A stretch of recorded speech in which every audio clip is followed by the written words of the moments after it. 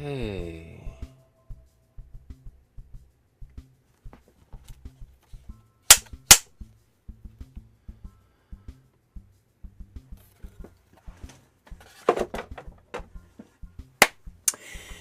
Good afternoon, everyone. My name is Michael Markowsky. Welcome to my studio. Today we are going to recreate another painting by another one of my favorite artists. Today we're going to be looking at the art of Frank Johnston, or Franz Johnston, as he officially changed his name to in the mid-1920s. We'll get to that here. I love this painting. I sort of just at the last moment switched it from this painting, which is equally as beautiful, but I just am a little bit more of a fan of this one. But there are outlines for both of these paintings in the video description below. There's a Dropbox folder. We'll talk all about that in a moment. But Franz Johnston, one of the founding members of the Group of Seven, only lasted 1 year. Why did that happen? Was there a big falling out, or what's the drama that went on behind the scenes at the beginning of the establishment of the Group of Seven? Stay tuned. We'll find out as we go. Okay, so this is the plan for today's episode. If you're watching the video after it was recorded, you can use the timestamps in the playlist or chapter headings to skip forward to wherever of these elements you want to go to. We're going to start with getting the image onto the canvas. Then we're going to stain it with a little bit of color. We'll talk all about Frank Johnston's, or Franz Johnston's, life. And I don't think we need an underpainting, although maybe he would have. Maybe we'll talk about it. We'll start with the background, and then foreground, background, foreground a couple times. This one's going to be hard to estimate. I'm thinking about 3 hours, 3.5 hours to do that. Just because of the way he painted. I don't think particularly difficult, but just there's a lot of detail in here, and he took a much more academic approach than the rest of the Group of Seven members. So, as always, please hit the like button right now if you're watching this episode. Subscribe to the channel, and also hit the notification bell. My schedule's all over the place over at this exact moment, so to stay on top of it, know when videos are airing, especially at the last moment, you want to hit that notification bell. If you want to support the channel with a small donation, as little as 25 cents, you can do that through PayPal. You can use the super chat function here within YouTube, or you can send a check, e-transfer, by contacting me through my email, which is on my website, or through the Facebook group. Speaking of which, there is this amazing Facebook group here. If you haven't already, join the group and upload a picture of your painting that you worked on today, whether it was this painting, Crystal Weather, or something else, or maybe you decided to do Reflections Algoma because you preferred that painting and you wish we were doing that one instead. Do it, and then upload it to the Facebook group once a month, and which is going to be maybe next weekend. I'll go through, take everything from the Facebook group, and give you feedback, free advice on how to improve your paintings, although there's a lot more celebrations these days because you guys just keep getting better and better and better. Okay, so let's go right to our first step. So as I mentioned, there are some, so this is the original painting we're going to do, and I've done an outline for it, as well as this is the other painting that I really, really like of his, and the outline for it. And I'll show you where to get those free templates. You can download and print them out. So here we have, if you click on the Dropbox folder in the video description below, you'll see that folder has like, I don't know, 250 subfolders in here. The ones that are kind of the ones at the very top are our most basic tools to get started, learning how to mix the color wheel, art supply, buyer's guide, etc. And then we have our little bit simpler paintings up front here, and this is where I've categorized today's painting. I'm a little bit all over. This is definitely totally disorganized, and one of these days I got to reorganize it. But I would say that really most of these other ones are a little bit more complex, the ones that begin with numbers. So click in Frank Johnston's. You'll not only see all of the tools required for today's painting, and again, as well as the Reflections Algoma, but there's this other Beamsville painting that he did that I think is also outstanding. And so if you want to do that one, I'd love to do a separate episode on this. I just don't know if I'll have the chance. But this is also arguably, certainly more well-known than the two paintings we're going to do today. It's just... yeah, there's only so much time in life. So, once you've printed out your outline, then, and so here's the other outline if you want to do that. And I just download them. I actually downloaded them from the Dropbox myself, printed them out on my inkjet printer here at home. And I'm going to be painting on this 9x12 sized canvas board or canvas panel. And I think it's also important to notice that, so this usually comes wrapped in plastic, and you can buy these from the dollar store. If you buy these from Amazon, which is where I got these, you pay $2, like you buy 24 of them for $48 or something like that. So they work out to about $2 each. You can buy canvas boards from the dollar store for $1. I think these are more than twice as good in terms of quality. But it's important to notice that I also take acrylic gesso. After I've got it out of the plastic, I apply coated acrylic gesso, let it dry overnight, and then I sand it down. So what that does is it kind of fills in the weave of the canvas, and you can keep on doing it until it's just glass smooth. And that's going to make your life so much easier to paint with. I've been doing these classes in person here in Vancouver, and I often just take the canvas right out of the package and start painting on it in the classroom just for demo purposes. And I'm always just like, whoa, this is so much harder to do. Because the paint, as I always use the comparison to buttering a waffle versus a piece of toast. When you're painting on canvas that has a lot of texture to it, it's like painting on or buttering a waffle. You know, you get a third of the way across the waffle and all the paint is off of your brush, right? Versus you could use the same amount of butter on your piece of toast, and you could maybe even do 2 slices of toast, right? So it just takes a lot more paint to really, because you got to kind of paint to fill up all of those spaces rather than using the gesso to do it for you. Anyway, I'm about to use some carbon transfer paper. You can use graphite transfer paper for this. Actually, this is actually graphite transfer paper just in this sleeve. But both of them work really well. You can find them in the video description down below if you want to buy directly from the ones that I'm using off of Amazon. Now, make sure the shiny side is facing down so that you don't do all of the outlines and then realize none of them made it to the other side. There's a lot of trees here. So, and we're going to cover this up with paint in just a few minutes. So, I really just want to keep a couple of lines here to help me. I'll just show you what that looks like. Right, I'm not doing all those branches. No, sorry.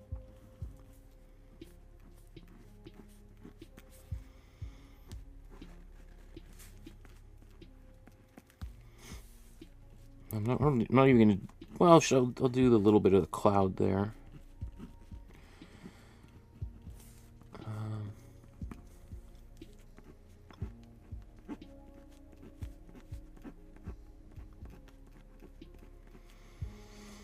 I think you really want to try to do these outlines as quickly as possible so that you're not... you don't feel beholden to them. That deviating from them is somehow going to put you into peril. You want to be able to depend on them less and less and less as you progress. So almost done here.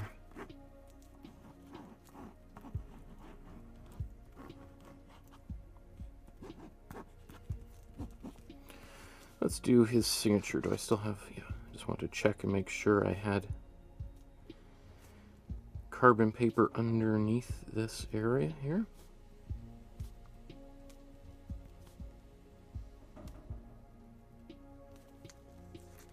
That signature is radically enlarged from the original.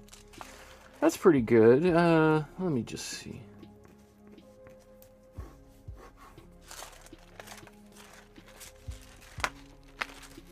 Am I missing something glaring in there? I don't think so, but you never know. So, okay. Let's get that out of the way.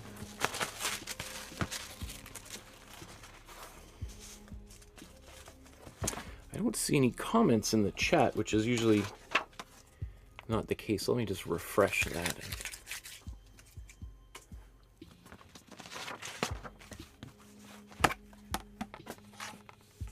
Yeah, let me just show you. That's what the carbon paper looks like when you get it from Amazon, just in this plastic thing. And since nobody likes that sound, I just put it in the old carbon paper envelope that came with. So both of them do exactly the same thing.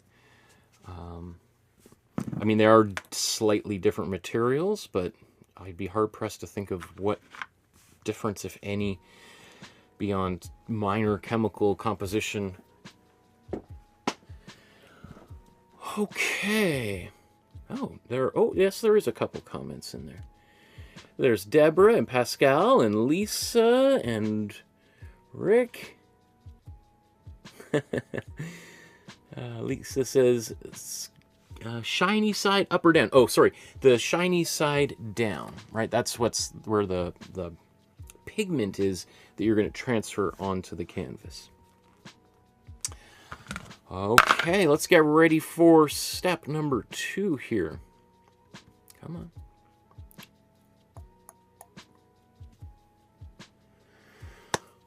Okay, now that we got our image drawn onto the canvas, let's stain it with a little bit of color. So I'm about to use a warm yellow here, and I'll show you, this is the brand of paint that I'm about to use. I'm going to use this warm yellow, or Azo Yellow Deep, as they specifically call it. Now, I'm not paid by anybody except through your donations. I'm not sponsored by anybody. No one's given me anything free. I bought it just like everybody else. So this is my choice for the least expensive, highest quality material out there. Now, if you want a much higher, well, not even much higher, 10% better material for 3 times the price, here's Golden. This is a professional grade paint. Difference, probably most of you won't notice any difference whatsoever, but this is the yellow that I would use if I was using Golden. But if I used Liquitex, I would use this cadmium yellow deep hue. Or if I was using Winsor & Newton, Artist Loft from Michael's Art Supply Chain, Buzz, Peebo, Holbein, Dialer Brownie, Fevicryl, Nova Color, Chroma Color, but not museum color. Wah, wah. Because they put white in the paint. Inexplicably, I don't know why they do it. It's a horrible, stupid idea for a paint company to do that, and to promote themselves as a museum color is just wrong. So, but you could certainly use it. You're just not going to be able to mix a black as I do. As we've done, you always get a gray, which can be very frustrating. So let's take this warm yellow. Ooh, that's more than I was expecting. I'm just going to put paint on my palette right now.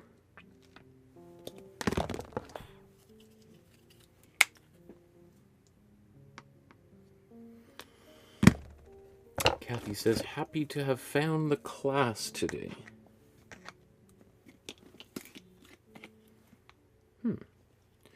I did see something about that on the Facebook group briefly this morning.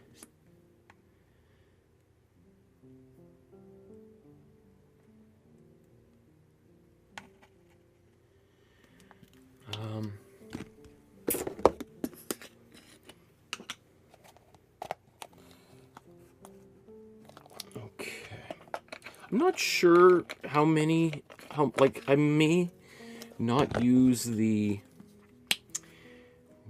much of the cool red. I don't know. Well, think about it. I'm not.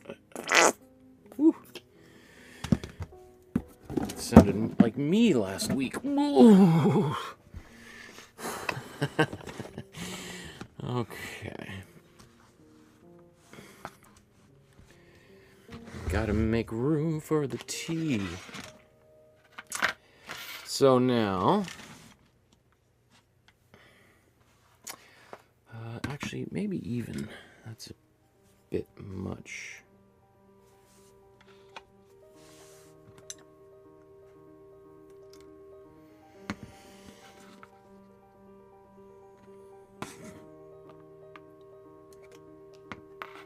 Okay, so I'm just taking this warm yellow, mixing it in to the water. This is the only time I ever use water when I'm painting with acrylic paint.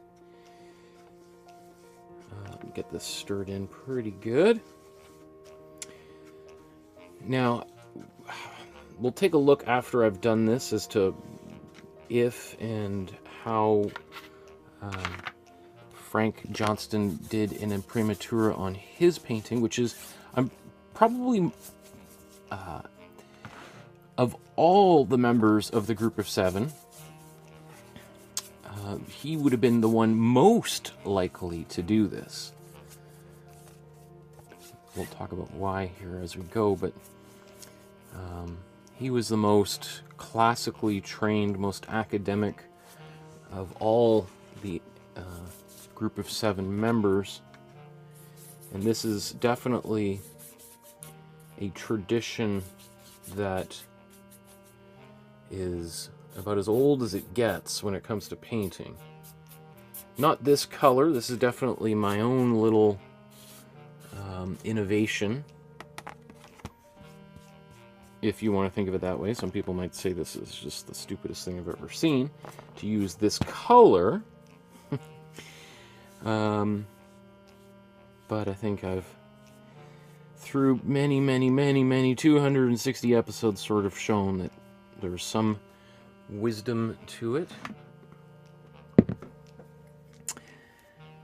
Certainly you could use a different color here, yeah, but this warm yellow is my personal fave. Wow, look at all the people chiming in here. Is this, oh, there's Leslie, Paula.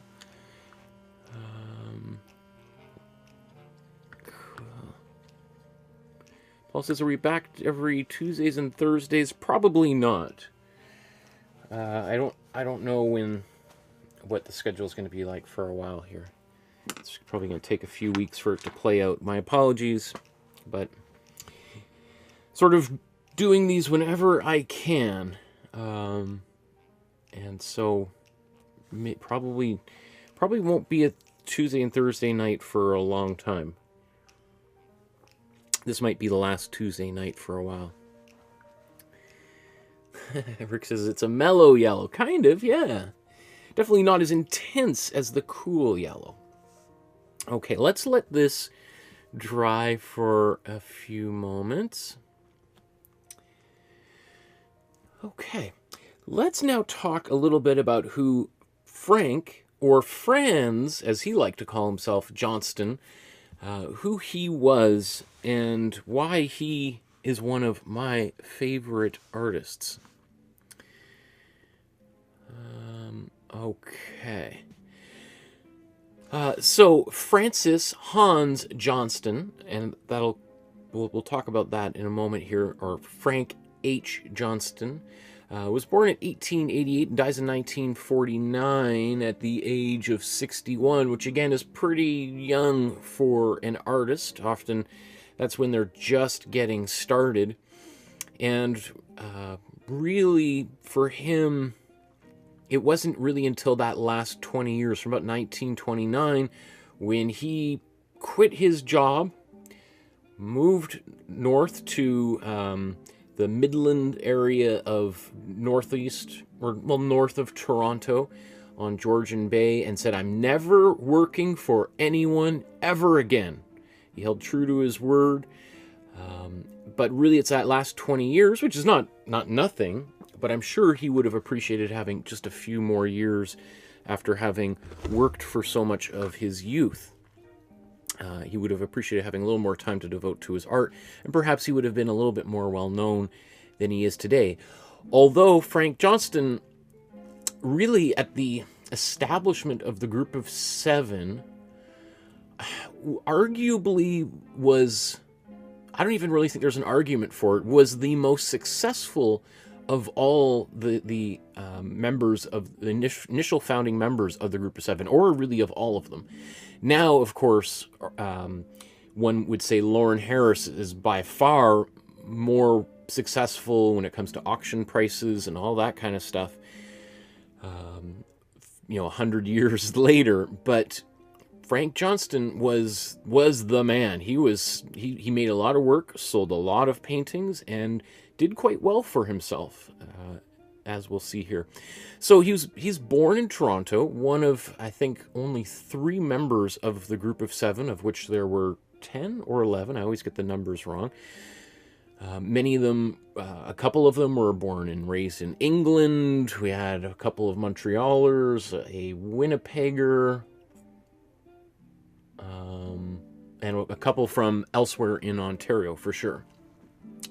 And which is, I just point that out because the Group of Seven really was essentially a Toronto-based art movement when it began, and it wasn't long before all those guys, and they were all men, kind of started to have to move around a little bit as they got teaching jobs, as we'll see here, and it started to kind of spread out further and further across the country, and then it was like, well, this is not really making sense anymore. I think we've got to broaden our horizons. A couple of members of the Group of Seven, A.J. Casson and A.Y. Jackson, formed the Beaver Hall Group, which was a Montreal-based art movement, which did allow women to join.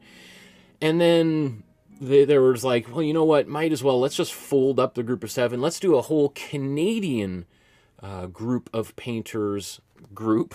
That's what they call it, the Canadian Group of Painters. And that had artists from across Canada. So anyway, let's wheel it back here. So Frank Johnston, as he was known, or Francis when he was born, but went by name Frank when he was kind of growing up in Toronto, studied, he was kind of quite, like a lot of artists, exhibited and interested in art at a fairly young age. There's been a few through history who sort of turned to art late, but like a lot of artists, they're spending a lot of time drawing during recess while the other kids are playing outside. He's sketching, and he really had probably the most solid, arguably, of all the other artists in terms of his art education. So one of the first things he does, he studies at the Central Ontario School of Art, which is now known as the Ontario College of Art, or OCAD. Ontario College of Art and Design. They added that in the 90s, which is one of the 4 major art schools in Canada now, along with the Alberta College of Art, where I went to in Calgary, the Nova Scotia School of Art and Design in Nova Scotia, in Halifax, or otherwise known as NASCAD, and Emily Carr University here in Vancouver, where I now teach at. So, obviously it had a slightly different name at the time. One of his kind of primary influences was William Cruikshank, who, as we've seen, was the teacher and mentor to almost every single one of the Group of Seven, except probably Fitzgerald and Jackson. I think were probably the only I guess J.H. MacDonald he wouldn't have taken class. So, I guess maybe 3 or 4 of the 10 did not study under, but that still shows you the influence that this one person had over the majority members of the Group of Seven. And I'm going to have to do an episode on him just because of the level of influence that he had. So he he studies design probably at the time, and he would have learned painting and color theory at the what is now the Ontario College of Art and Design. And upon graduation, he joins Grip Limited, who we've talked about many times. Grip Limited was the graphic design advertising firm that ultimately employed many of the members of what would later become the Group of Seven. Tom Thompson worked there, J.H. McDonald worked there, Arthur Lismer. I think, did A.J. Casson work there, or did he work... I can't remember if he might have joined those guys at Rouse and Mann after they all left to the competing company. But anyway, the Grip Limited is a very, very important... not only were they the most successful and most powerful graphic design firm in Toronto at the time, but again, all of these soon to become major Canadian artists all worked there as commercial artists, doing lithography and prints, designing logos and advertisements for various different companies in and around Toronto. So he's doing fairly well for himself. It really is determined to be an artist, though. And in 1910, he leaves to Philadelphia, where he studies art there, and then afterwards goes to New York to apply his skills. And so he works in New York for a couple of years and then moves back to Toronto. And when he goes back to Toronto, you have now this pretty strong group of artists that, again, include all the artists who eventually become the Group of Seven, who are all spending a lot of time hanging out together, going on these field trips on the weekends to Algonquin Park, to Algoma, to all these different areas. In fact, we've talked a lot about Algonquin Park, which is, again, 2 hours northeast of Toronto by car. Back then, by train, it was probably 4 or 5, 6 hours, as they make slow stops everywhere. Let's, in fact, let me just get this map up here for Algoma. So, let me see.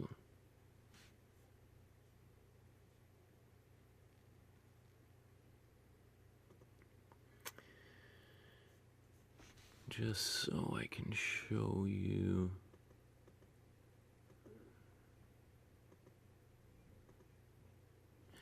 So Algoma is right here, kind of in Western Ontario, on the shore of Lake Superior, and the Algonquin Provincial Park is right over here. So it's quite the distance, you know. That's definitely probably more of a summer vacation. I don't think they would have gone there on the weekend. That's a whole Saturday to get there on the train back in the day. But this is probably where he spent a lot of his time in the late 1950, 1916, 17, when he had the time. That was his preferred place to go. Let me see.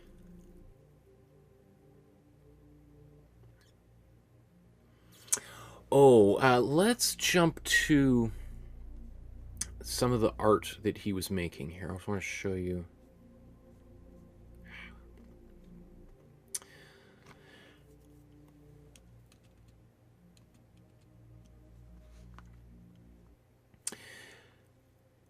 So, the painting we're about to make is from 1922. The painting that I was thinking of making is from 1918. And that's really where he's kind of starts taking off, is those last, or not last, in 1917, 1918, 1920, he is probably the most prolific of all of those artists, just cranking painting after painting after painting out. And, one of his very first exhibitions was a group exhibition in which he showed 60 paintings alongside other artists who might have included 2 or 3 paintings. So he's just like a machine. He would have produced more paintings than any other member of the Group of Seven in those very first few Group of Seven, well, the very first Group of Seven exhibition, which he was a part of before he left the group. But we see, these earlier paintings, except maybe this one here, really have they could be painted by many of the other group of 7 members. They all have that very bright, saturated color, very kind of bold brush strokes, and so there's nothing surprising about that. What happens 1916, 1917 is he signs up as a soldier, well, before there was the Air Force, he signs up to the Canadian Expeditionary Force, and he's sent to Camp Borden, where they're training a lot of the soldiers. And he starts making all these sketches, particularly of the pilots. He becomes fascinated with this new world of air warfare or air travel. And he has an opportunity to go up in the plane and do sketches and drawings. And so he becomes he really wants to document the experience of the pilots in World War I. Which, if you know anything a little about my own background as also a Canadian war artist, an official Canadian war artist, of which he eventually became a member of that program when it began, I also got an opportunity to draw in an airplane. I got to draw in a CF-18 Hornet, which is the premier fighter jet plane of the Canadian Air Force. Now they just bought the F-35s, but that's going to be another 10 years before those are delivered. But I got to fly around in a fighter jet plane and make drawings traveling twice as fast as the speed of sound and pull a bunch of G's and all that kind of stuff. Here's Frank Johnston doing it 100 years before me here, and almost to the date. So there's right there's the synergy of interests, I guess you could say. I think after there I showed you, it doesn't seem like that painting is here. So let's just kind of go. This again is a painting he made in 1918. This is another painting he made in 1918. So this is him flying above, probably one of the Great Lakes as they're training pilots. Beamsville, actually, I don't even really look into where is it. At Beamsville, I'm pretty sure was a training camp.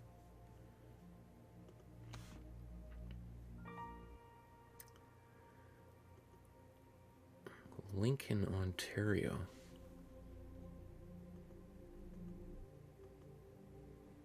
Oh, interesting. Right between Hamilton and St. Catharines there, right by Niagara Falls. That's interesting. There were probably a bunch of American pilots also training up there. American pilots who had volunteered for the Canadian Air Force. That's very interesting. I didn't realize that's where Beamsville was. Huh. Okay, so they're flying right over top. Well, you tell me, which one is it? Is it Lake Erie or Lake Ontario or Lake Huron? Probably Lake Ontario. It looks like maybe that's where this painting was painted. And so he's making these paintings of World War I, which were popular because people hadn't really seen that viewpoint from the sky looking down. Really, in art at least before, like there was a few photographs that were pretty primitive, taken from above, but that certainly brought him some recognition.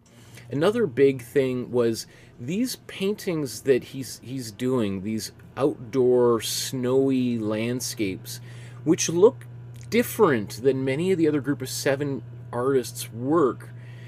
And actually, what I think is very interesting is these paintings to me look a lot more like the artworks that were created by a bunch of Scandinavian artists who had an exhibition in Buffalo in 1912. I think 1912, that really inspired J.H. MacDonald and Lauren Harris, who took the train down from Toronto to Buffalo and were blown away by the work of artists from Norway and Sweden and Finland, etc.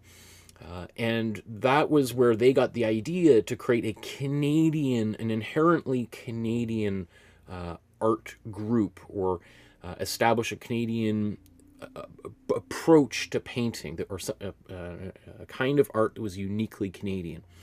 So they saw paintings quite similar to these things that Frank Johnston was making, and then kind of created their own version that was slightly different.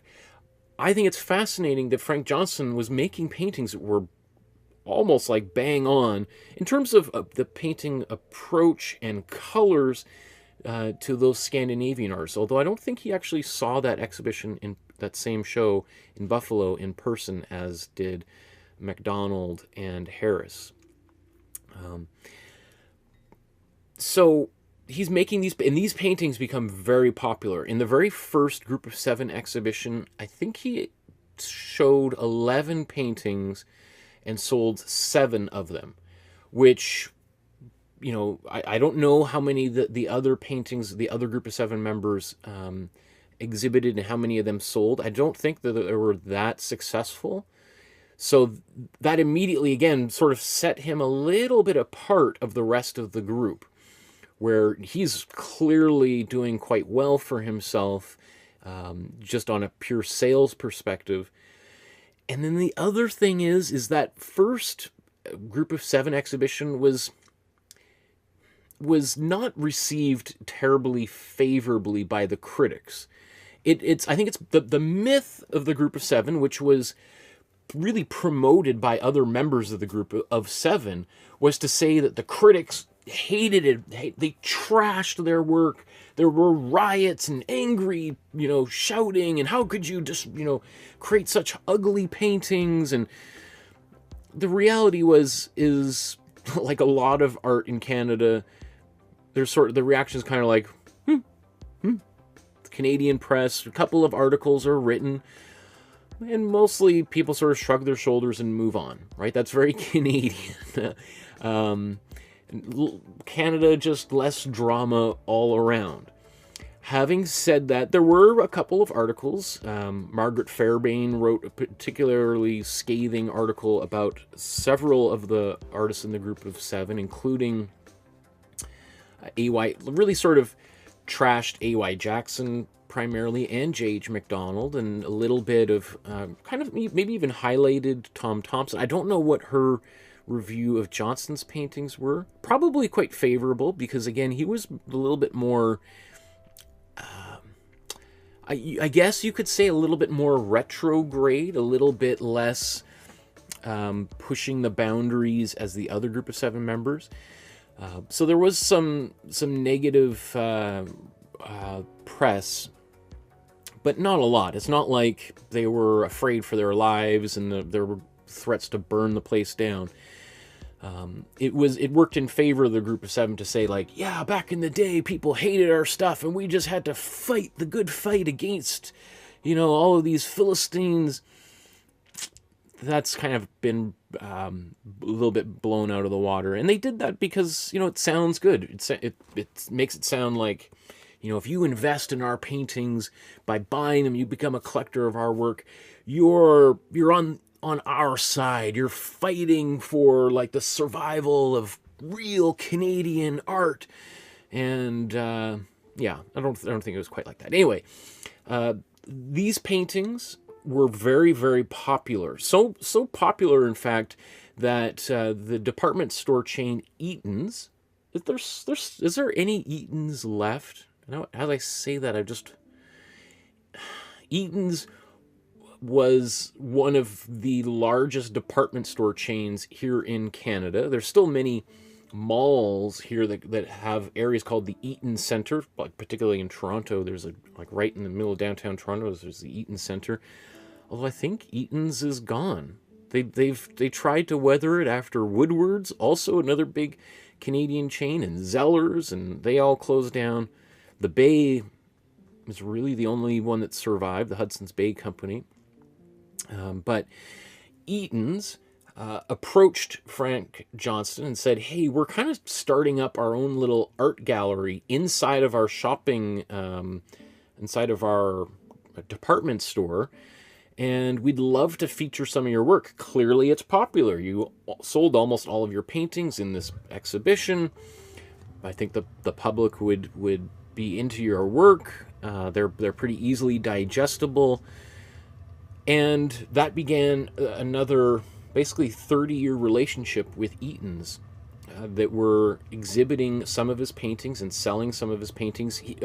Frank Johnston couldn't even keep up with the demand. That relationship with the department store, he was painting paintings for Eaton's all the way up until the day he died.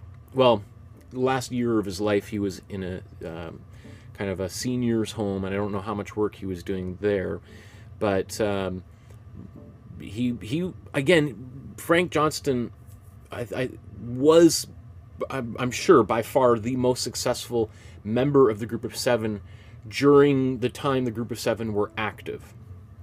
That is not the case today, as, of course, Frank Johnston he's not forgotten, but has certainly been surpassed by, in terms of, as history is sort of settled, by the other members of the Group of Seven.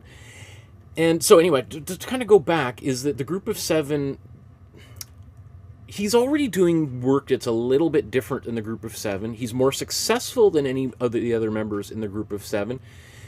They have that first exhibition, which doesn't really go well for everybody else, and the reviews are sort of lumping them all in together as this group of people, artists that are kind of, you know, barely competent, that they're not really doing. I mean, I gotta almost look up the review that Margaret Fairbairn wrote. Let's see.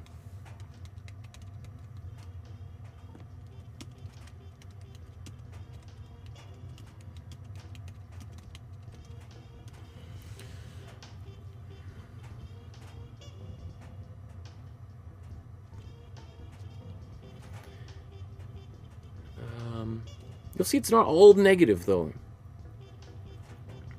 So here's her review. 7 painters show some excellent work.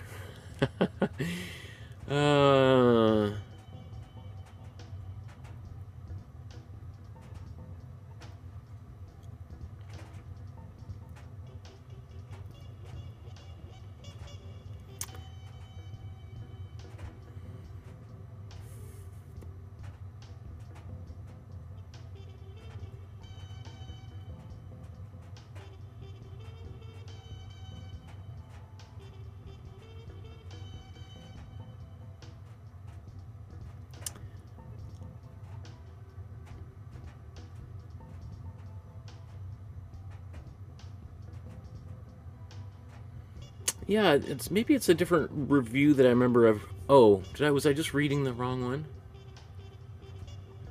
I'm just trying to scan through here. Nothing's jumping out at me here, but you could probably, as you're reading here, it's not like it's a total destruction of them.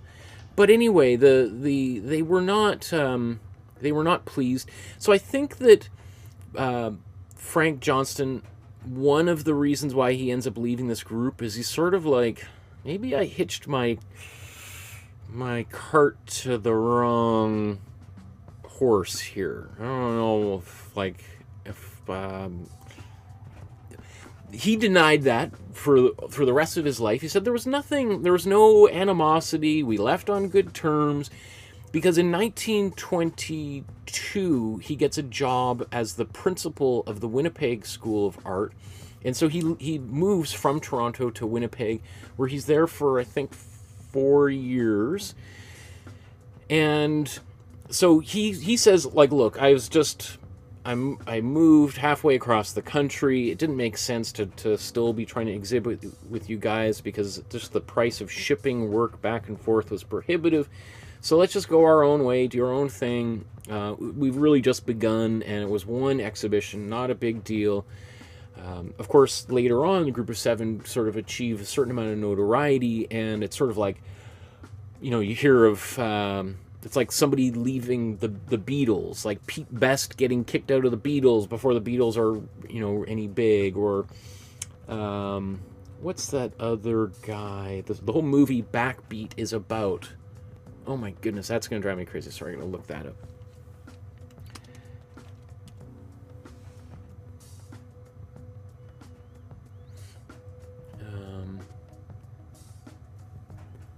Stu Sutcliffe, right?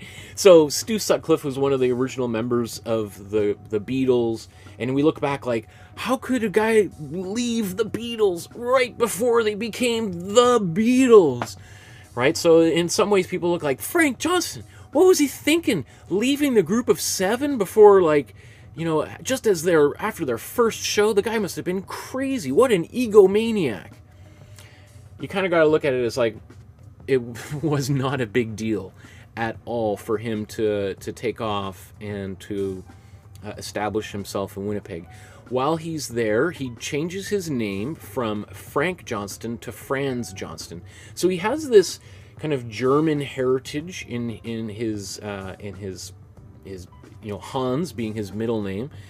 He also has spoken to an astrologer when he was in New York. I've read a few different accounts of exactly why he changed his name, but the one that I've seen the most is that an astrologer, when he asked him, like, how come there's no famous artist named Frank around? And like, well, think about it. You know, if you want to become famous, you're going to have to change that first name of yours. And he probably thought Francis was a little too feminine, so which was his given name. So I think he thought, Franz, that sounds kind of exotic. It kind of has a little bit of a callback to my German ancestry. So he changes his name to Franz Johnston. The irony is that still to this day, people mostly refer to him as Frank Johnston, or Franz Johnston, which, you know, would be kind of, you're like, there's a reason I changed my name, everybody. I want you to call me Franz. But every book you see, or you look at his name up online, they might mention that he changed his name, but they kind of revert back to the name that he was known by kind of at the start of his career. Let me see.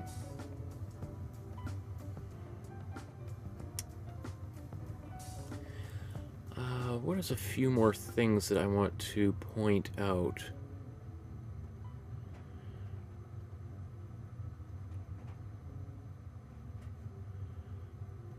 Okay, so I thought this was interesting. This is a historic plaque that is where his house was, just outside of Midland, which again, this is where, so he, as I said, so he goes to Winnipeg. He's the principal of the Winnipeg School of Art from 1922 to 27, I believe. Then moves back to Toronto, and he's there for just a couple of years. And he's doing well enough that he's now, he's changed his name. He's selling work through Eaton's, and he's like, okay, everybody, bye. I'm leaving the big smoke. I'm getting out of the big city, and I'm going up to Georgian Bay, which is often referred to as cottage country. This is Georgian Bay right here. And he's sort of kind of like Claude Monet moving from Paris to Giverny. This is his... this is where he decides he's going to put down his roots. So it was interesting. I was just watching some videos by the Huronia Museum, which is this really amazing museum. If you've never even heard of it, I think it's in Midland here. Really cool. It's got this old, I think it's an Algonquin village, kind of themed out to look like how one of those original indigenous settlements would have looked like. And they also have a large collection of Group of 7 paintings, and I think they've got, I'm trying to remember, was it 40 or 60 Franz Johnston paintings in their collection. And it's a small museum that you would drive by and not even really think that there was like millions and millions of dollars worth of priceless Canadian art on display there. But this was his, just want to show you his house. So this is Frank Johnston's house. Right there, and there's a little plaque, which I'll just kind of show you that. So from 1940 to 1948, this is where he lived. He kind of moved around in that little area a few times, but this is where he lived really up until the day he moved to a senior's home in Toronto, where he eventually passed away. But it's also funny, if you look at this link here, I'm not going to show it, but there's a bunch of people who are like, oh, I think I've got this painting, it kind of looks like his. I wonder how much it's worth. Or I think I want to buy that painting. How much do you think it is? Like $100, $150? And there's responses on there that are like, kind of more like $200,000 or $300,000 for one of those paintings. I mean, yeah. So, what else do I want to mention here? I just want to show maybe a few more of his paintings, and then we'll go forward here. I'm a huge fan of his work. You know, obviously the shared history I have with him in the War Artist program is of special interest to me, and trying to draw in an airplane is not easy, and he's really one of the only other persons in art history that has ever done the same thing as I have, so I think that's pretty cool. Let's see, there's so these, again, it's hard to really even unless okay, okay, let's look at these, and then I'm just going to show you some of the work that really inspired the founding of the group of 7. That is beautiful. Look at that cliff. Oh my goodness. Look at that forest. Are you kidding me? Wow. And like, I think he's probably most well known for the luminosity, the brightness, the light that emanates from his paintings. Like, you could see we could have done any one of these paintings and been more than happy. I mean, that is a beautiful painting, but Scandinavian Art Show Buffalo Group of 7.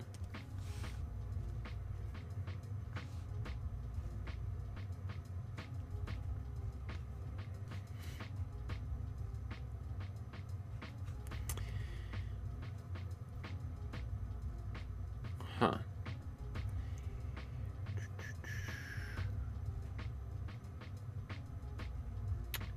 I was hoping okay.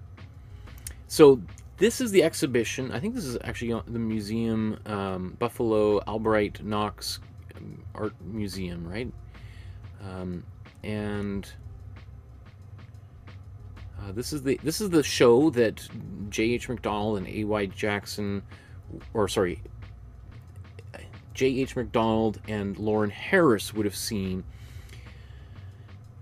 in that short little window. I mean, it was only up for like 2 weeks or 20 days, 22 days, 3 weeks in January of 1913.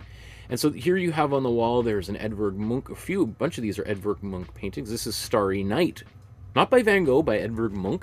Right, this is a pretty big exhibition to have some of those artworks on display, but it was none of those paintings were the ones that really clicked with. Come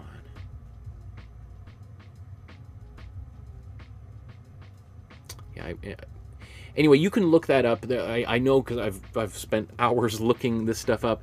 There are some of those images of the artists that inspired the group of 7 out there, and I'll just say that this stuff by Franz Johnston is in some are almost bang on. They could have been in that exhibition. Lots of, look at, you guys are pretty busy in the chat there. Let me just see before I move on. Is there anything?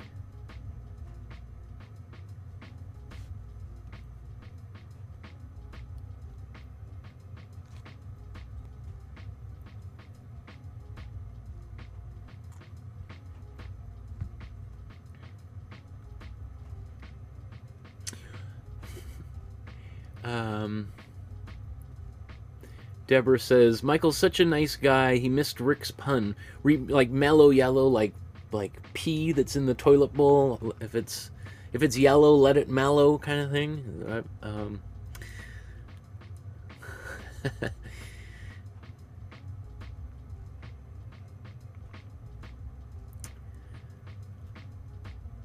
There's Pascal saying hello.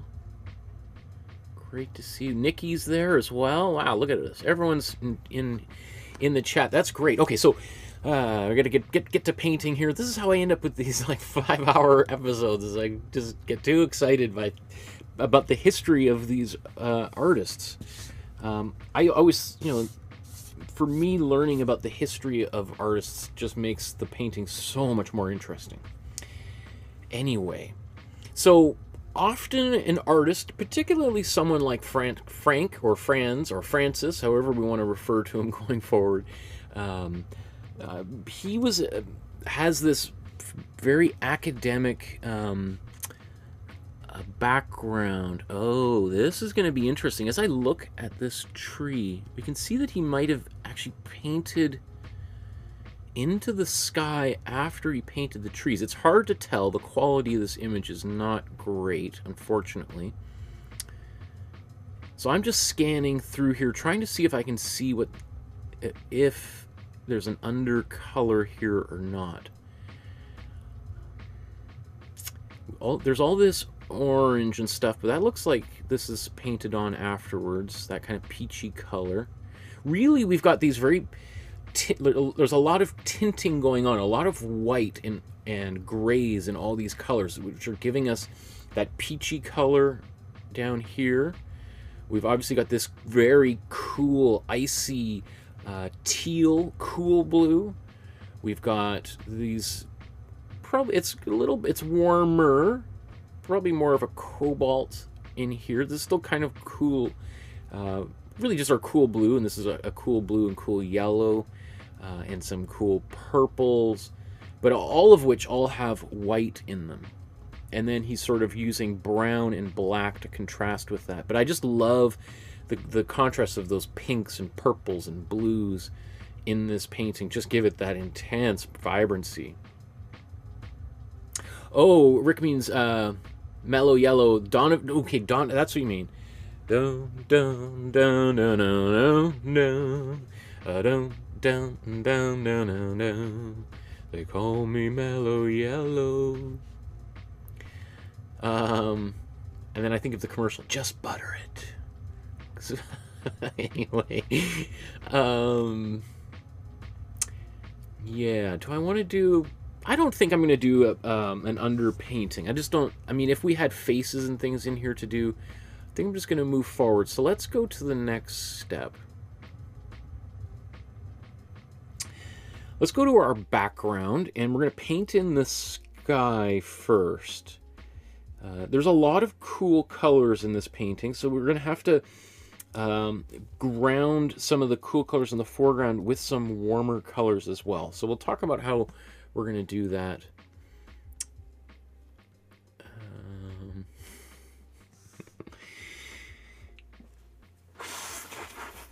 Okay, let's start mixing.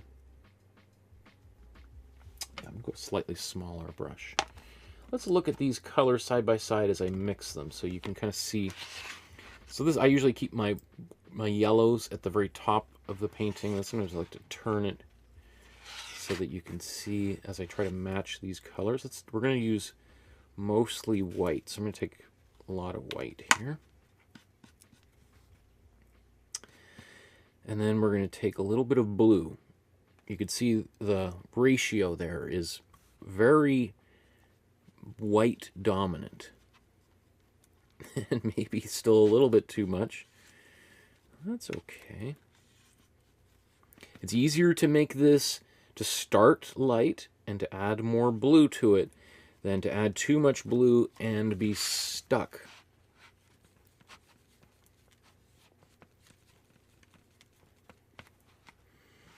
So you see, that's a really nice baby blue. But what I'm going to do is I'm going to take a little bit of yellow. Again, you don't want to go too much. Whoa, I was close.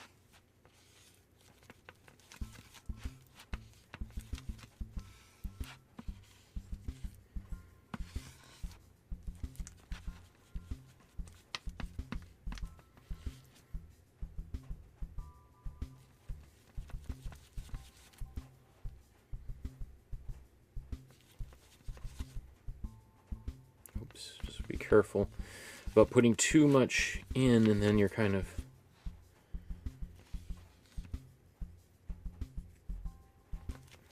I think that's pretty close, especially once because it's also going to change when we get a bit of this painted over top of that warm yellow. So now I'm going to use some matte medium. It's just paint that's clear. There's no other color in it. I'm putting a bit of this in here. It's going to extend the paint. It's going to make it a little bit more transparent, which means I might have to do 2 coats of this paint.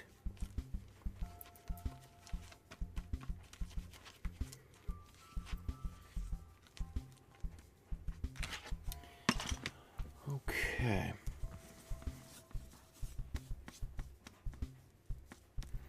But I also really like doing this because it's also just going to continue to fill in the weave of the canvas. And we got all these little branches here.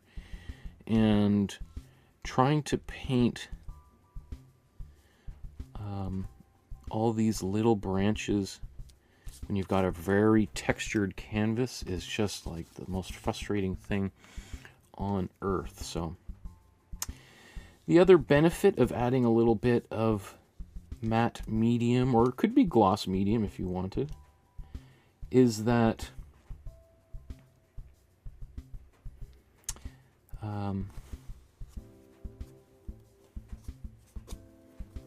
this little chunk.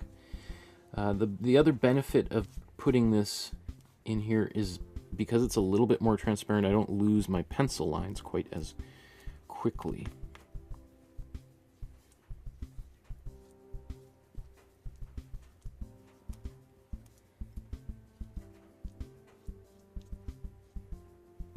Have a little bit more control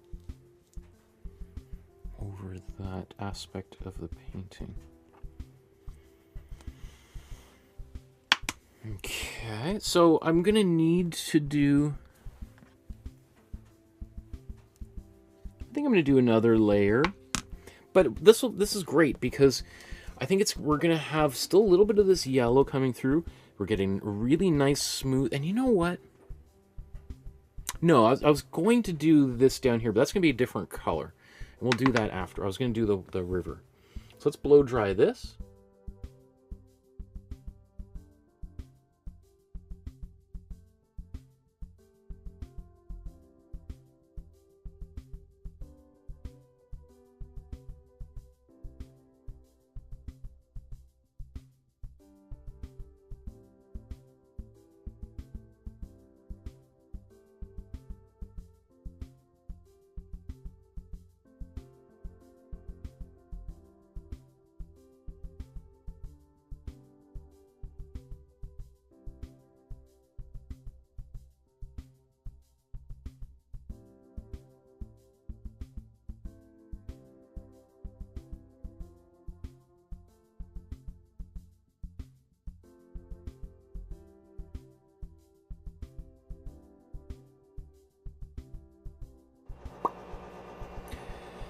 Okay, so you can see that it's a little bit muted in terms of the color, and that's because there's a lot of white in there.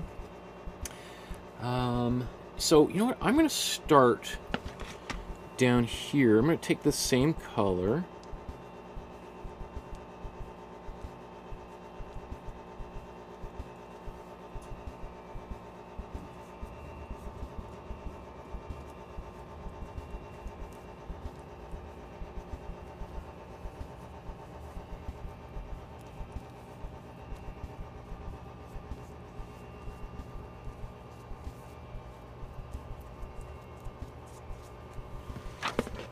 And then as I go up, I'm just going to add a bit more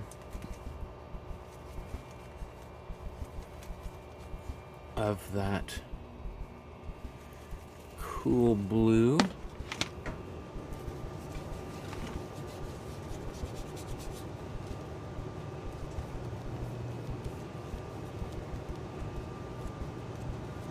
And we're not really gonna, I mean, I can kind of blend it in there pretty well. But even if it doesn't blend perfectly, that's okay, because I'm gonna put a bit of this kind of pink in there as well, in between these layers. So,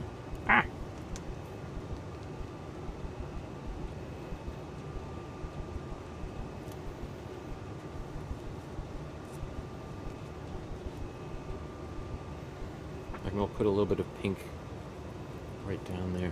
Or else I guess it's kind of a purple, isn't it? Okay.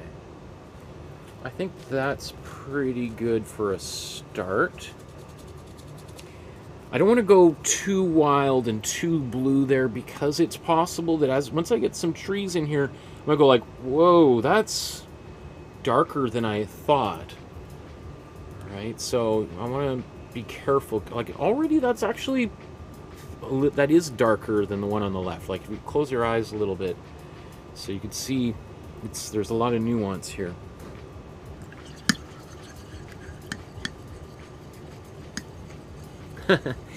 Usama says, why is that blow dryer so quiet? I need one like that. Well, I mute the microphone, so you know, it's like I go like, if I keep talking, you can hear my voice again. So I wish there was a blow dryer that was totally silent. That would be cool.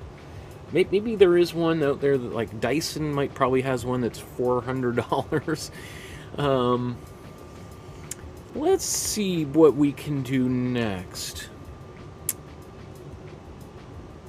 Obviously, we'll do the trees and everything there. I'm just wondering about going down to the river here.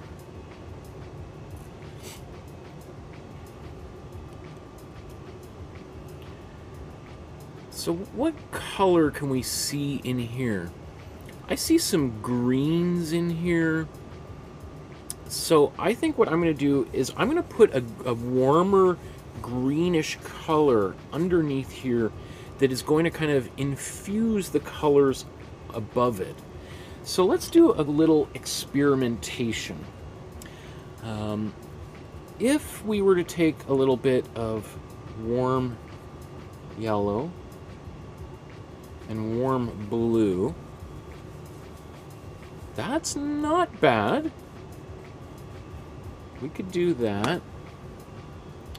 Put that under there. What if we took some warm or cool blue and warm yellow? A little bit of half and half. You can see the difference between these colors here. We've already, it would be the most saturated, so I'm going for something just a little bit less intense. And so what if we do a bit of this?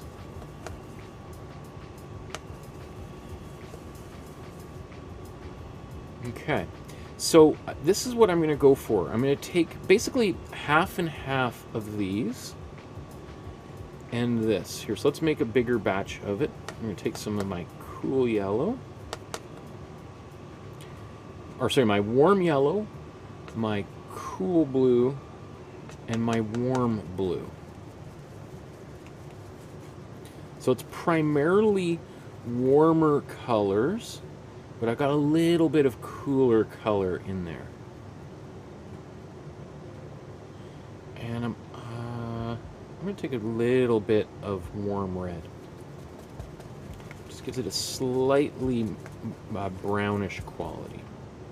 It's not too different than this, too, right? I'm kind of maybe, you could almost kind of get there with, like, just, but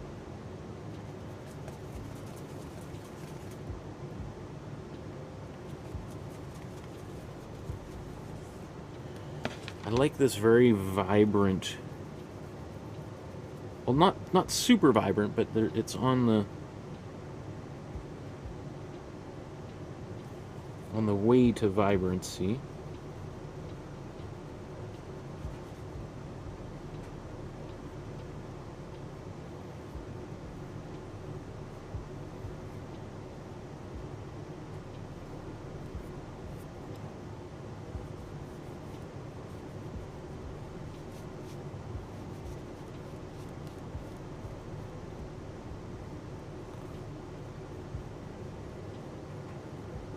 You can see I'm also using a big brush here. I'm not doing any fiddling here.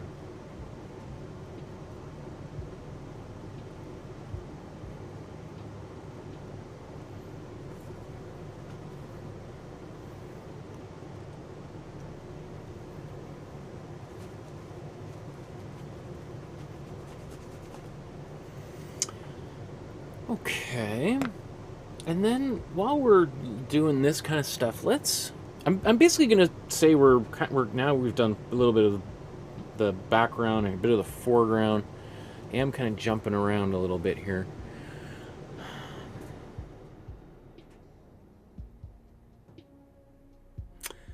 So what I'm looking at is I want to see, is there a color that I might be able to apply underneath all of this grass? Or do I want to keep it yellow like that?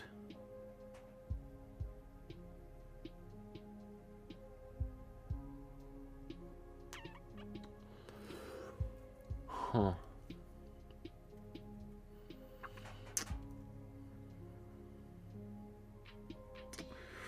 You know, I think it's hard to say what he's doing here. We see there's a lot of texture here. And so I don't know if that's stuff that he painted underneath and then he just covered it up, like as if he was painting a springtime scene and just like, no, I'm going to put some snow there. Or if he just built that up intentionally to create texture, to give it the illusion that there's something underneath.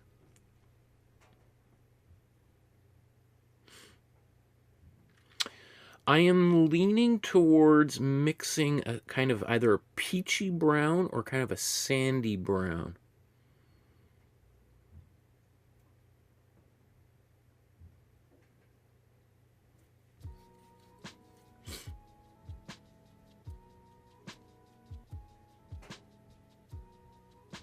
Or a kind of a purple.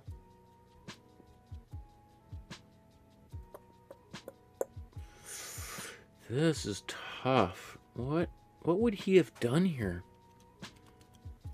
I can't. He's really thoroughly covered it up.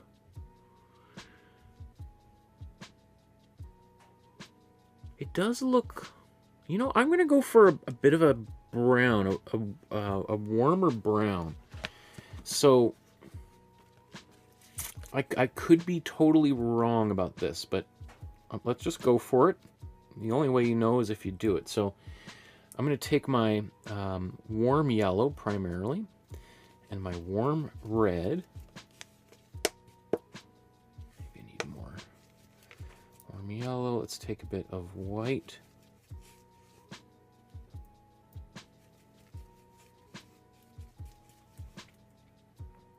And a little bit of blue.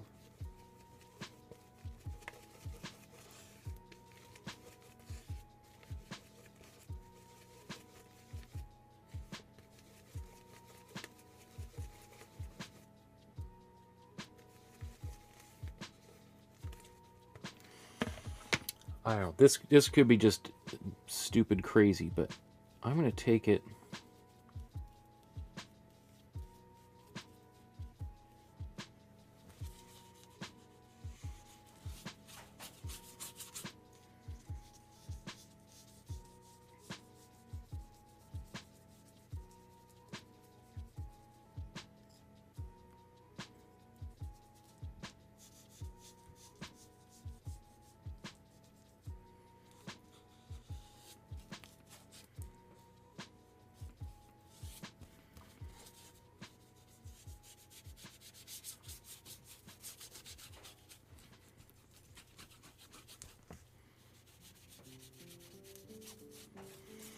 So I suspect he's done something like this.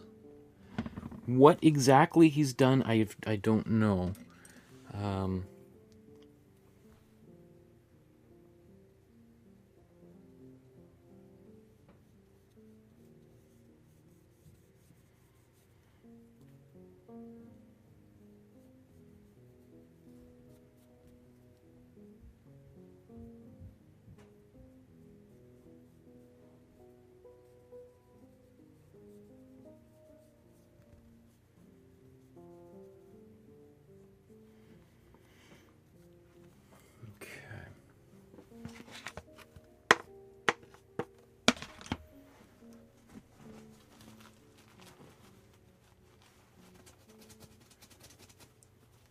That will mean that when we do start, there's going to be places where we're going to really put white paint on quite thick to really block some of that out. And in fact, I could have, if I had sort of unlimited amount of time, yeah, I mean, well, you know what, let's do a bit of it. I'm going to put little blobs of paint here.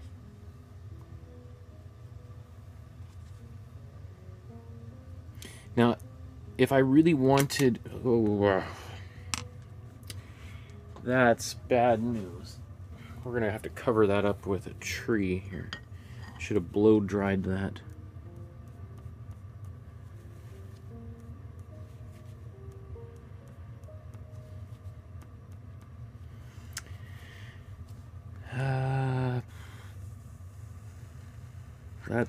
That's not really super fixable. Let's see.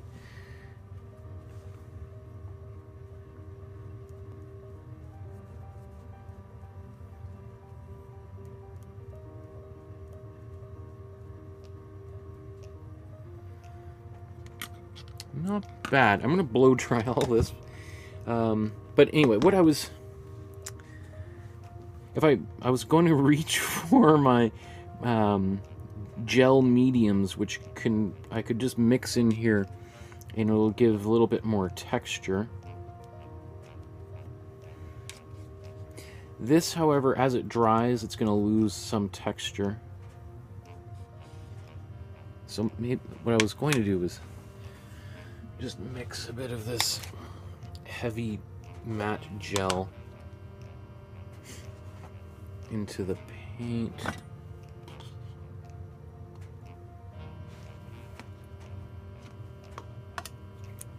What am I doing? Deliberately putting color into this clear paint here.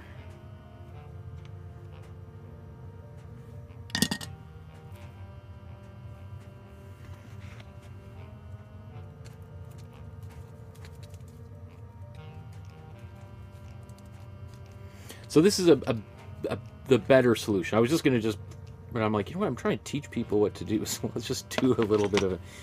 So this, when I paint this in here now, as this dries, there's going to be a lot more texture that will survive. I do have to be careful I don't go weird at the base of some of these trees.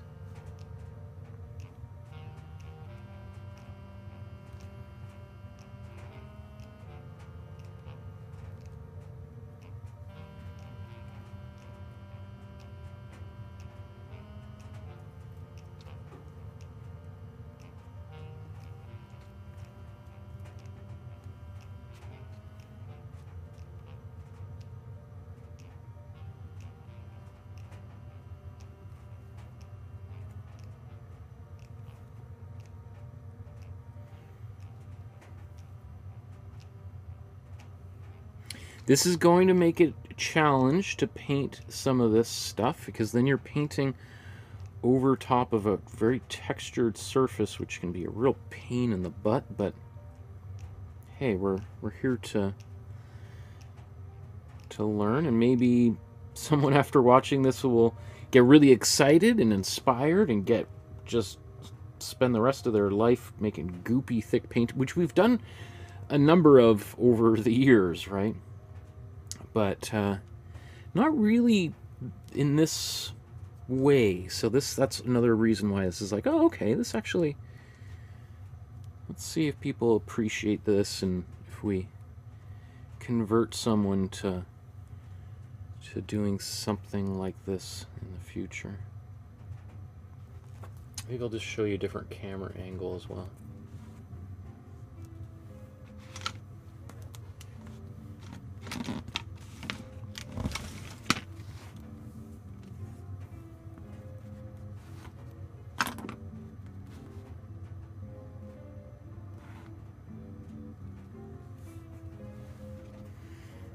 Alright, so I'm just kind of,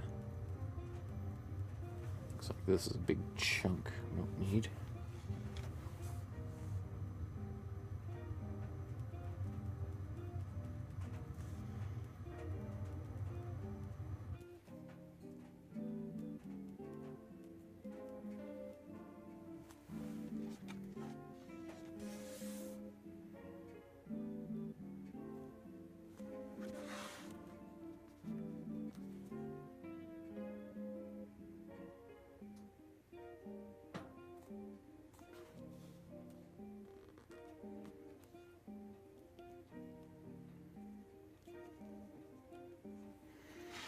And of course, because we're going to cover it with white, and this won't dry white, it'll dry clear.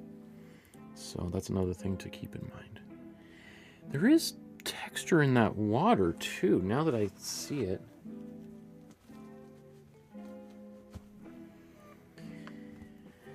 So maybe, since there's a texture in the water, should we do a little bit in the water?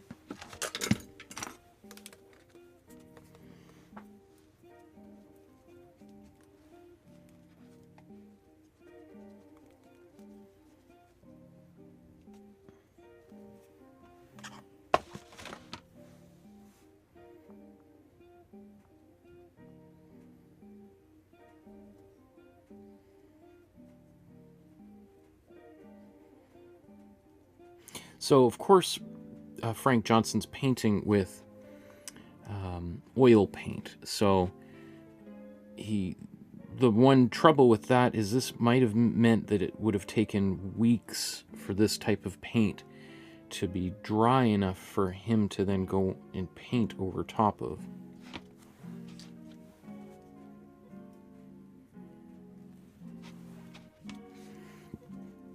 Because oil paint dries much more slowly than acrylic paint.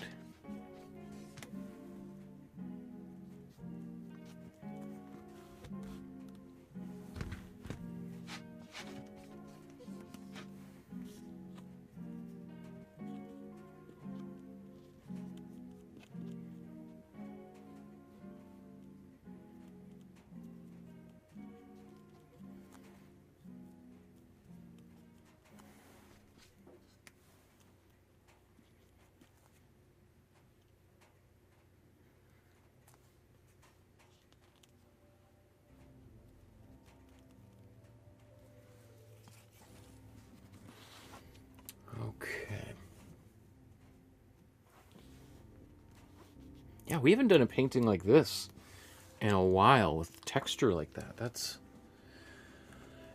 going to present an interesting quandary when we do these trees. I think I'm going to have to put a little bit of texture in those trees, which maybe we'll end up having to use the palette knife to do a bit of painting. We haven't used a palette knife for painting in a long time, so maybe today is the day.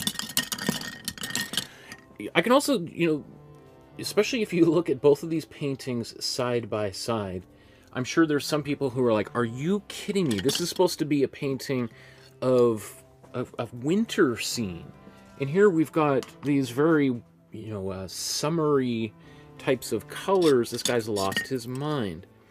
Well, that's also possible that I have lost my mind. We cannot rule that out. But remember that this is the way that artists painted for centuries, is the building up of layers, and the final layer is just the layer that you see the most of. It doesn't mean that there isn't this stuff underneath, right? Just touch. Good thing I still got a little bit of this color left over. A little bit splotchy. But considering I dropped my paintbrush right in the middle of a gradient sky, it's better than maybe I could have hoped for otherwise. Of course, it looks like it's almost right. Oh, that's just that tree right there. Maybe I'll just have that tree going a little bit further over there to hide it, right? That's Bob Ross talks about. Sometimes you got to add a happy tree, right, to balance that kind of thing out. Okay, let's quickly blow dry all of this because there's some pretty thick paint going on here.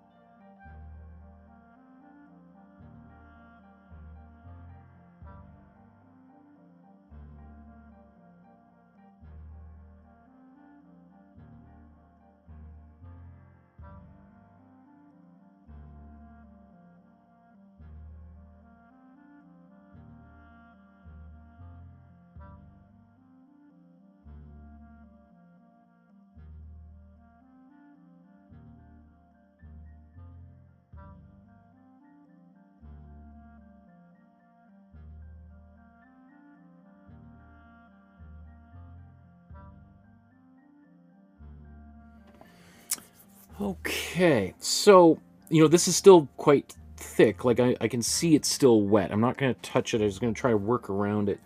I think before I move on, the next thing that I'm going to do, I'm going to paint these cabins or houses, or just get those started anyway. I'm going to paint a cooler brown.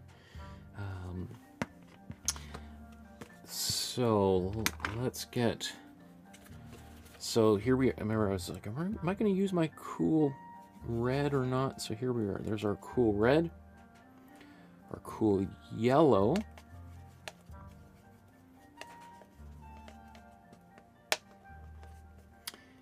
and our cool blue. We're going to need a lot of that to make it darker. See, that makes, right now that's very greenish. And so if you're mixing a brown, and the brown looks very green, that just tells us we've got a lot of yellow and blue, and we need to balance it out with more red.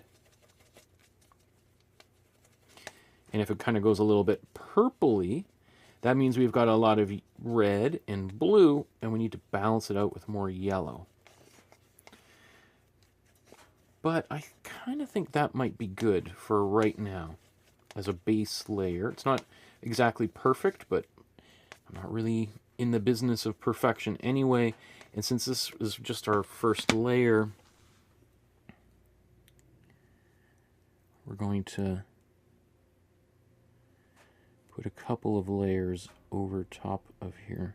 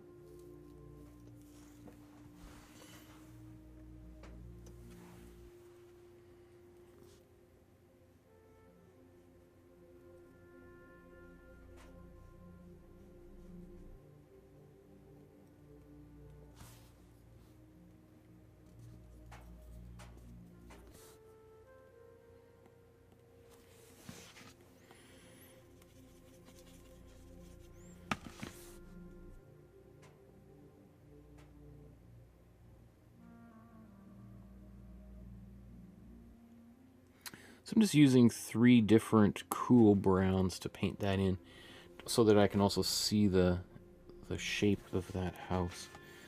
You know, now that I see this here.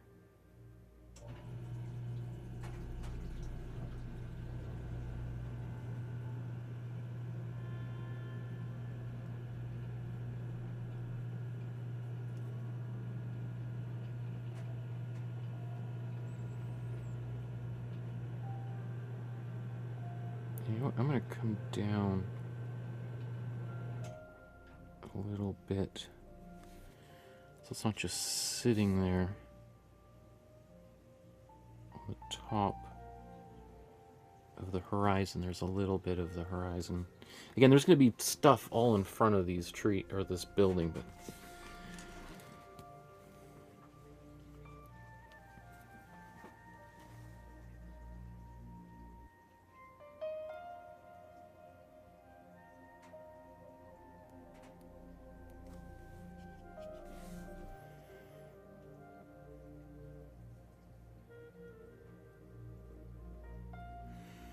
some people are like, "What are you doing? It's not the right color. This guy's... What is he doing? You shouldn't be teaching people. You should be in an asylum."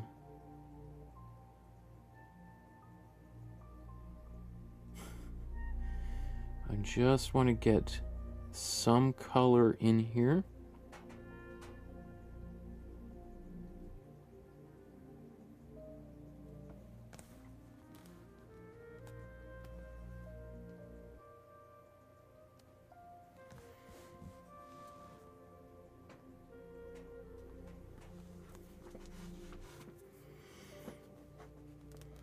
Okay, let's back that out again.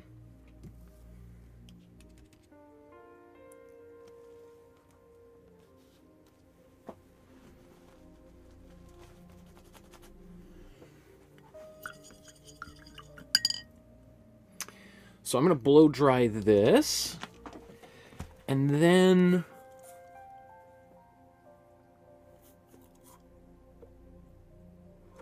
I did make that building a little bit big, I think. I don't know how that happened, but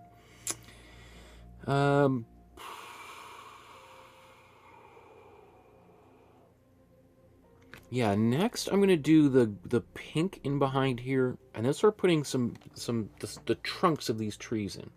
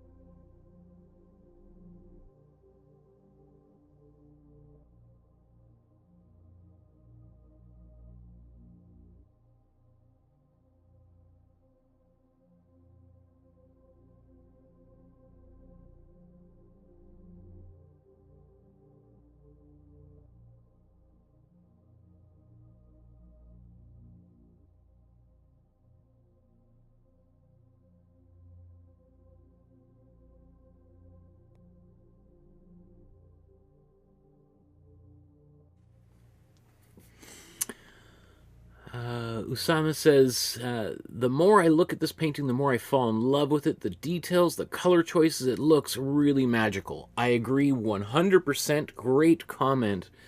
Yeah, there's just something about the original painting. It's just glorious. So we're going to get there. I know it doesn't really look like it right now. But now let's put this pink color in here, or purpley color. And really, it kind of depends. Whether we use a pink or a purple will depend on how much white we put in here, how much medium we may or may not put in there. Because the more transparent it is, if we put like a cool red in here and put a lot of white and like glazing fluid or matte medium, and making it more transparent, when we brush it over top of the background, that blue will come through and create a purple. even if we didn't mix a purple, just the blue with the red will create a purple. So, and it looks, as I'm looking at it, it looks like we see a few different, it's not just one pink or purple. We see there's a few different ones. We see there's actually a bit more of a pink, almost peachy color in certain places. And then he's gone back over with purple. So maybe let's do what I was just saying that would be one potential way of going about this. We'll take our cool red. I probably should have taken my white first here. That's a bit too much. Well, let's see. Because next I'm going to do is take my matte medium.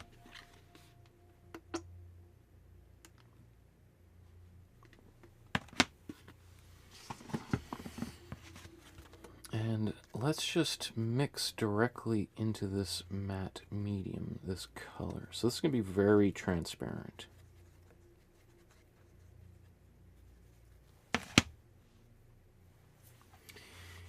Okay. Let's see. Where do I want to start?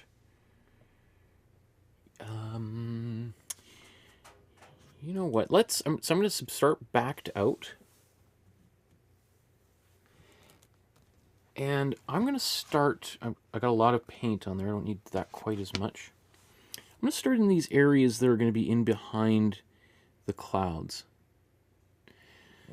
So you could see I've got pretty much bang on when I'm painting right next to it, the color selection here, right?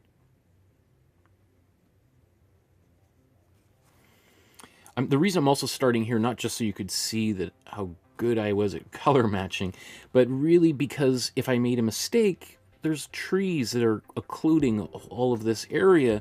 And so if I do make a mistake, I can wipe it away without it being so evident.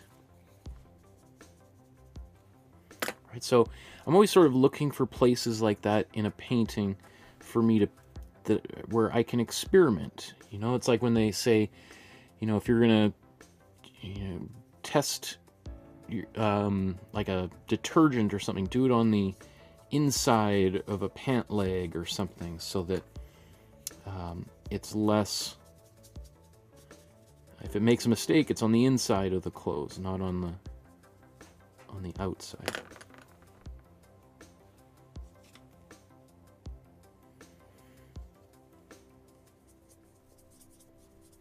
So as I go over here, I'm actually adding a little bit more glazing fluid into my paint. Matte medium. There's no glazing fluid in here. The problem with using this technique for using matte medium is matte medium will dry very quickly once it gets thin like this. Whereas glazing fluid, so let's actually add glazing fluid now. Glazing fluid has slow dry properties in it, which will slow the drying time down, which means it will allow me to do more blending. So if I kind of swirl this out,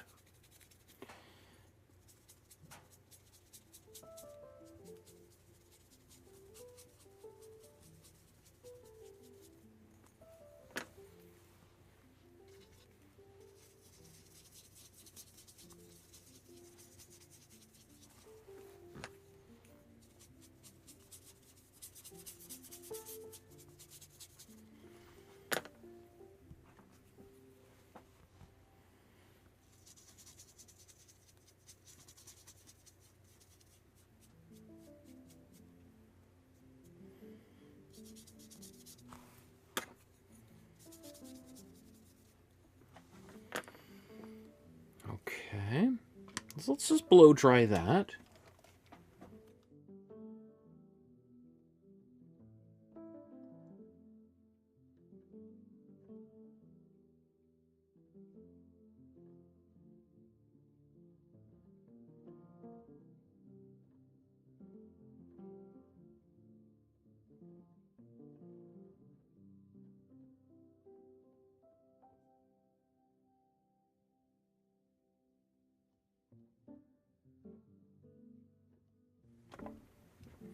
Just want to do a little bit more of this.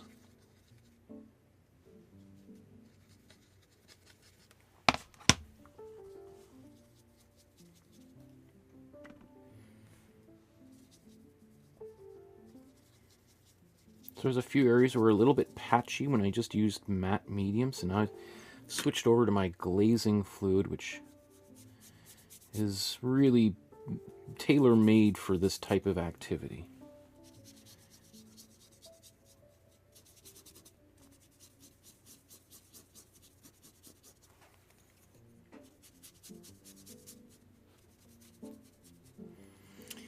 Now, don't fret if you do this and you go too far and you feel like, I screwed it all up, right? We can always take the background color and glaze with it back on top of things. So, which maybe we'll, let's do a bit of that.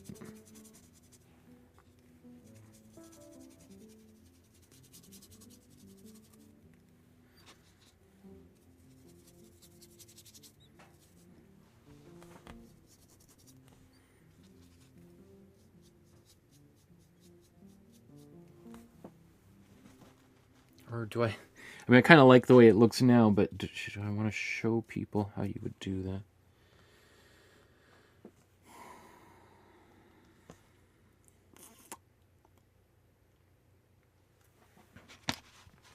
Maybe I'm going to take a little bit more. I should do this with a bit more of white.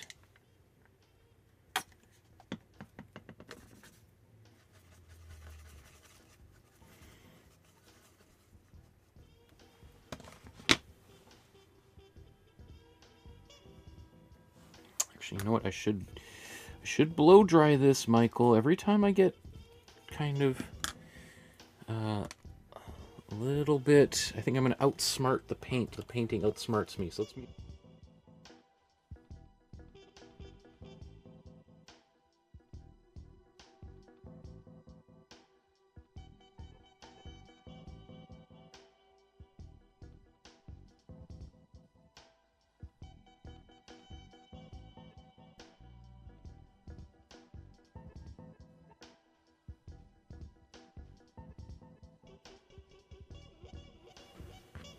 Okay, so I'm just taking the same color. I just added a bit more white into it because we can see there's a few places, come on, where it just appears a little bit more white up there.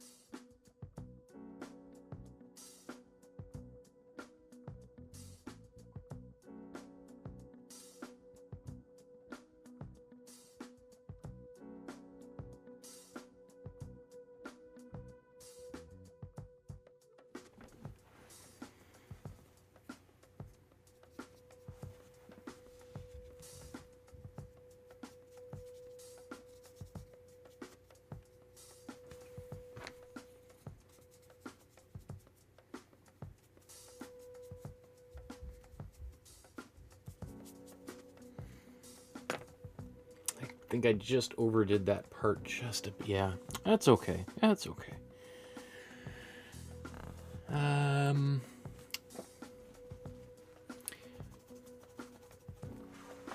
But while I'm here, I can go the opposite direction. Remember I said we could do the same thing, lighten with the blue if we felt like we went a bit too far.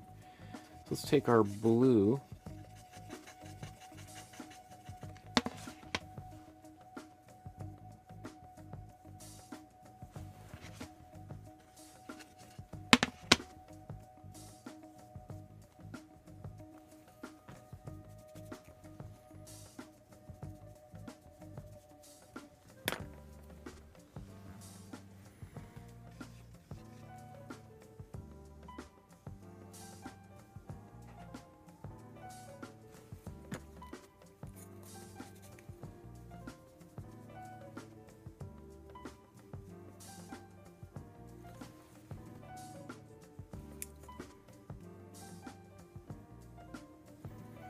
And I can do that up above, but you know, I probably want to blow dry that because I can see that's still wet. So.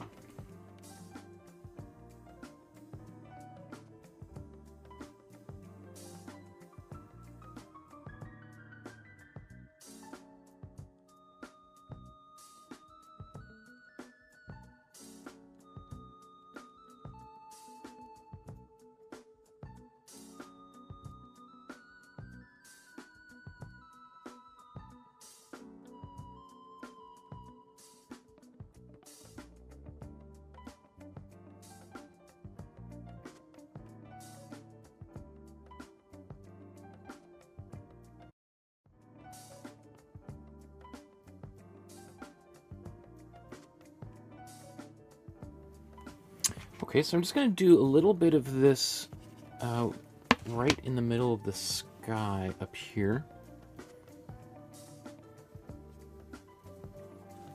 With my blue.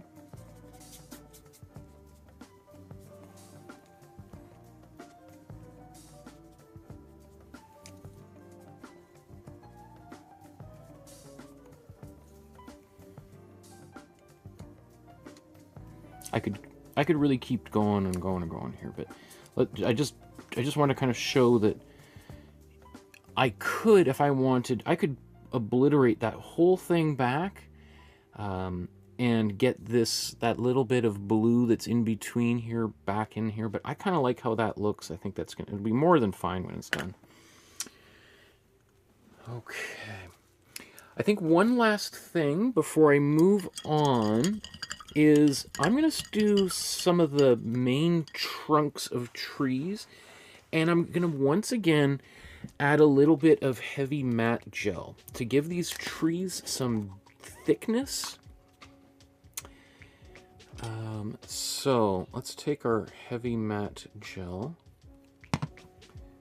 and how much of this do I want to use? Well, let's use a bunch of it, and if we don't, it's not, I'm just thinking because there's not that many trees. Just don't want to waste a whole bunch of paint here. If I need more, I can always use more, right? Let's put these brushes in there too.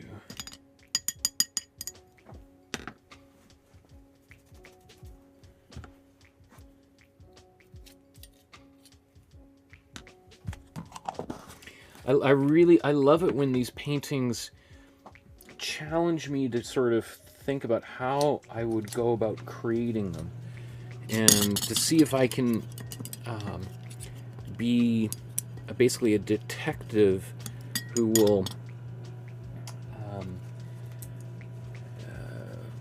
kind of reverse engineer a painting. I think it's such an interesting challenge.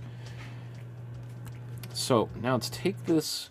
This is my cool brown. It's not so important that even what color it is, because I'm going to paint over top of it later on. But that's pretty dark. So I don't want it to be quite so dark because it'll compete with anything in the foreground. So let's take some white, put that in there. Let's take a bit of yellow, cool yellow, and a bit, oh yeah, that's better. So now we've got gel medium mixed into this brown.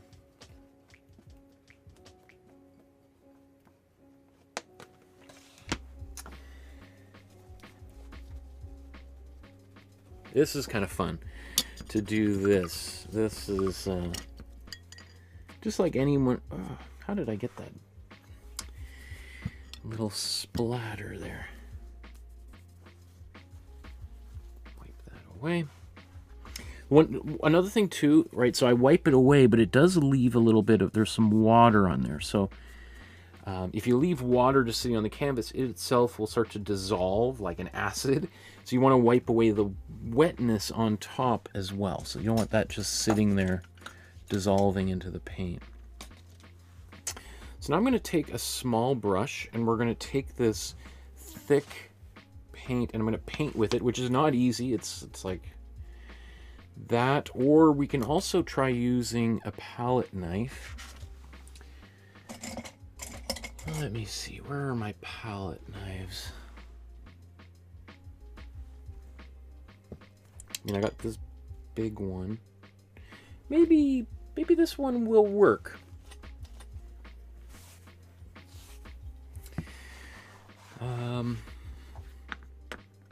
We'll do a little experiment with both materials. We'll use the palette knife to try to add some trees in here. Why did that stick? And we can use our brush. There's going to be pros and cons for each material here. I just want to see now, where are my trees, since I got a lot of them. I'm not going to do all of them. Again, this is a good area to practice because we've got a bunch of trees right here. So let's take our palette knife, load it up with some paint. Remember, this I've blow dried, so if I do make a mistake, I can just wipe it away quickly. If it's still all wet in there and I try to wipe it away, it's just going to be a disaster. So I just want to have it relatively consistent. I don't want too many big blobs.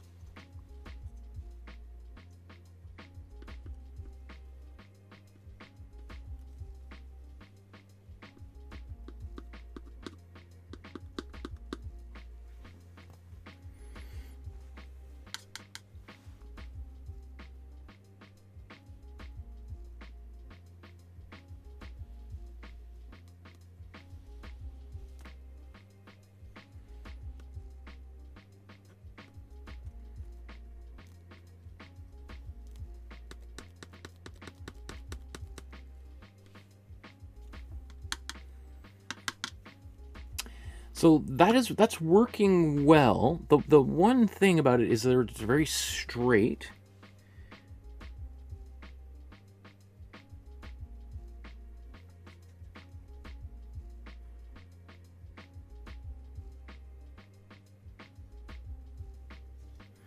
So now I'm applying the paint with the brush.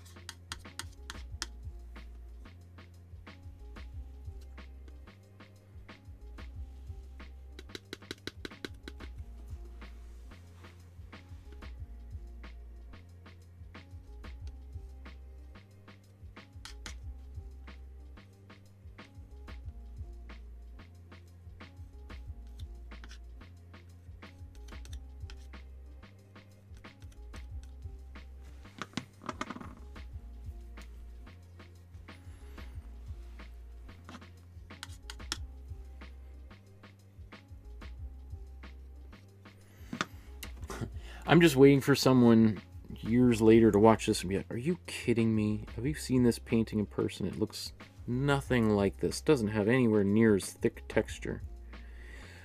And I don't really remember reading much about the thick texture as paintings. All I'm just going by is the painting we have. I'm also not going to do tons of this. I just want to give a little bit of texture up here for fun.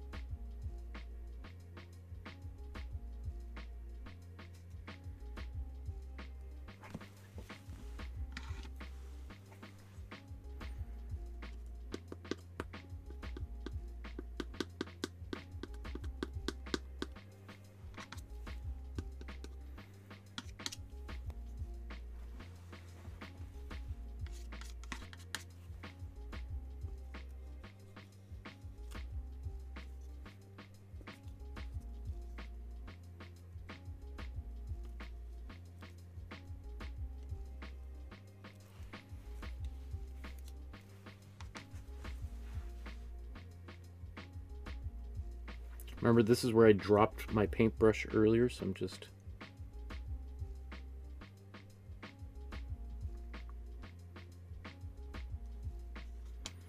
keeping that kind of thing in mind.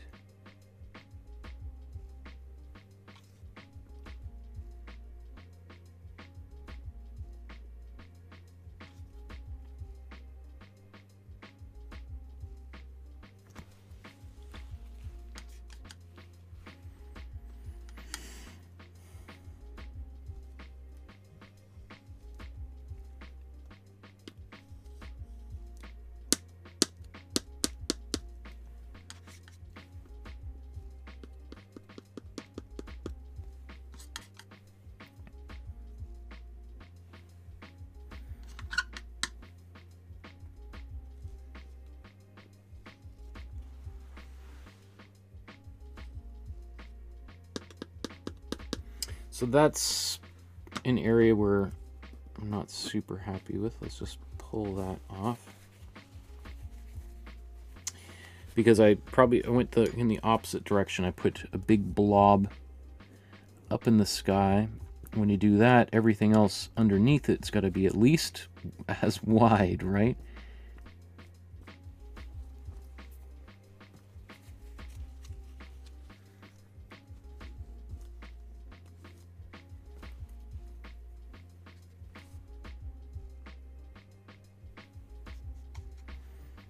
Okay, we'll just do a little bit more here.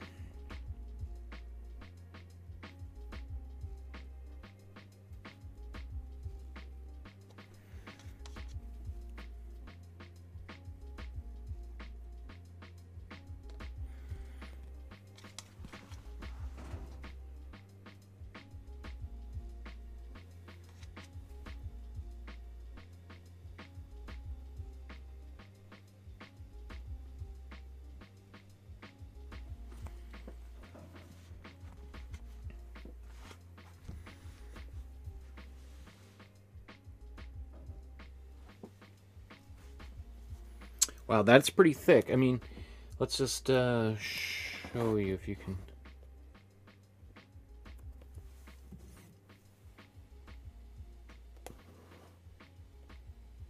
Right, so that's the cabin right there.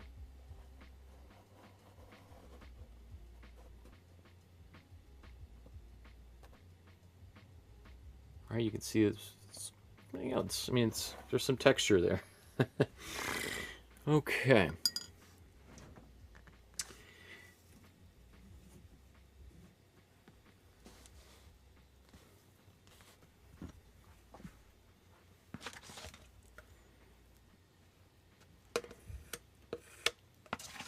Rather than wiping all that off, I'm like, you know what? Maybe I'm gonna want it before I just wipe it off and it goes into under the rag.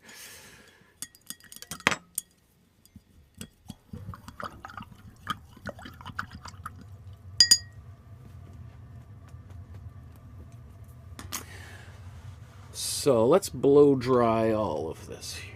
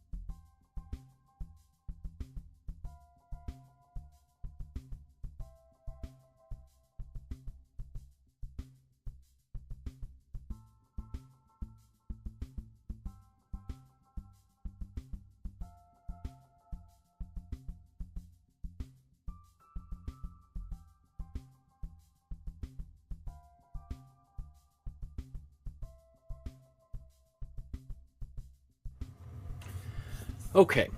In an ideal world, I'd put some of this stuff up and just walk away for the night, leaving it in an area that's sort of room temperature. I found, like, if I leave things down here in my studio where it's cold, it actually, the drying time extends a lot longer, and I've actually had mold start to develop sometimes because I've used a lot of water when I've done paper mache, for instance. It's just not warm enough down here.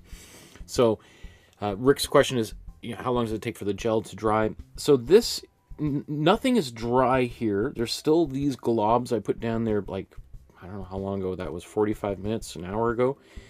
I mean, they're dry to the touch. No paint is coming off onto my figures, but it's like cake icing or something. Maybe the outer edge is kind of dry, but if I was just to pop here, like, paint would come, like a zit come out of here. Like, even this here, it's, I just blasted it with paint. I can even kind of shape it as I touch it. It's kind of, I'm leaving, kind of pushing, changing the texture of it. So I just want to be careful not to manipulate it too much. Okay, so I think that's pretty good. Let's move on to a totally different step here.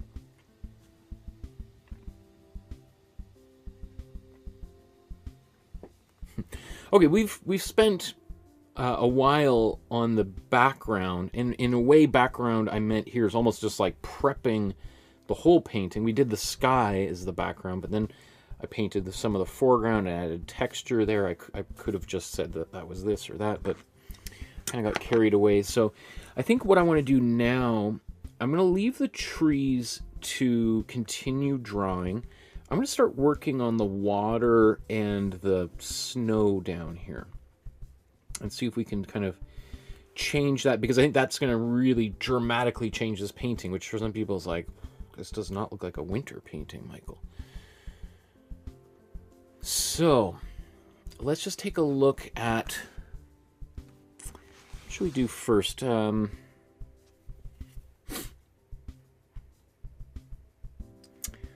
It is interesting because, I'm just thinking to myself, there's the reflections of the trees in the water, and I don't really have the trees started here yet. So, but I could, let's do the water. I was gonna say maybe we'll save that until we got some of the trees up above, but we'll just, the way that he's sort of doing it, you can see it's just like darker areas where the larger clumps of trees happen to be. So next, I'm gonna go. That's what I'm gonna do. Let's get a warmer, almost black in here. So it's like a warmer brown. Let's take our warm blue and warm red. I'm going to mix this over here. It's going to turn into like a really warm purple, and if I have any of my warm yellow left over, it's going to go into really dark, warm brown. I can make a very light brown by just using a little bit of red and barely any warm blue. Or in this case, I used a lot of warm blue, and it got this much darker color. And that's actually very close to the colors that I want to use elsewhere. But I think I want to make it like actually get a bit of a black going on here. So let's take a little bit of my cool blue and my cool yellow and my warm red. And this is basically how we mix a black. So I'm just going to mix that into some of this here to make an even darker brown.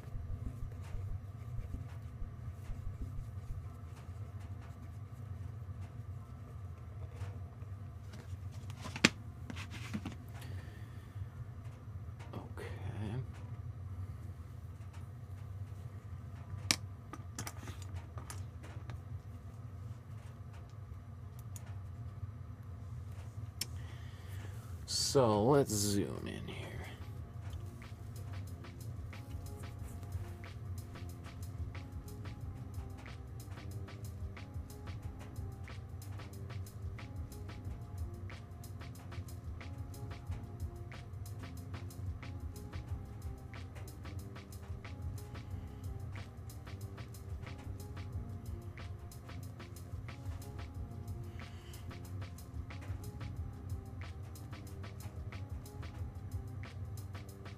Alright, so this is going to correspond to that area.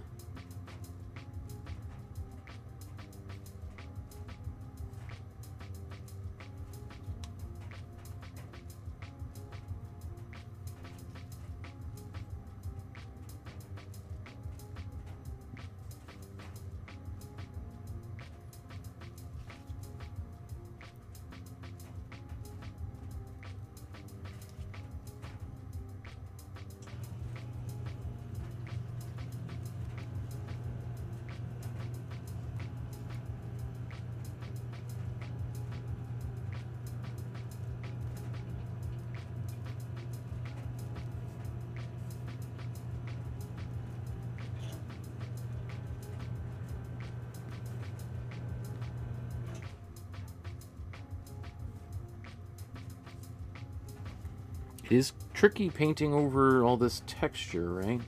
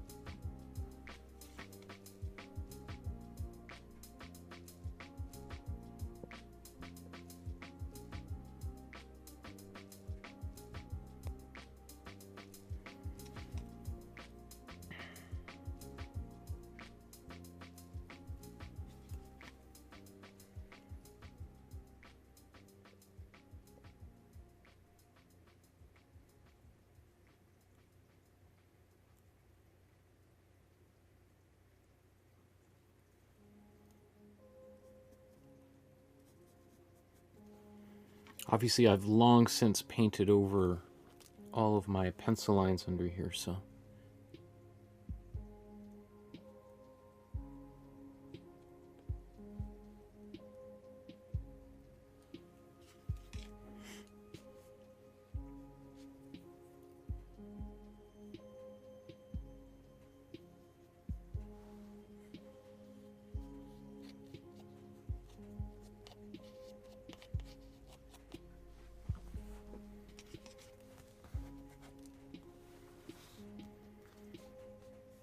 actually, is there... I'm going to take now just a bit more of my brown, because now I had some black mixed in there. Let's just take some brown, put that...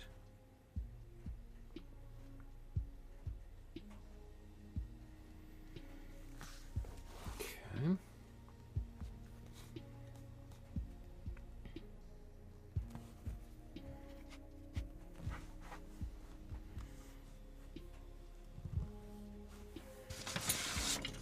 I'm just going to have my original here to, I can even kind of hover that over.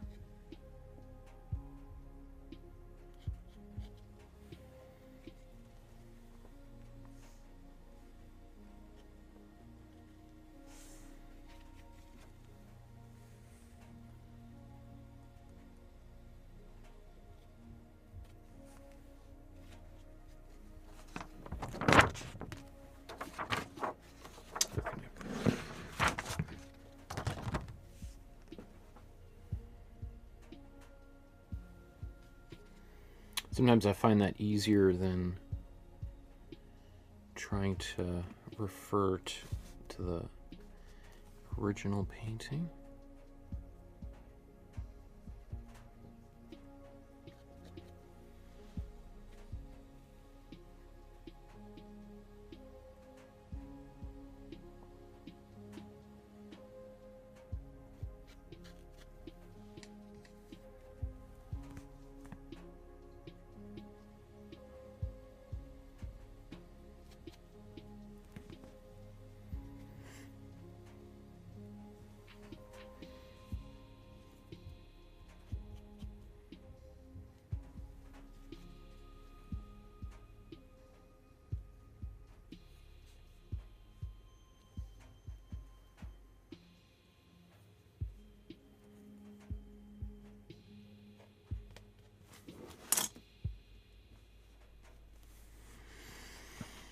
Okay, next I'm just going to take a little bit of white and put this in here. I'm just going to lighten this brown up a bit so that as we're moving a little bit further backwards in space, I want it to not be too saturated in color.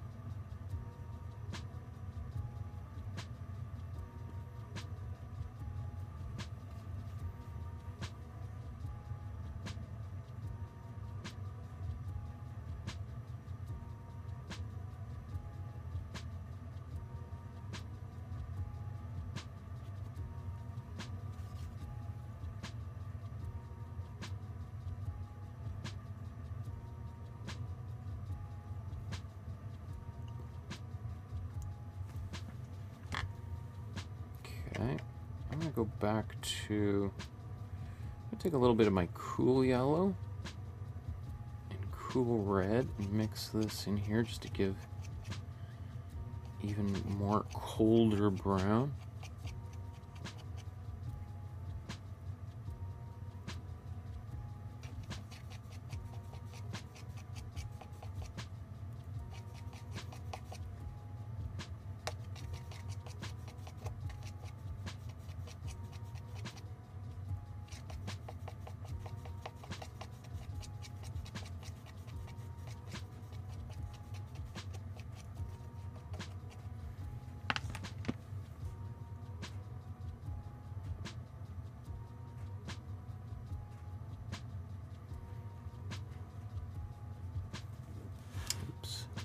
So I'm just taking a little bit of a cooler brown.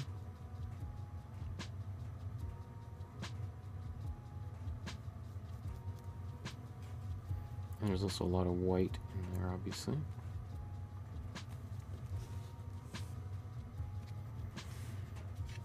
And while I've got it, I'm just going to take a bit of it and put a bit of it in the foreground.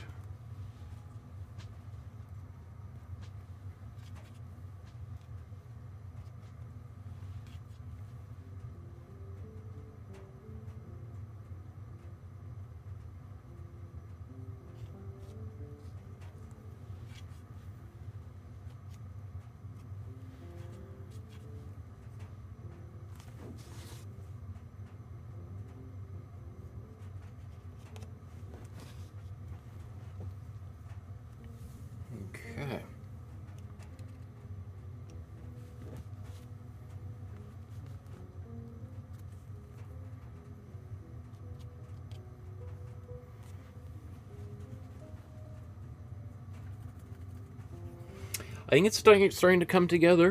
That feels quite satisfying.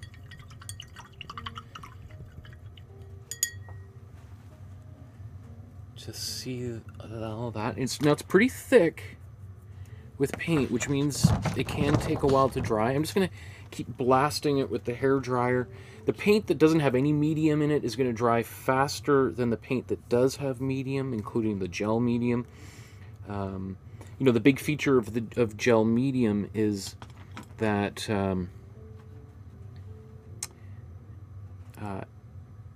unlike regular paint, where there's a lot of water and we're waiting for that water to evaporate, it doesn't really contain. There's a gel inside there. I don't know what's inside. Maybe silicone or something in there, which is less dependent on oxygen as a catalyst. I think. I'm not sure. Or there's just less water will evaporate from it, or well, the water's. Yeah, I don't know. I don't know anything about chemistry, so. It's all kind of magical to me.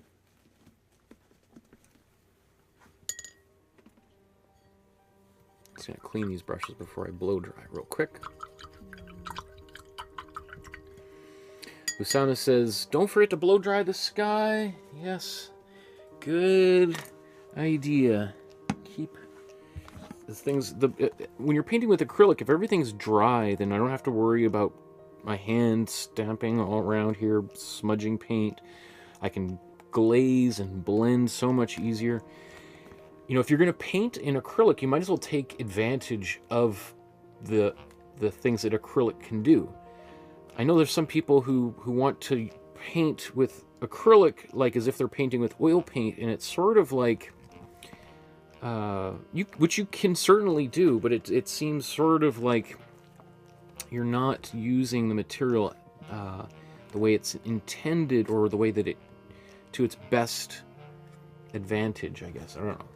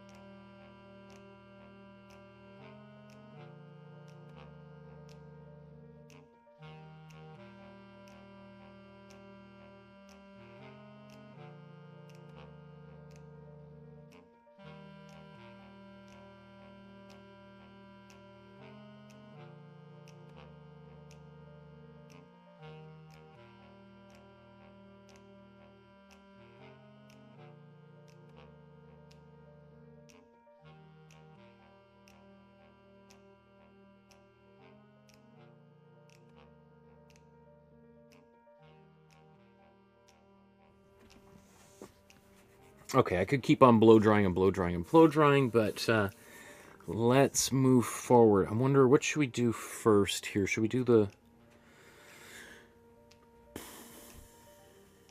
Let's do the water, I think would make most sense. So once again, that water is quite cool, which is why I added this warmer color underneath, so that it's going to help keep that cool color from wanting to go backwards and just sort of lift it up underneath. It's like there's a bit of an air cushion of warm paint underneath, and then before we can paint cooler colors over top of it.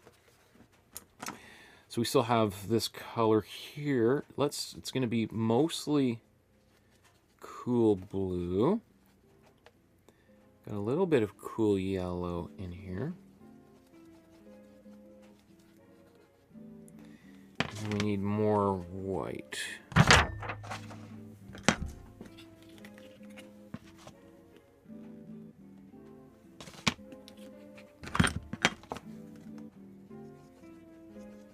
get that beautiful color. Look at that.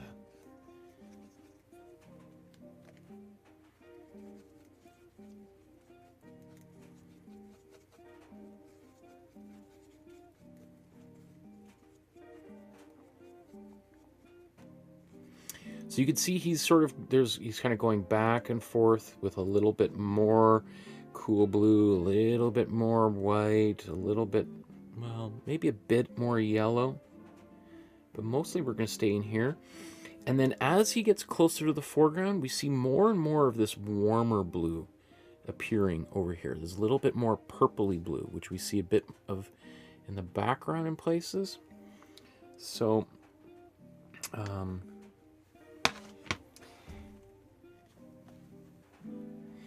the other thing that I'm probably going to do for most of the rest of the painting is paint with a bit of a smaller brush so that we see a bit of the brush. So that way I can really kind of be a little bit more precise, I suppose.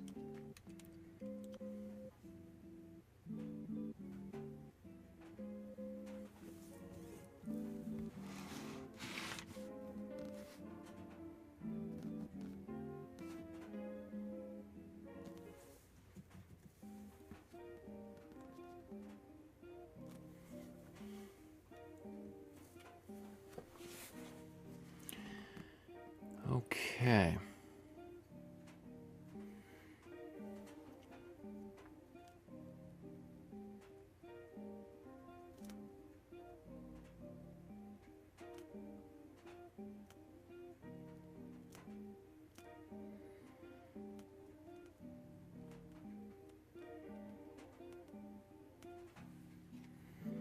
So part of what I want to do is to take advantage of this texture that I have here.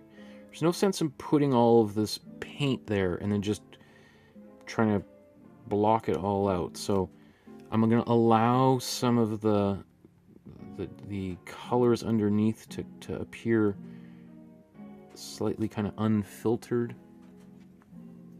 I mean, almost like it painted maybe almost too much over that green, and we should probably leave a little bit more there.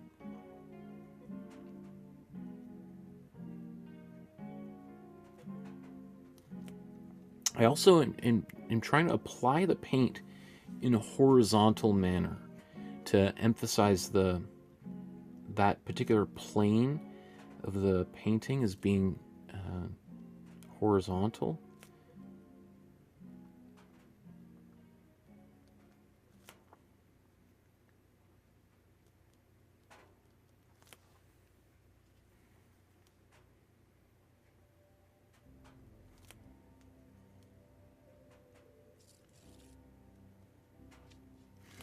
The benefit, too, of applying that dark color first is that I can then paint over top of it and kind of thin those lines out quite a lot, rather than trying to do very narrow, thin lines over top of textured paint.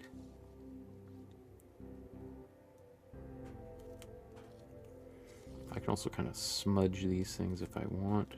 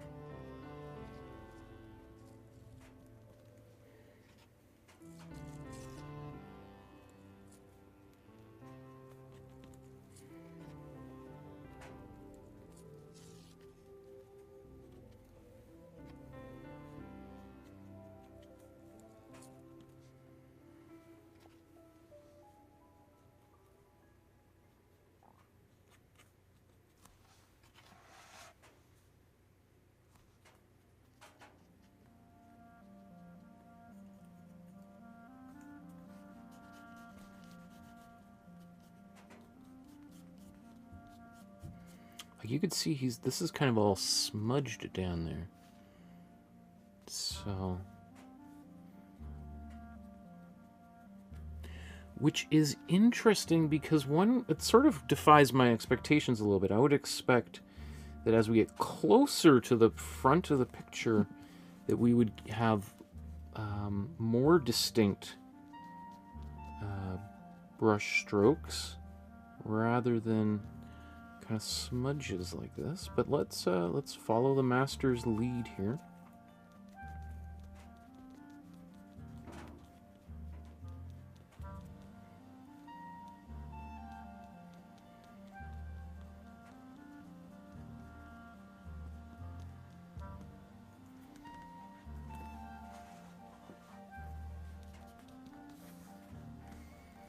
Okay, so as that's going on, I'm going to take a little bit of my warm blue, add this into the mixture.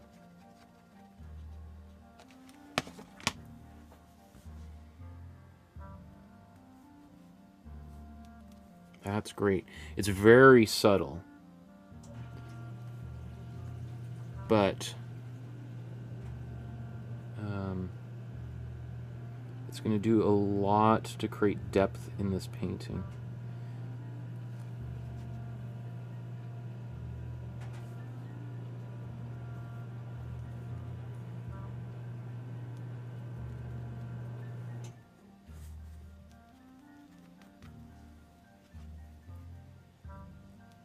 And I'm not going to spend too long on this because right now I got all of this orange in my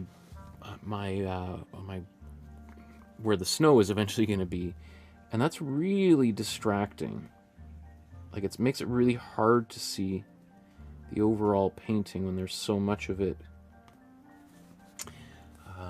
that is quote unquote the incorrect color.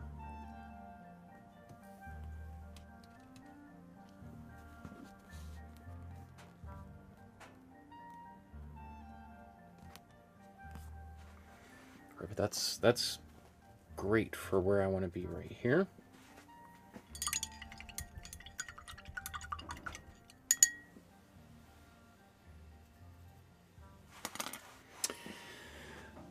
Okay, so let's do some snow. As soon as I started thinking about the snow, I was like, "Whoa, it's cold in here."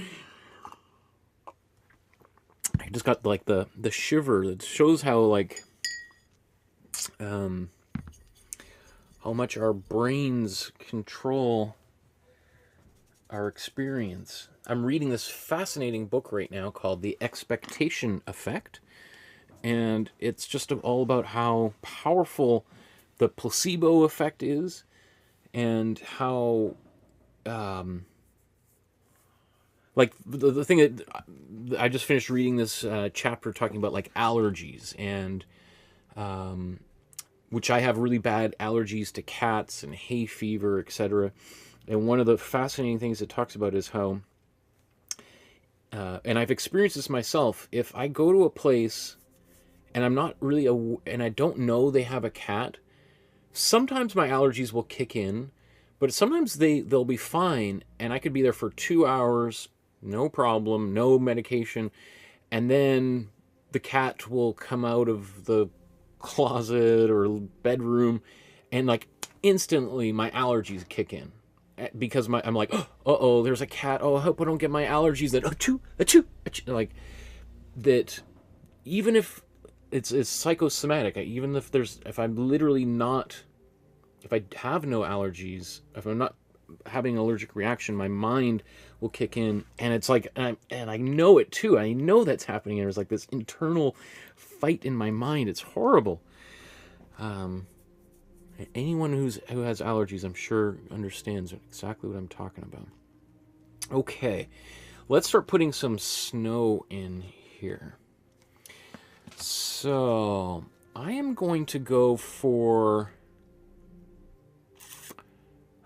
Actually, you know what? I was going to start painting kind of the white snow, but I think I'm going to start painting some of the snow on the far shore here. So I'm going to make that a little bit of a cooler blue.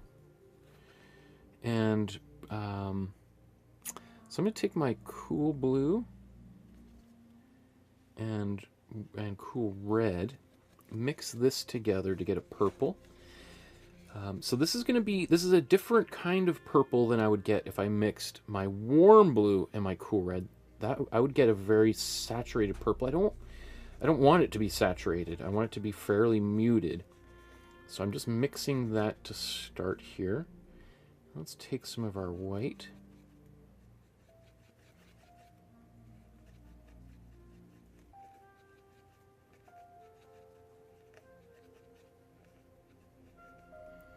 So there's that color. Let's take a bit of more blue. Cool blue and white here.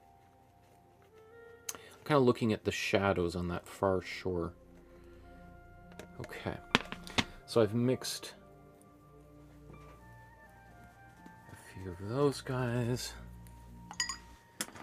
And now let's dive in.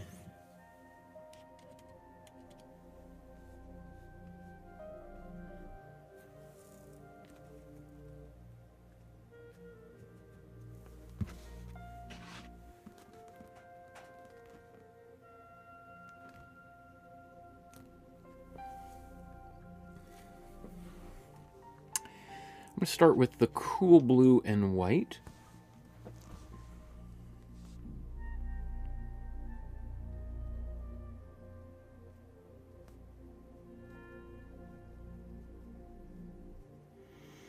Again, I have to resist the urge to just paint all of my orange completely out. I want to keep that kind of it there just bubbling underneath the surface, which is not too hard when you've got a lot of textured paint around, but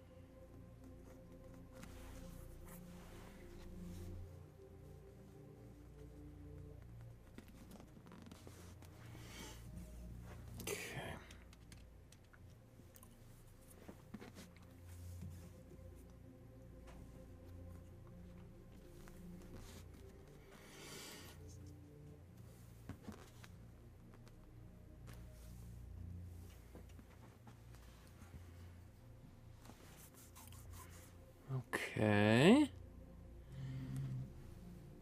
That's a good start. Let's now take this cool blue and cool red purple. Remember, that's the purple there, and I just added white to it.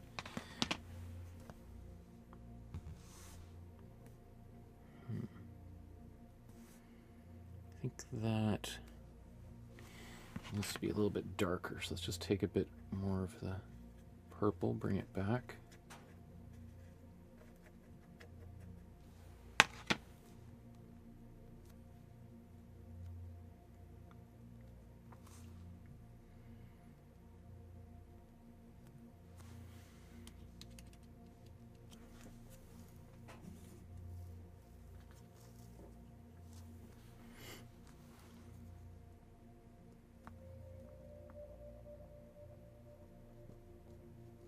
So I'm trying to get that curving effect of the on the shore, that it's, you know, comes down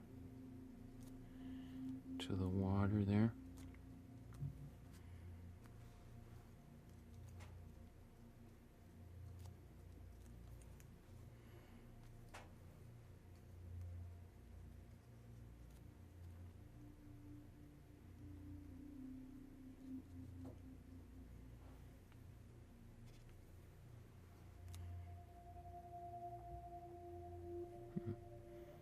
Let's see, there's a bit. Well, it's painted on there. I'm just going to smudge that out.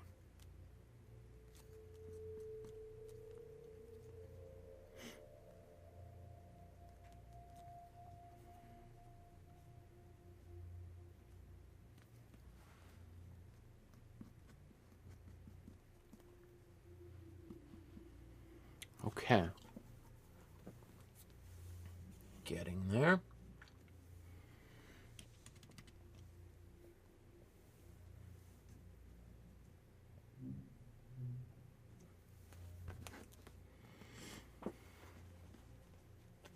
Okay. I think I'm ready to start going into it with some actual white.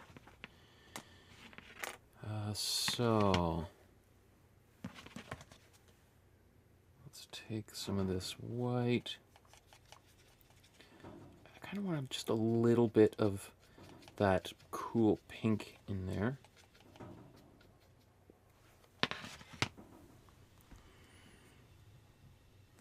And I'm going to start working my way back from the foreground towards, or from the background towards the foreground. And maybe, you know, I'm just going to, do I have any black left? I'm going to take a bit of black, get a little bit of a slightly gray.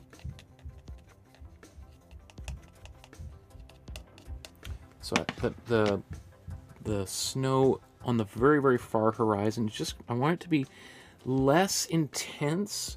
So I'm just turning it to a slight gray, almost unnoticeable, so that it just stays further back there.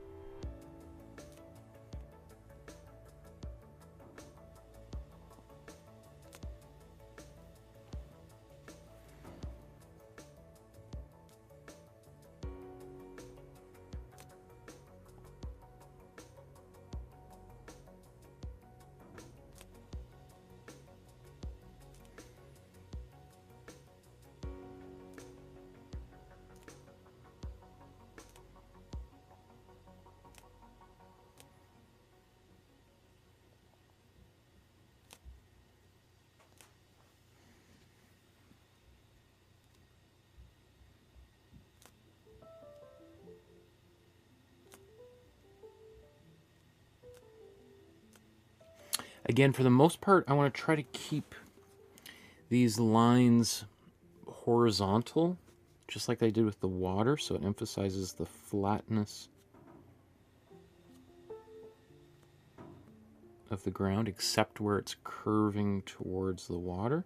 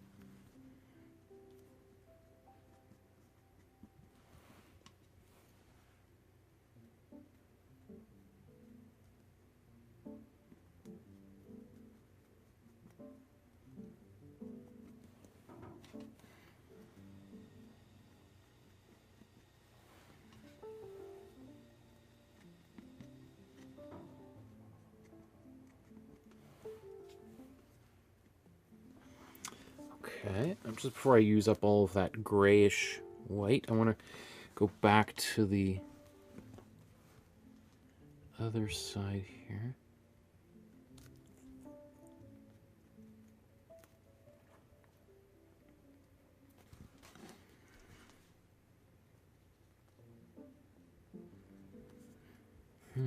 There's details back here that I have yet to really investigate, hey?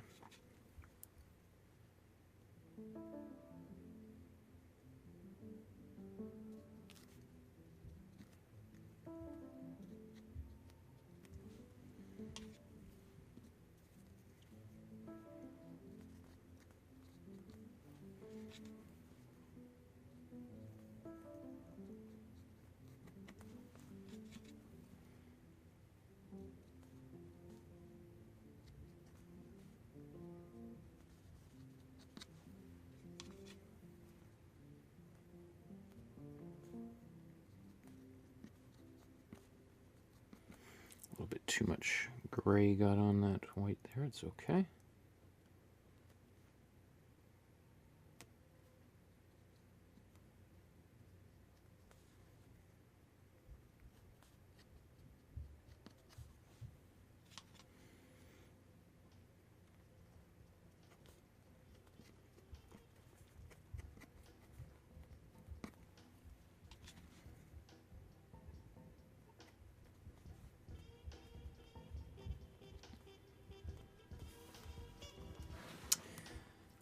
Before I'm going to go back into that background and tackle that in a few minutes, but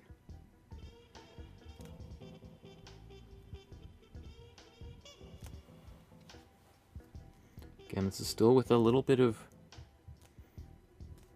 gray on this white paint.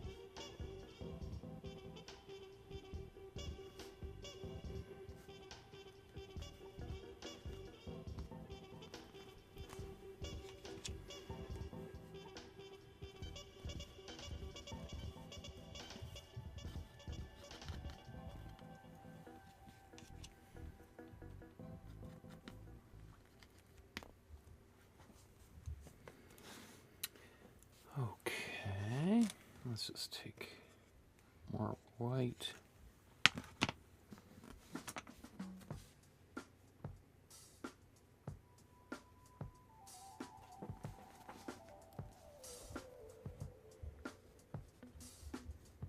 You can see here when there's the white right next to the gray, like, whoa, okay, that's actually, oh, that's different. That's white. It's not gray there.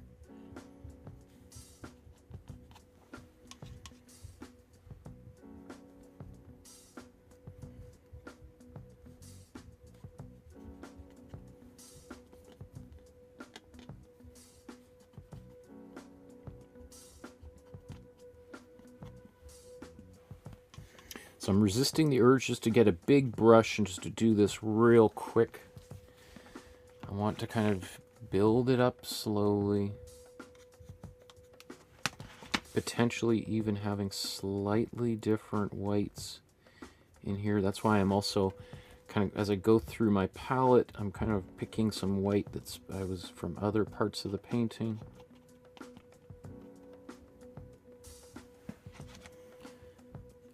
Where there's potentially other colors mixed into that white.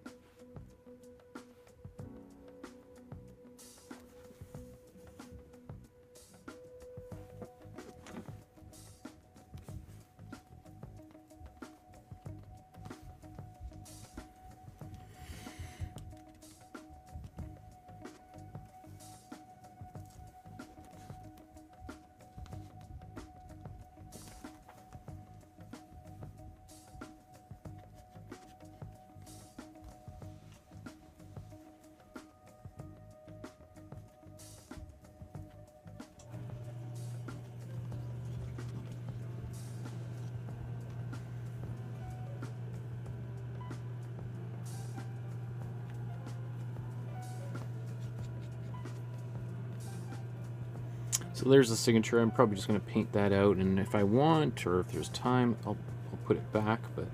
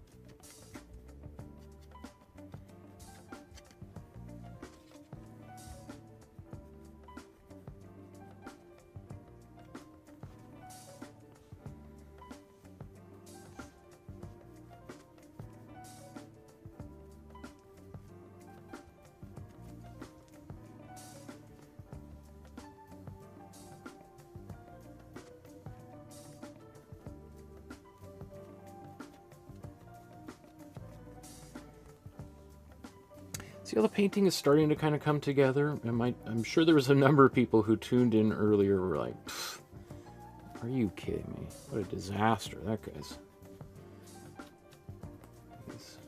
really missed the boat on that one. And slowly, you know, all of that patience, those previous layers start to pay off as we start to develop this painting. I'm going to take a bit of my pink here. Still got, this is glazing fluid, I think, was in here.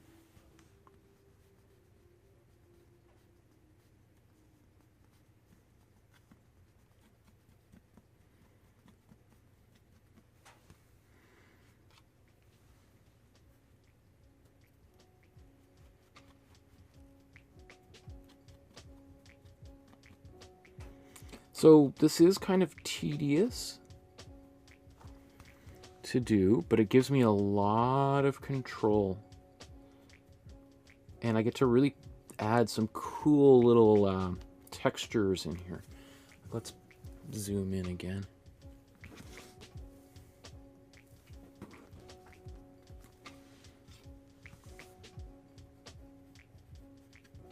Now this is going to mean that all of this is going to take time to dry. I'll hit it with my blow dryer, but it does create the possibility of paint sticking to my hands or wrist or sleeve and all that kind of stuff. So you just want to be mindful of that.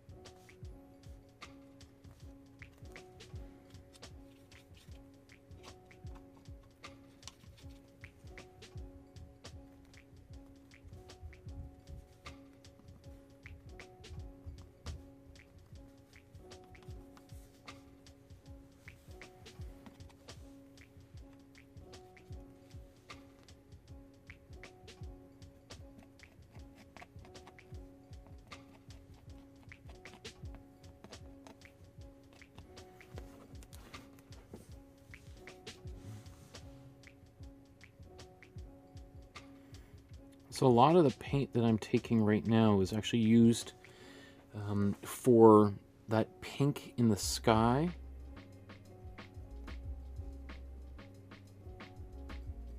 So it's got a bit of that cold red in here. I'm just taking this big mixture that I had much earlier.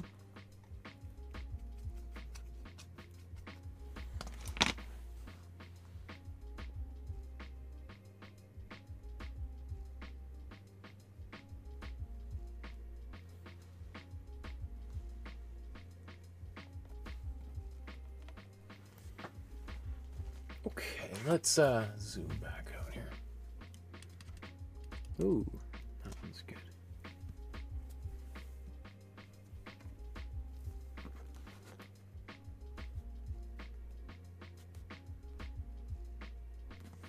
Okay, so I think what we need to do is we need to start doing those trees back there. Because, you know, the bottom half of the painting, I think we're getting close. I mean, obviously we're going to keep building up this snow texture. We're going to put some kind of more colors into the grassy areas. But I think you can start to see how this is developing. We're going to darken those barns a little bit. Okay.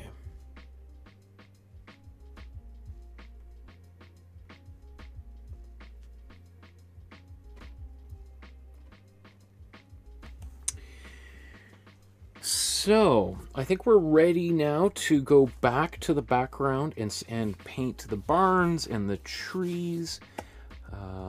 And maybe a little bit of there's a few things in the horizon on the far right of the painting that we need to take care of. And everything's coming along pretty well. I'm pretty satisfied with where we're at.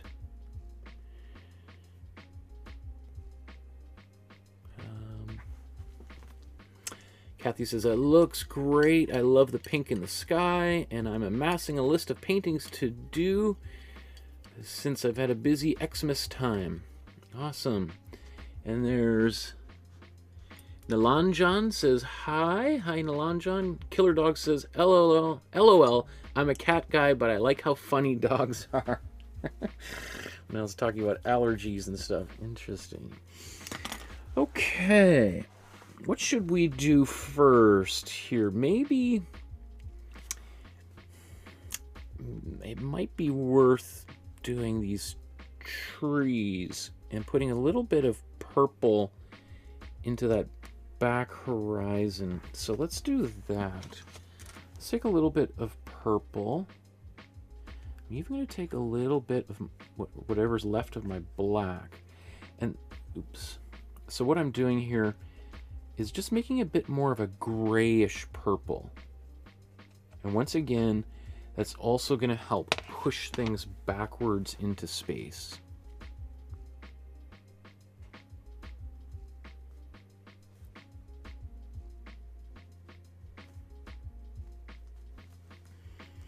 Now his is a little bit more saturated, so let's just take a little bit more actual purple, cold purple, mind you.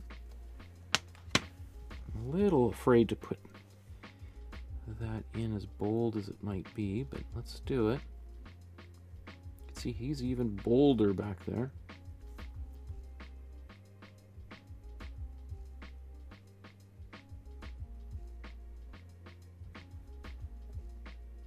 Oh, not bad.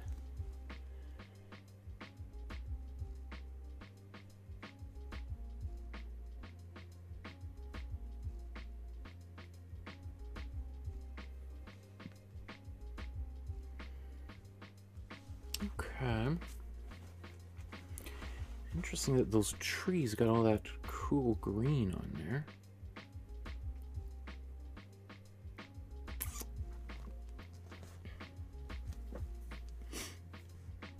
So let's now take a little bit of cool blue, cool yellow, and again, let's take a bit of white, and a tiny bit of black.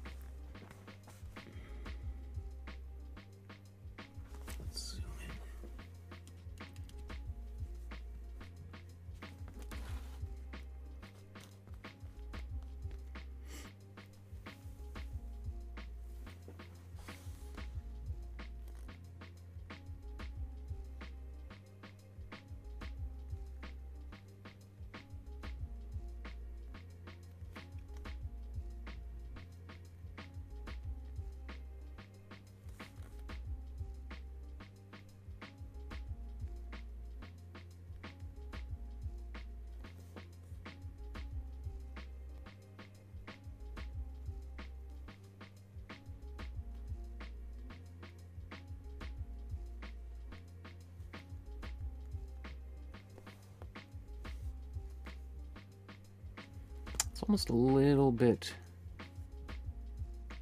too green. I'm going to make it a bit icier with just a little bit of my cool blue.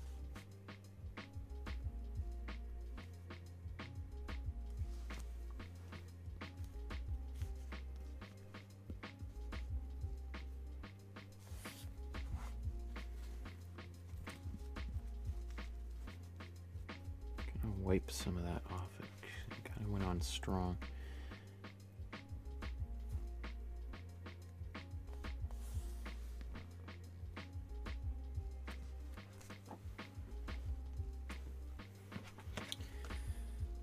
Take our cool yellow and our cool brown. I'm just going to make it like a yellow dominant brown.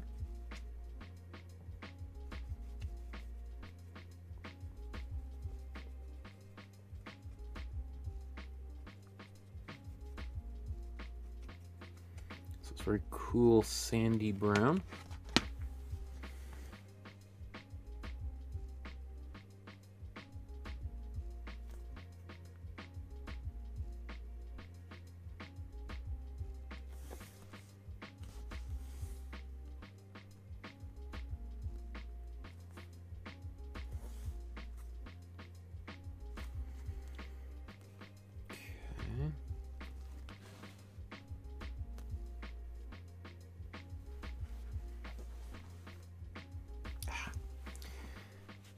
Okay, I got, maybe I should have done those trees first here.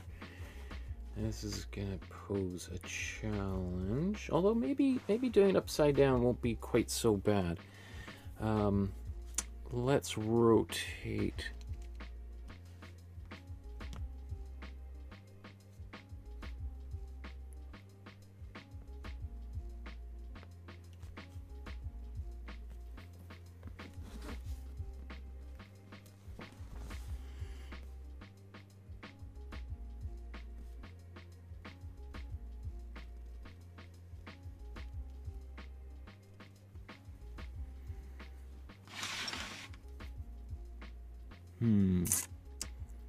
Yeah, actually, well, I was gonna, yeah, let's do more of that.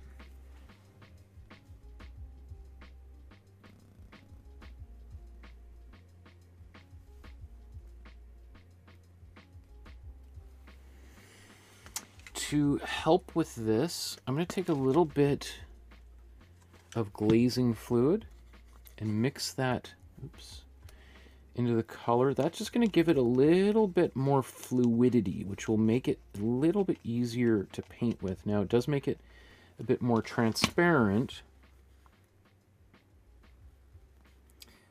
but, you know, for tree branches, I think that's actually not bad.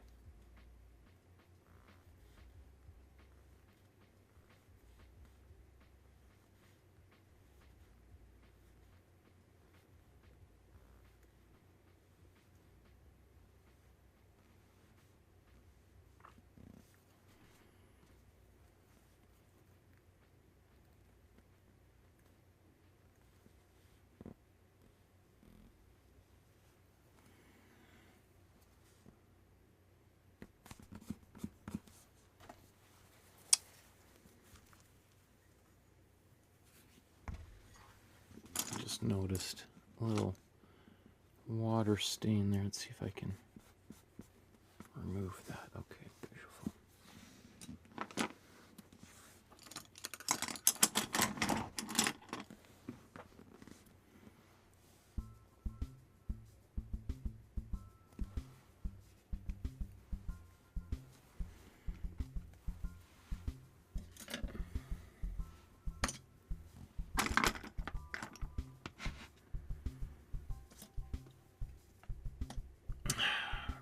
Where is my, oh, there it is, my smallest brush here.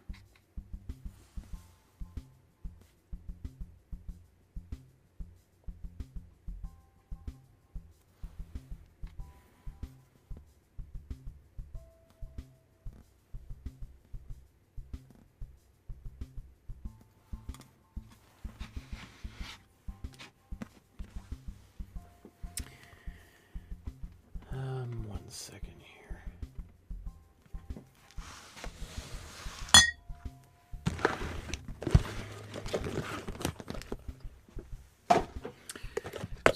clear some space.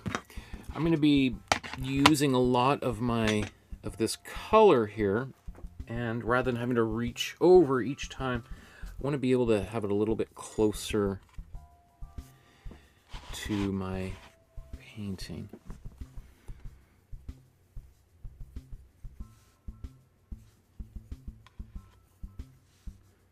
I also mentioned just each time I go back in here, I'm taking paint on and then I'm just giving it a good twist. And I also notice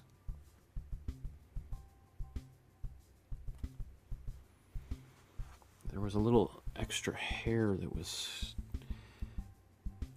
Okay, I still notice it. What did I do with these scissors?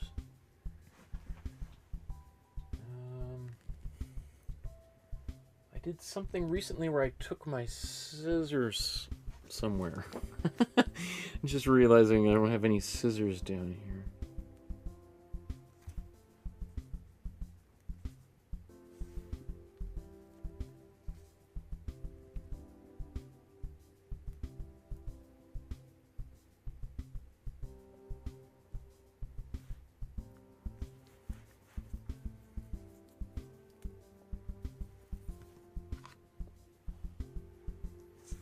Okay, let's get back to it. So you can see there's this kind of blobby part here. That's okay. We'll just make it like there's a bunch of branches that have just collided into that one area.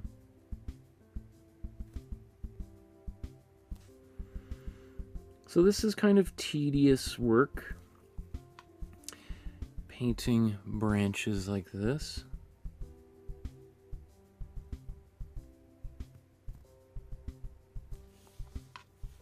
But it's one of those things where if you put the work in, it will really pay off later.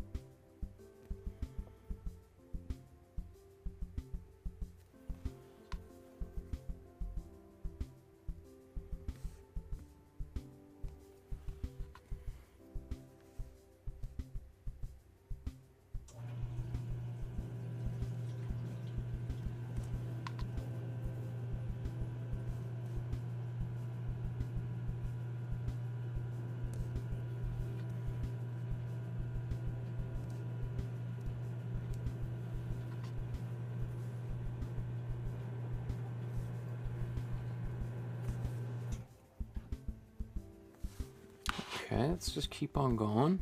You can see we got a bit of work to do here.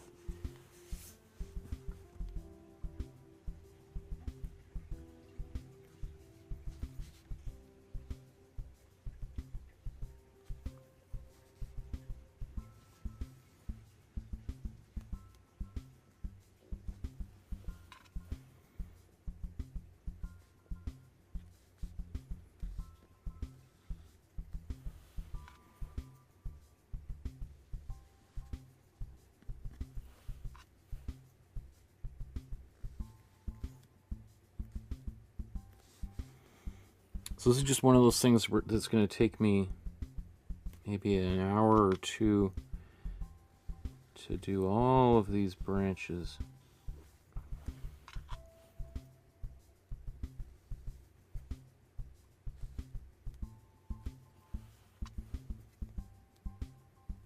And I'm not going to just do them all in one color. I'm kind of starting with this, and then I'm going to go to some darker colors, maybe some lighter ones.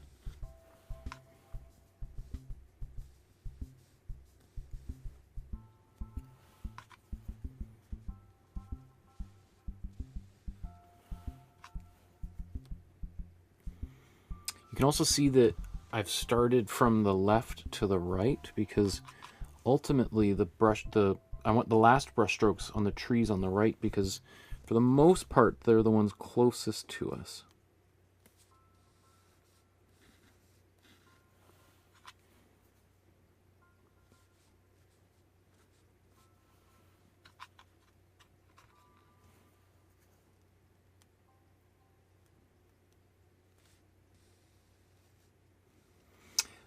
Also, the reason why I'm using this lighter color now is because it looks like he did something similar. He might have had a bit of a darker layer, and then he's got lighter. It's almost like there's a bit of halo around some of these tree branches.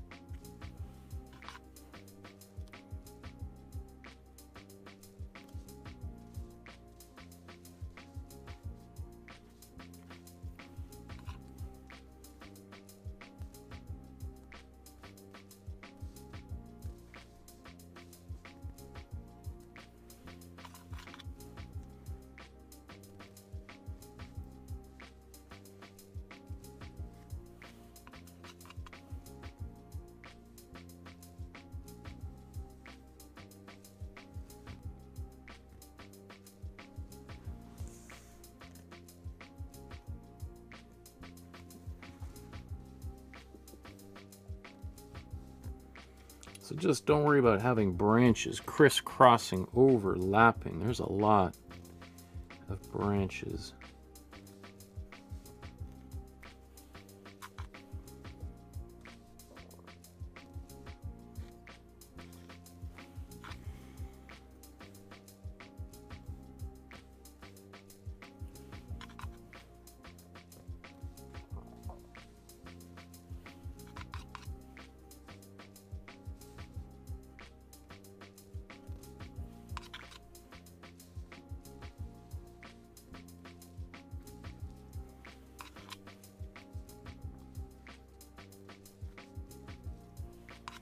I think it'll also look really nice with that texture on these branches later on, even though it's really mostly located to the trunks, because that's okay, because we would just expect the trunks to be thicker and wider, and the branches, as we paint them, are going to be thinner, and they should be thinner in real life anyway, so less texture. And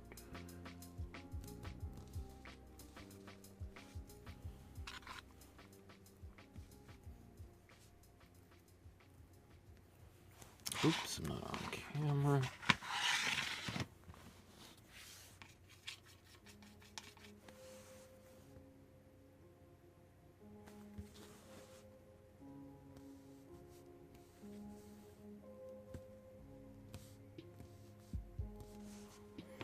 So I'm going to paint over some of these branches with the darker colors, but not necessarily all of them. Some of them will just look like the sunlight is hitting some of these lighter branches.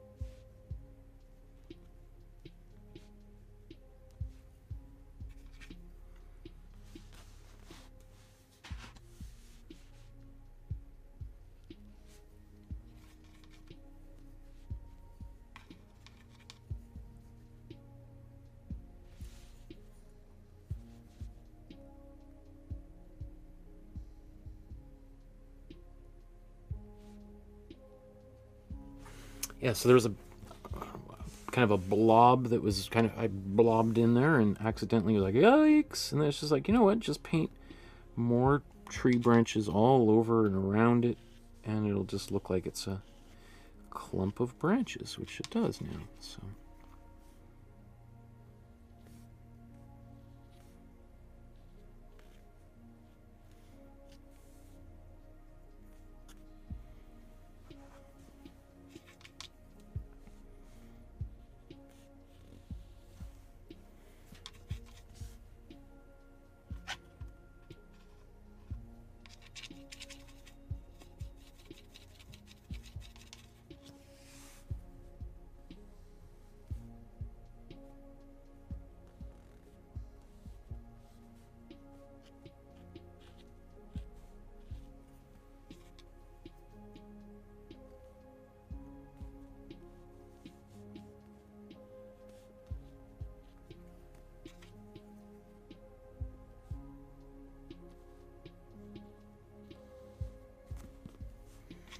can see it kind of looks kind of sloppy up close, right? I mean, this is, you're looking at it very, very close up, whereas, and when you're painting it, we're always looking at our paintings very close, and all we see is all the horrible problems that have occurred, and how ugly it looks like, and how shamed we should be. And most other people are like, what? Really? It looks great. Sorry, what is the problem we're supposed to be looking at here?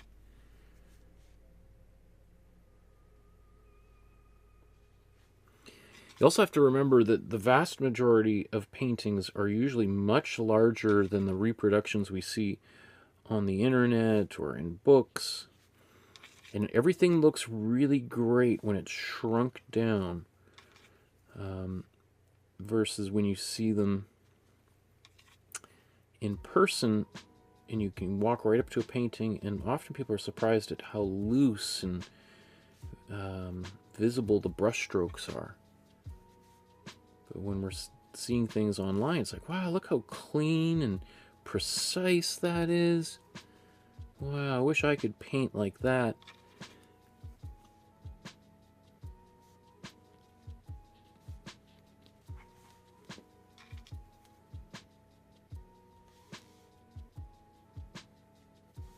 Okay.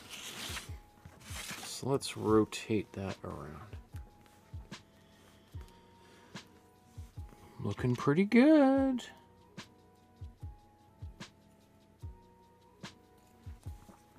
Let's zoom out so you can see.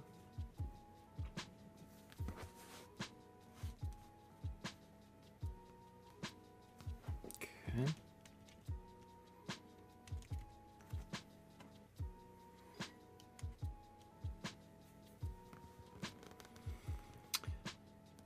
Getting there. So now this just looks really bright, like as if there's a lot of light. Even like the cabin. I mean, honestly, this painting right now, if I had to walk away from it, I wouldn't be so upset. You know, I think, you know, the water is pretty good. There's still little things I want to do there, but you know, if I had to walk away, I wouldn't be embarrassed of this painting. Kind of looks, it's pretty cool to see, you know, if we kind of hide the original on its own, not bad.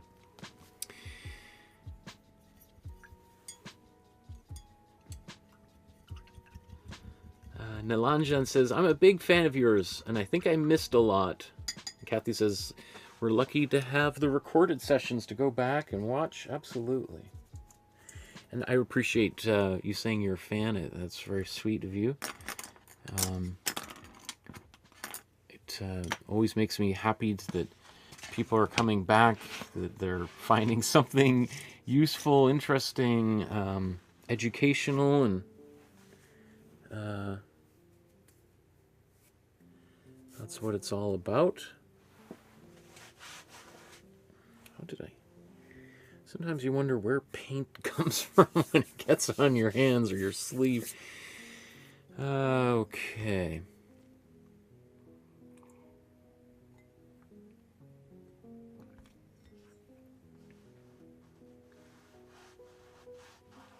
There's Killer Dog says, first time catching up to the stream. Ha ha ha.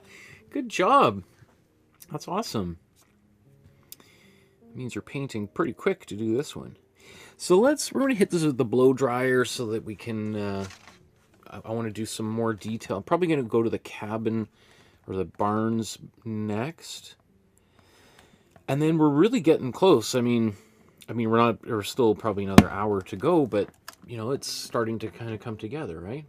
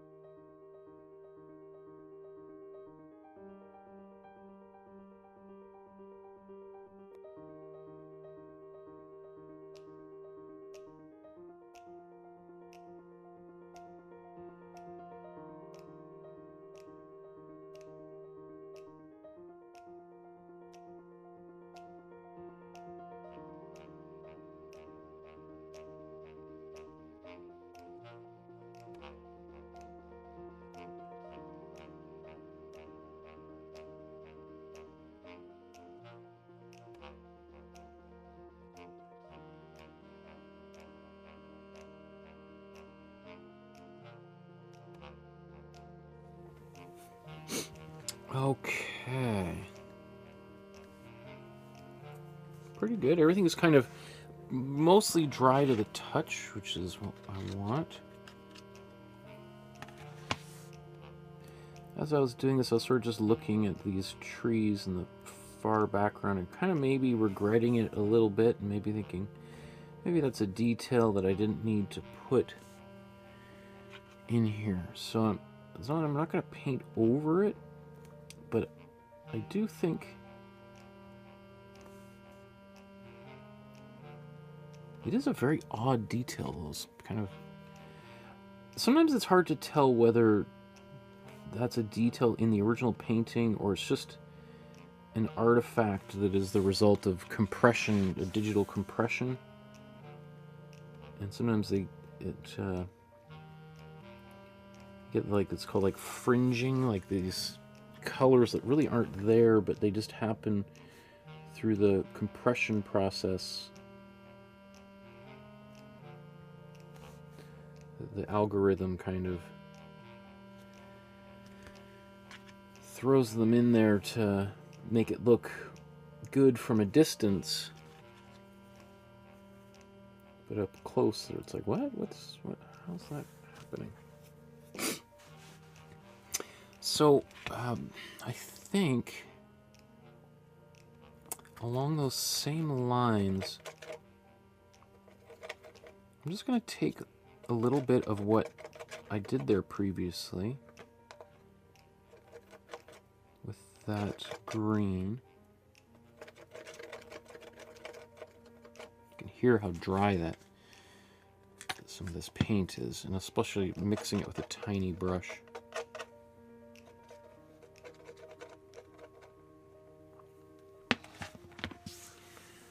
Let's see if maybe just a little bit of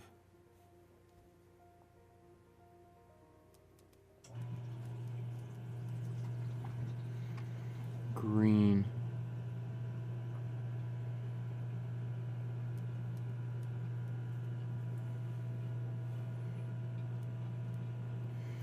You know, some of those leaves that like are still resisting the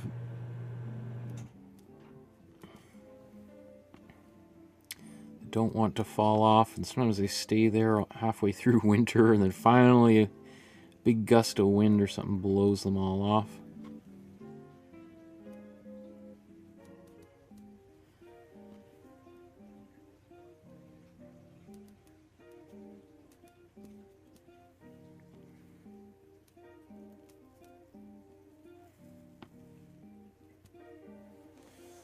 That's probably good enough. Just a little hint of that in there.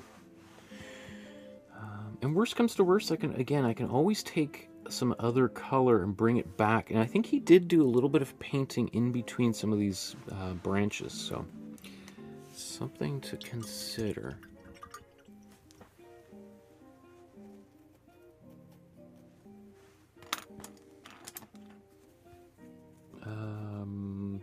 Sorry, what was... Oh,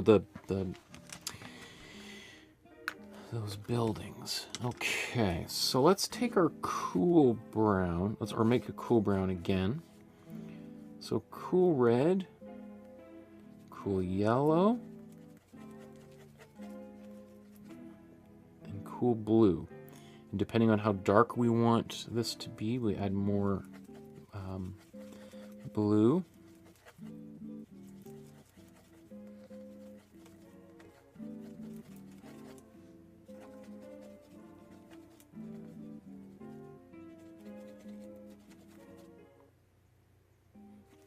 Well, I was going to say, add just a little bit of red.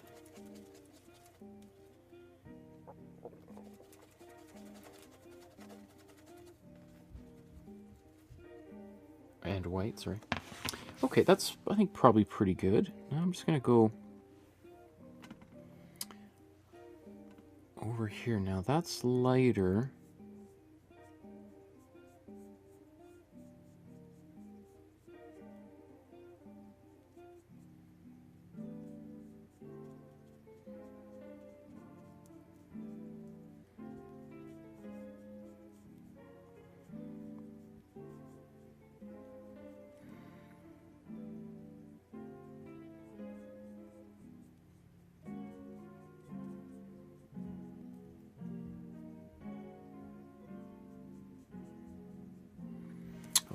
just zoom in here.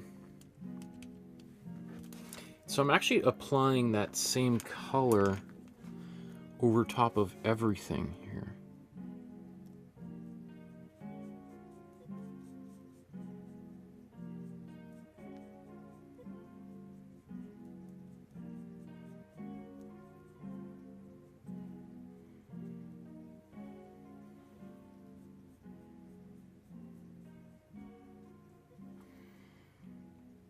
So everything kind of darkened down.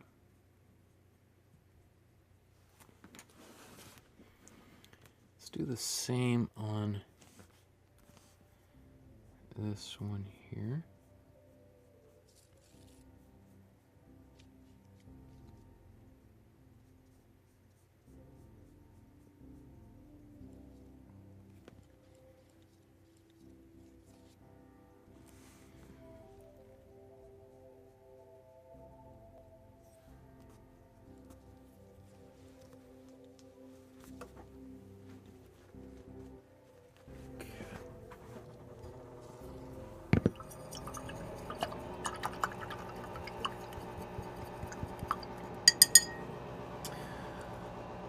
So that's good. Now let's, I'm going to blow dry that real quick.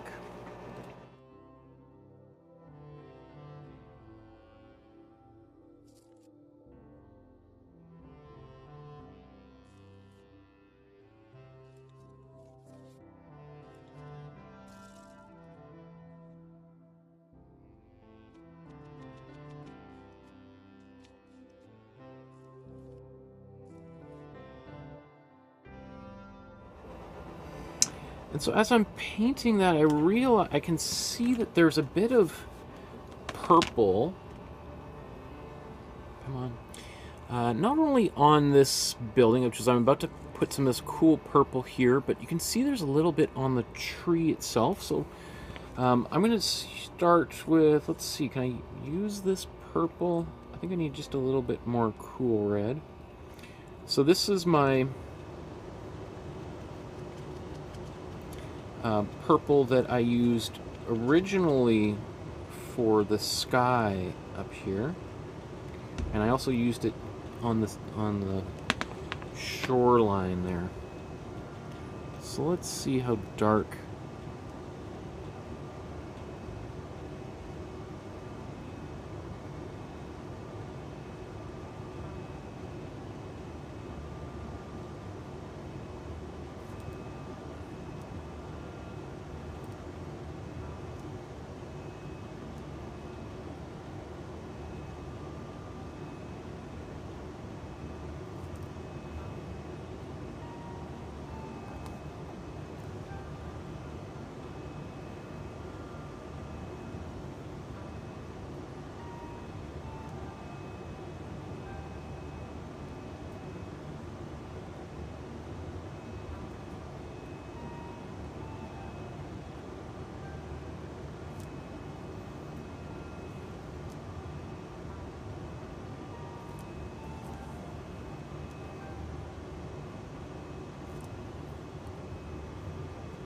Okay, do I have any purpley colors on that far building? Not really. So while I'm here,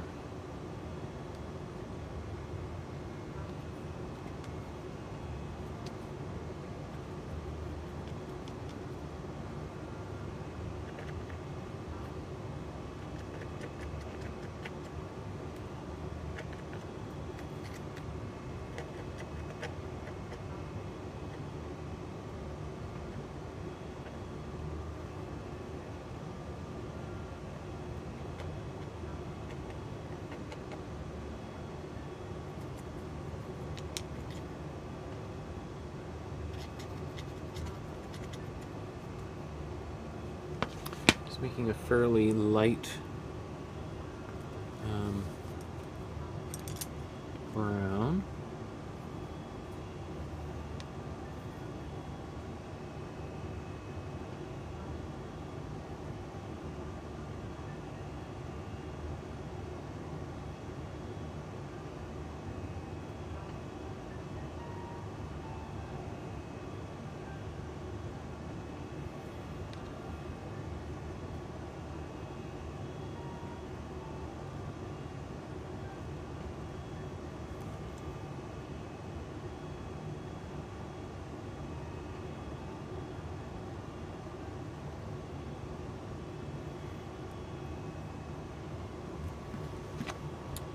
make one that's a bit darker.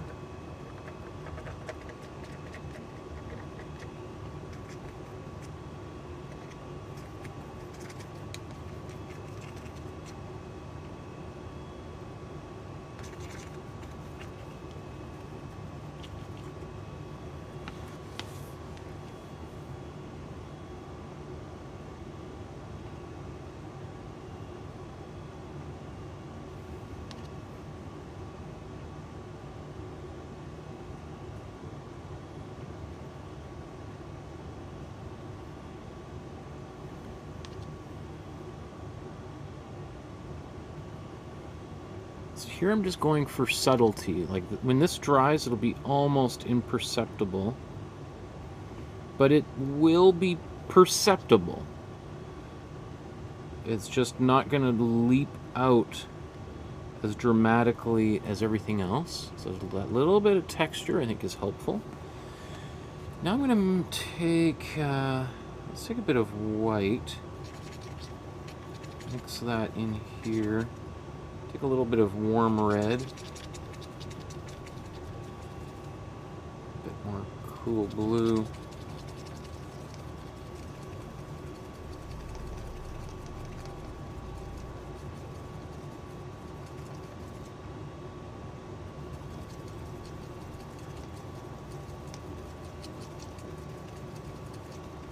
To make a black.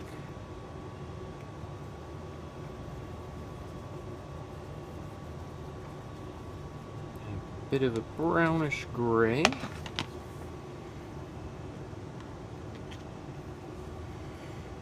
And I'm gonna, let's see, is that too subtle? Maybe a little bit too subtle. Let's just get a bit more white on there.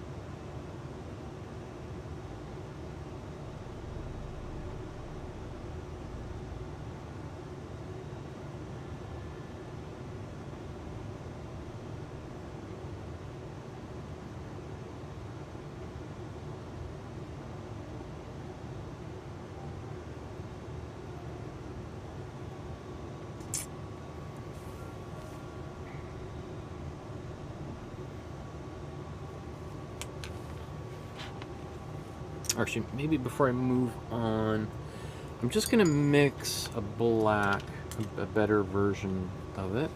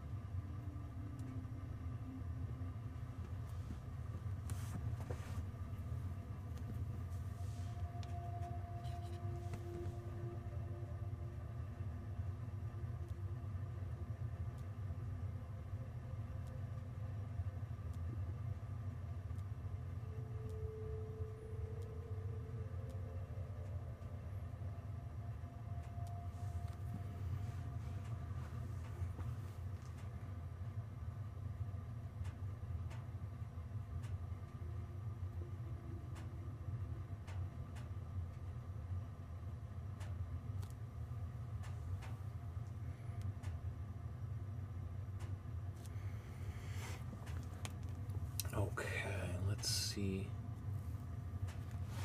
those barns.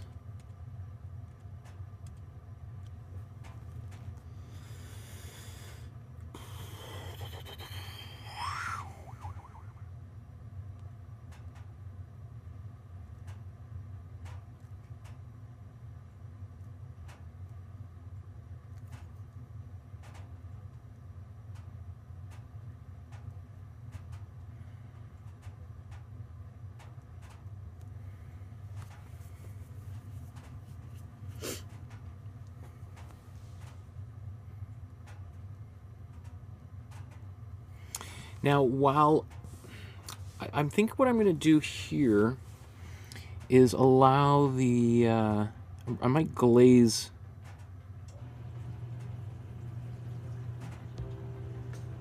and darken that ever so slightly.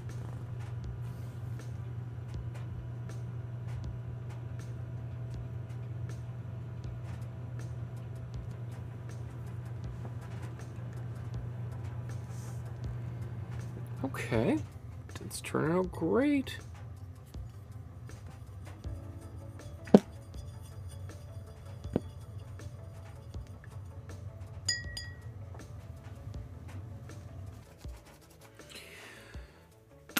Let's just blow dry a bunch of stuff here so that when I'm going to go back in and start darkening the trees. And so that's one reason why I'm going to wait to darken this building, because I want to make sure that the trees in front are in fact darker. The darker they are, the more it's going to push that building back into space. And I can always kind of delicately glaze that back if I want to bring it a little bit closer, but I want to kind of reserve my darkest colors for the foreground. And this is an interesting painting because the darkest color, or the darkest value, is kind of in the mid-ground here. So we want to be careful about how much black gets back here, because then that's going to create a confounding part where this area feels like it's further behind in space than this area, which is clearly further away. So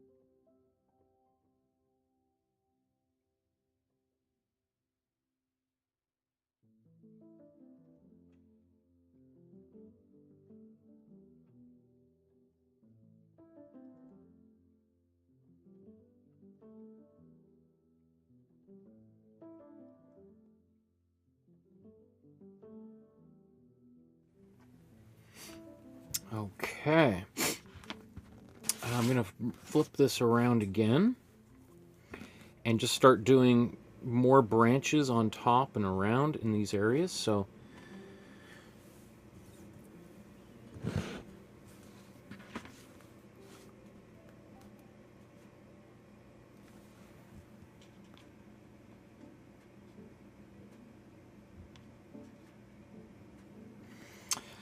I've spent the whole day earlier and last night doing a bunch of research on the artists we're going to be doing in February and March and April, and I'm so excited. There's a lot of really cool paintings that I've wanted to get to for a while. So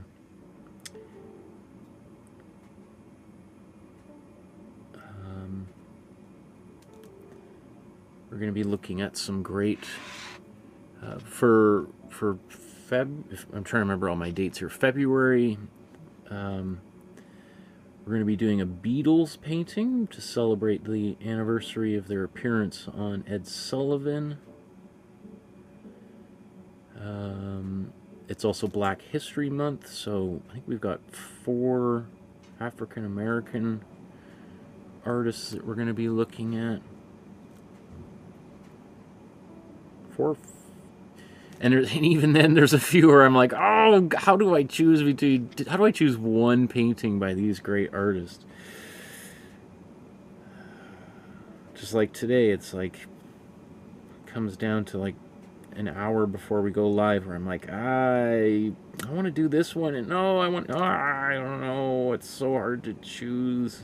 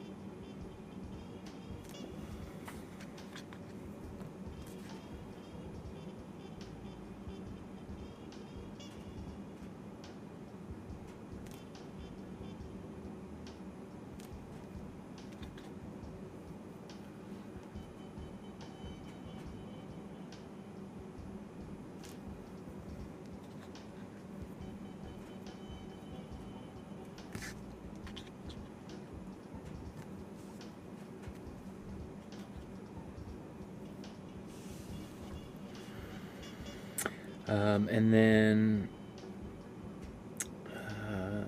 Women's History Month is coming up, and I've got a whole bunch of great artists that we haven't talked about yet. There's Asian History Month coming too in May, and a bunch of artists that I wanted to do the last few years and just ran out of time. And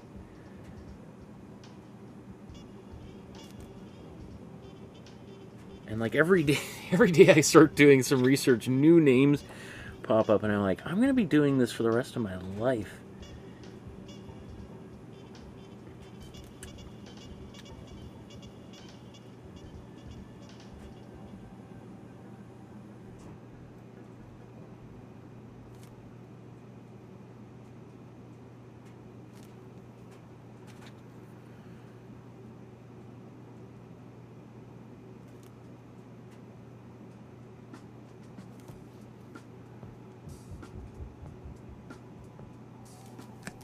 Let's just take a look and just see how that's turning out. It's looking good. It's almost like that. Maybe I shouldn't be using it. Well, I was gonna say it's too black, but not bad.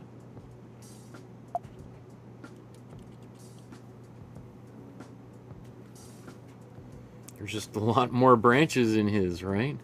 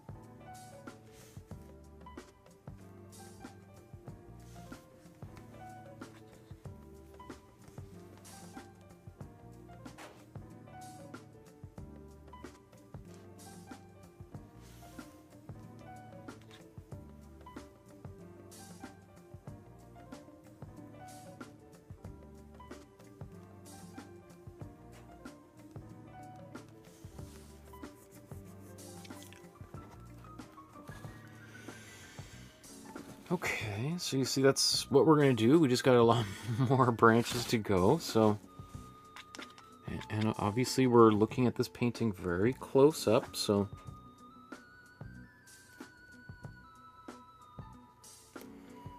As we go, all of that detail will just fade into one.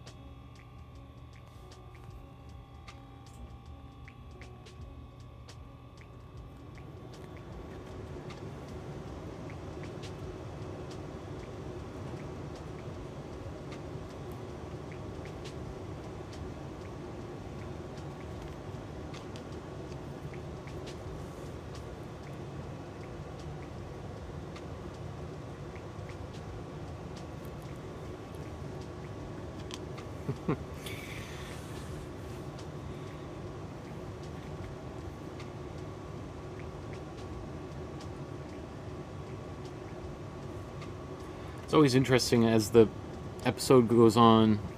It gets quieter and quieter in the chat, and I guess I also get a little bit quieter too. Is often I become more focused towards this end, the end of the painting, because it's more refined detailing and less just sort of wild, spontaneous, application of paint. Everything is just more attention is just required, right?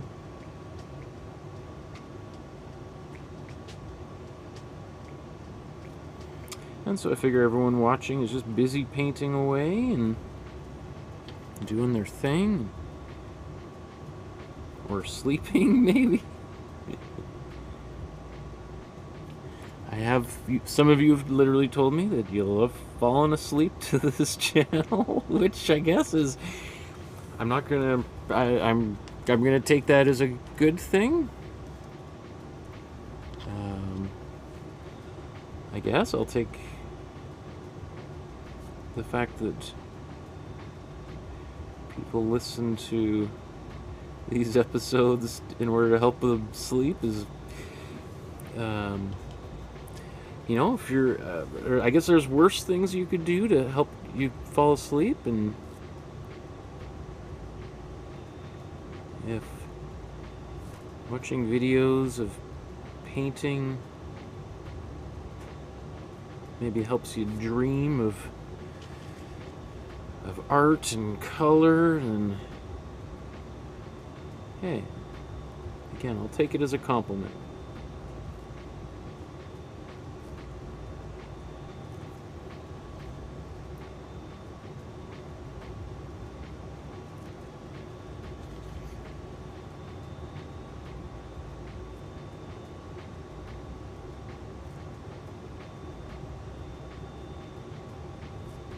So I really have to resist the urge just to get really impatient here, just to kind of start throwing in all sorts of, you know, it's looking good, it just takes time, right? So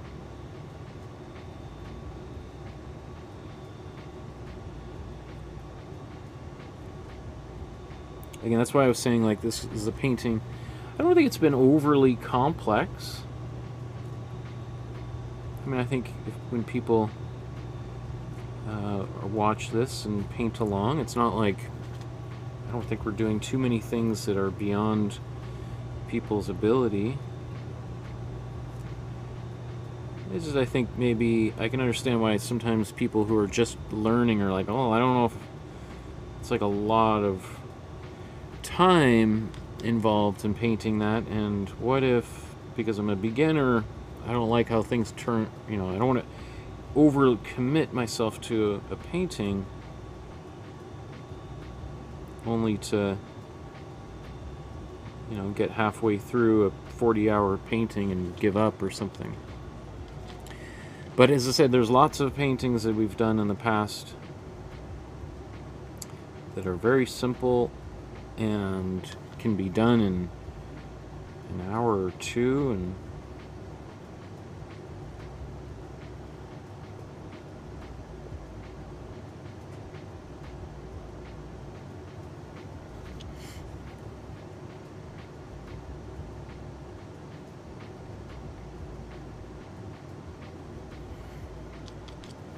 I need to mix more black.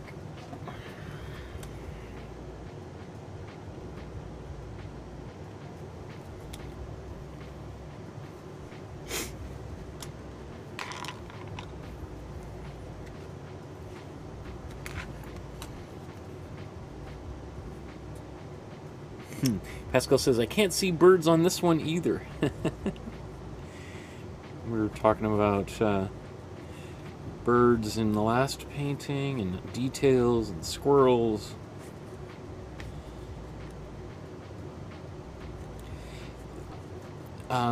Johnston, I would say, is, if there were going to find animals in anybody's paintings, it'd probably be Johnston, because he's got more detail probably than all the other artists. He's really the odd man out, which is not, it doesn't surprise me that he didn't stick around that long. You know, he shows in the first Group of 7 show and then he's done. And yes, it's a geography thing. He's now moved to Winnipeg. But he's not the only, you know, there's, Fitzgerald is living in Winnipeg, and he's still part of the group. So, yeah, that, as it, but all, you know, again, as I said at the top, it's not like when he left the group, it was like he was tearing up his draft card or something. And,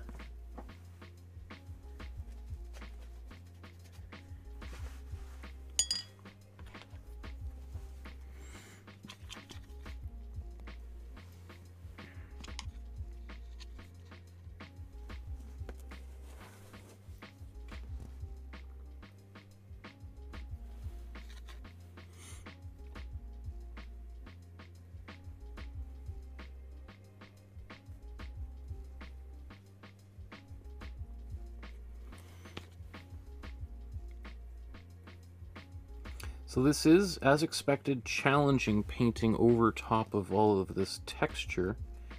But actually, you know what? It's not so bad, because it is causing my paintbrush to kind of bounce around a little bit on the surface. And that also kind of gives it a little bit more of a natural, organic kind of look, I think, as opposed to just really clean, straight lines. We've got a lot of lines that are kind of various different width and thicknesses, and some are shaky and more solid, and I think that can only help.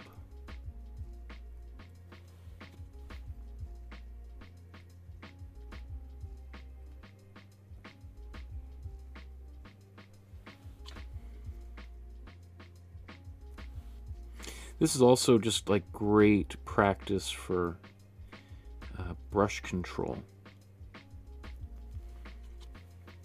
And you know, if you can do something like this, man, you can paint anything.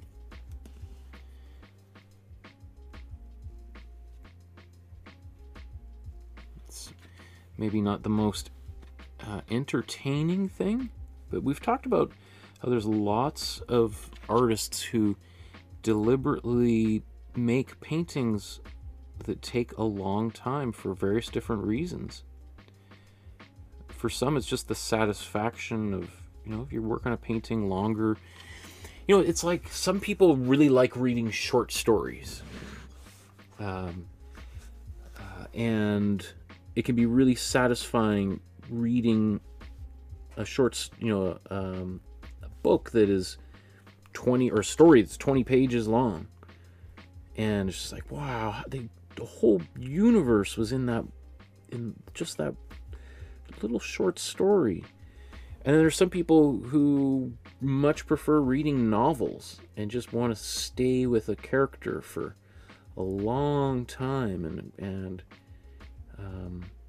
I don't know about you, but there's been books that I've read that I didn't want to end, and I just sort of, you know, I would read a little bit and then put the book down, because I was like, oh, I don't want, I got 60 more pages to go, and this is just so, I feel like this person's my friend, and what am I going to do when this book's over? And so sometimes, like, as an artist, you're working on a painting and you don't want it to finish. You're just like, you're having a great time with that painting, and it's just like you just want to just keep on going and going and adding more and more detail. I know for some people that just sounds ridiculous. It's like, why wouldn't you want to just get the thing done as quickly as possible? Well, not everybody's goals are the same when it comes to making art. We talk about this all the time in my classes at Emily Carr, the university I teach at, that everybody's definition of success is very different. You know, some people's definition of success is being famous, making a lot of money, being on the cover of a magazine, and no judgment, nothing wrong with that if that's, you know, what you're looking for in life. And I will say I've done a lot of those things. I've been on covers of magazines and made money doing what I do, and that is exciting. But it's also kind of a little bit empty. Honestly, like doing this kind of thing and meeting all the people that have become part of this community is more satisfying than most of the successes that I've had in my career. Seeing other people get better and better at painting and drawing is such a life-affirming experience for me. It's just like, wow, that's so exciting. Seeing the people posting stuff on our Facebook group, and People talking about how, like, they never thought they could do any of this stuff, and here they're doing it. And that I've helped them get to those places. Wow, that's I'm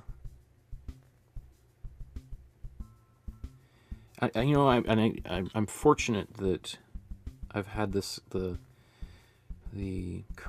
commercial and critical success and stuff over the course of my career. So it's easy for me to say that selling art or getting a big exhibition or being bought by some well-known person is kind of a hollow experience, but I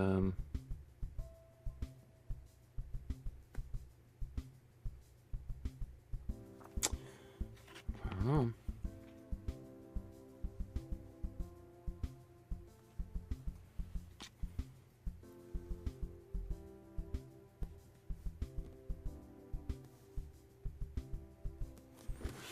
Okay, let's take a look here. I think it's really starting to come together.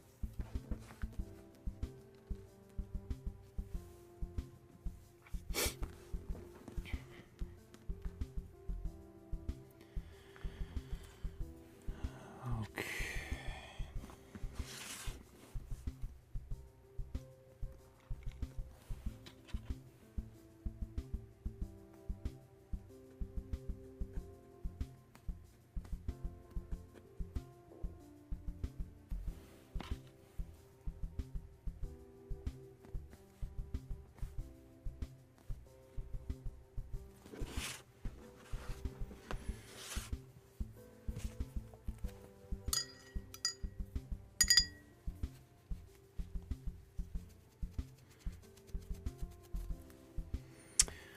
Paul says, I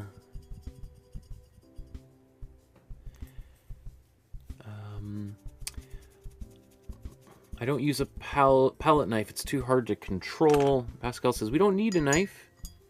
Well, I did use a palette knife for the trees. So I used to get some of that thick texture.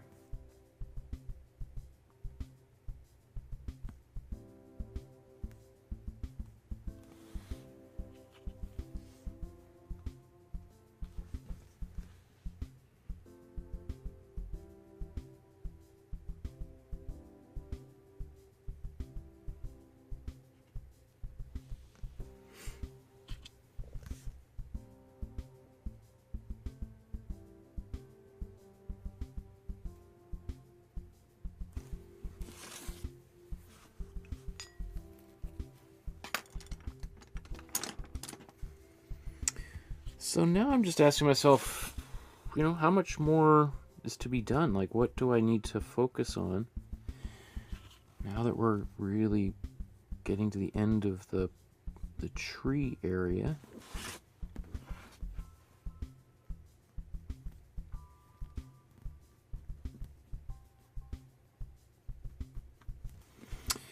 So let's actually take a look at them side by side. And just kind of think a little bit. Now you see he's got all those trees kind of clumping together right here.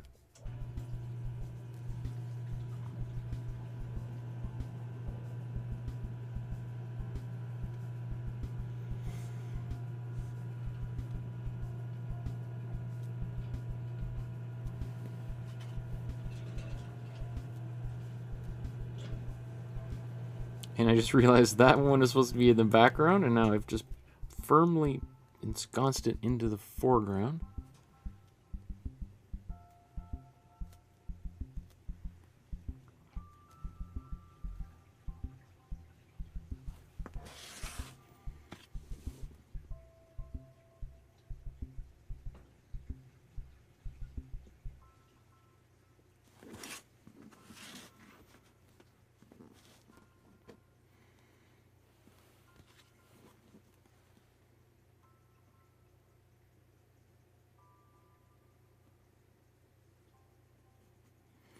So I'm just widening the base of some of these, and you can see I wait kind of towards the end to do that. Just kind of helps prevent any kind of, because I don't want to keep widening and widening and widening the base to meet thicker and thicker branches above.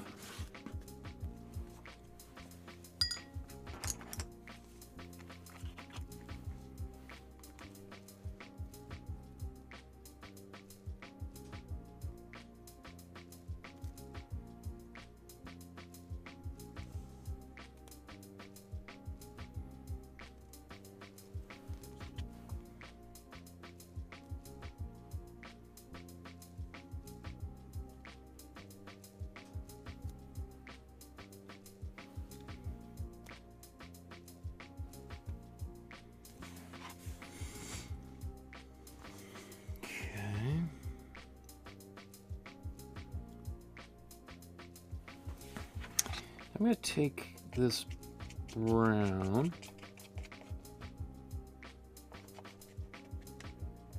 grayish brown. I'm going to go into the, that's pretty subtle, I need a little bit darker.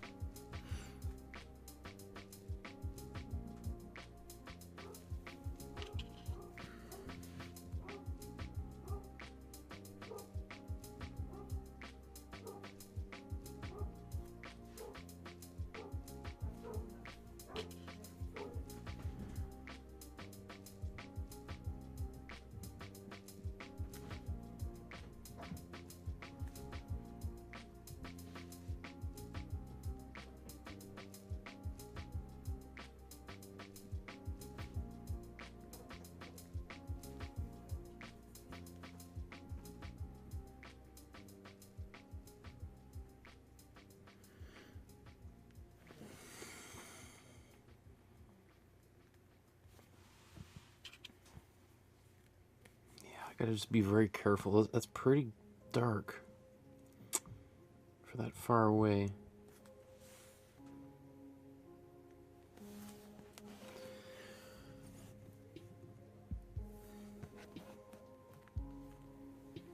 Not bad.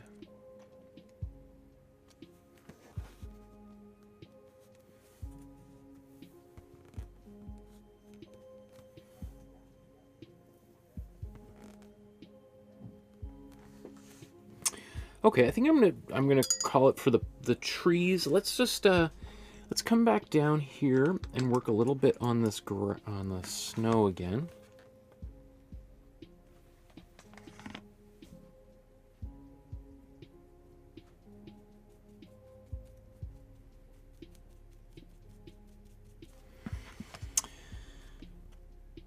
This time, let's go for, do I have any cool yellow left?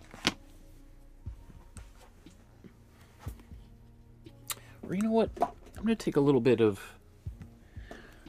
warm yellow, especially for the foreground.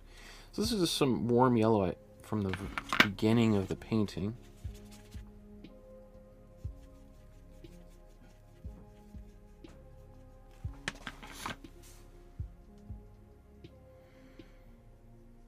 Just going to put a bit of this. This is like a little bit of sunlight. That's even a bit too colorful.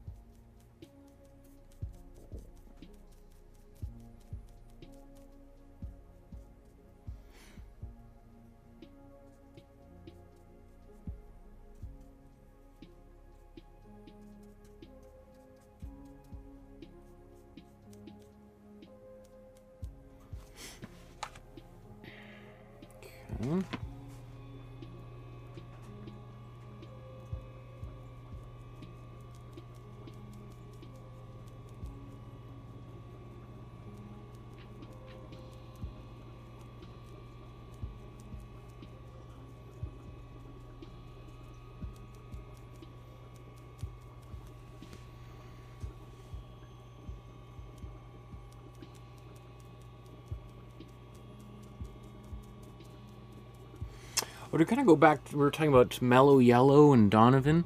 I'm a big Donovan fan. I know Donovan absolutely. Donovan. I'm a huge Bob Dylan fan, and there's a great scene in the documentary "Don't Look Back." The Pennybaker, who was a great documentarian, did a great documentary on Bob Dylan when he first was going around playing shows while plugged in with his guitar, with an electric guitar, and I think the band was backing him up on that tour too. The band that was eventually called The Band. Robbie Robertson and so.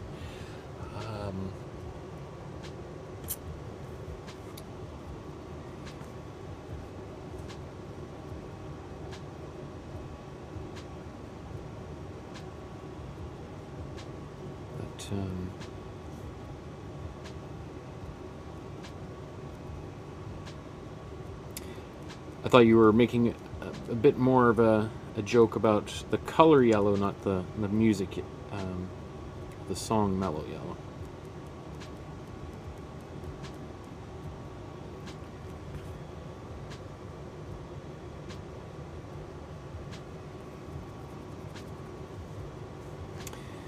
Okay, let's I need some, well, can I use this warm yellow?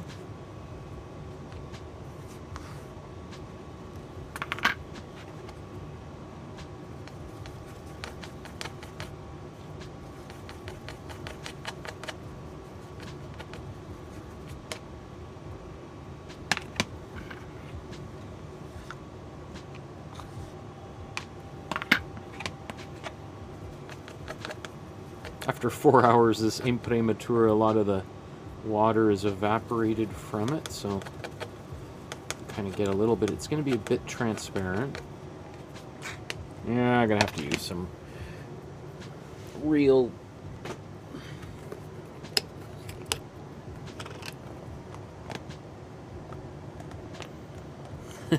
Eric says, nope, just Donovan.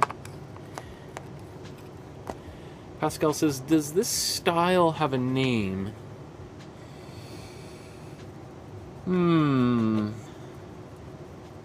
That's a good question. A group of 7 don't really have a specific name for the style they're painting in. That's a great question. I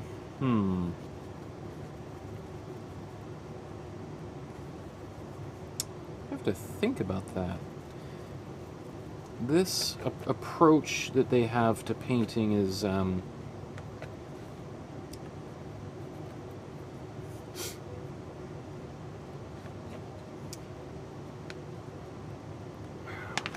that's a great question.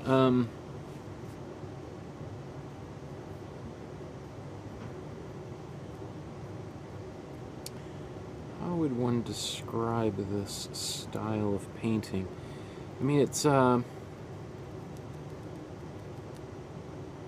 and sorry, here I'm just mixing this. Maybe that's a little bit more orange than I expected it. Here I was trying to get it to look orange, and then I got it that color. I'm like, oh, that's not. Maybe I don't want it to be quite so orangey. That's okay. Let's take a bit more warm blue, warm red.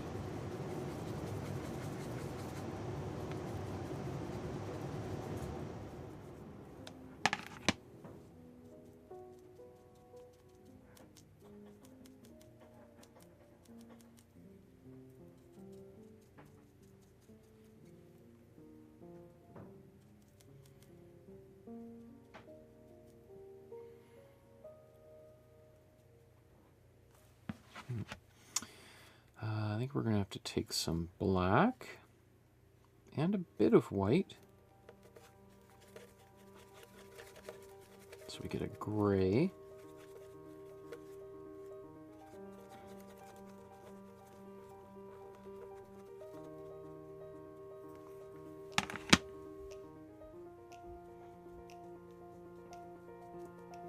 And I gotta go to a smaller brush. Here I am, like, trying to do finishing details with a big, heavy, thick brush here. So let's just slow down, Michael. And you're getting excited that the painting's almost over, and you're...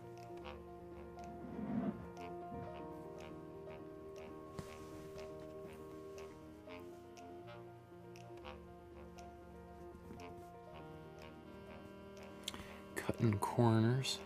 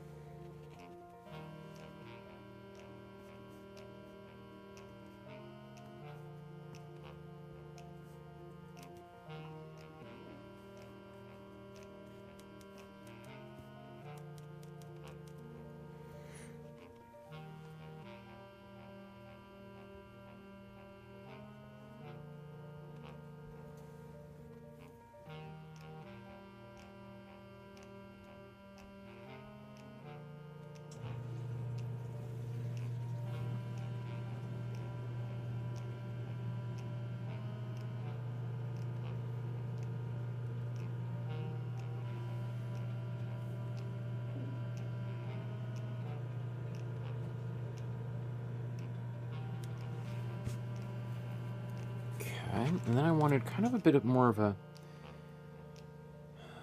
peachy, pastel-y color.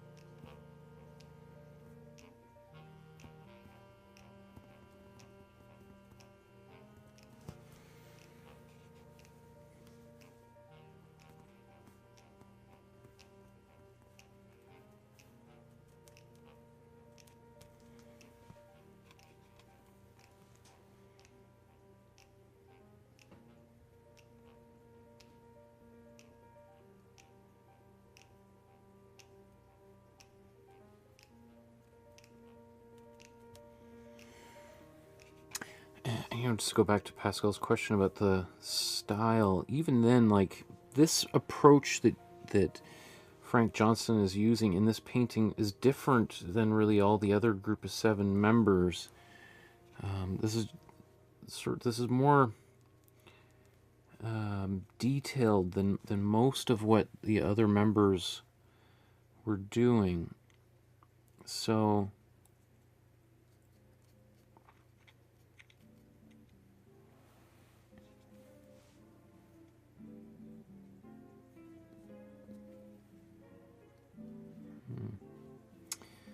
I don't know.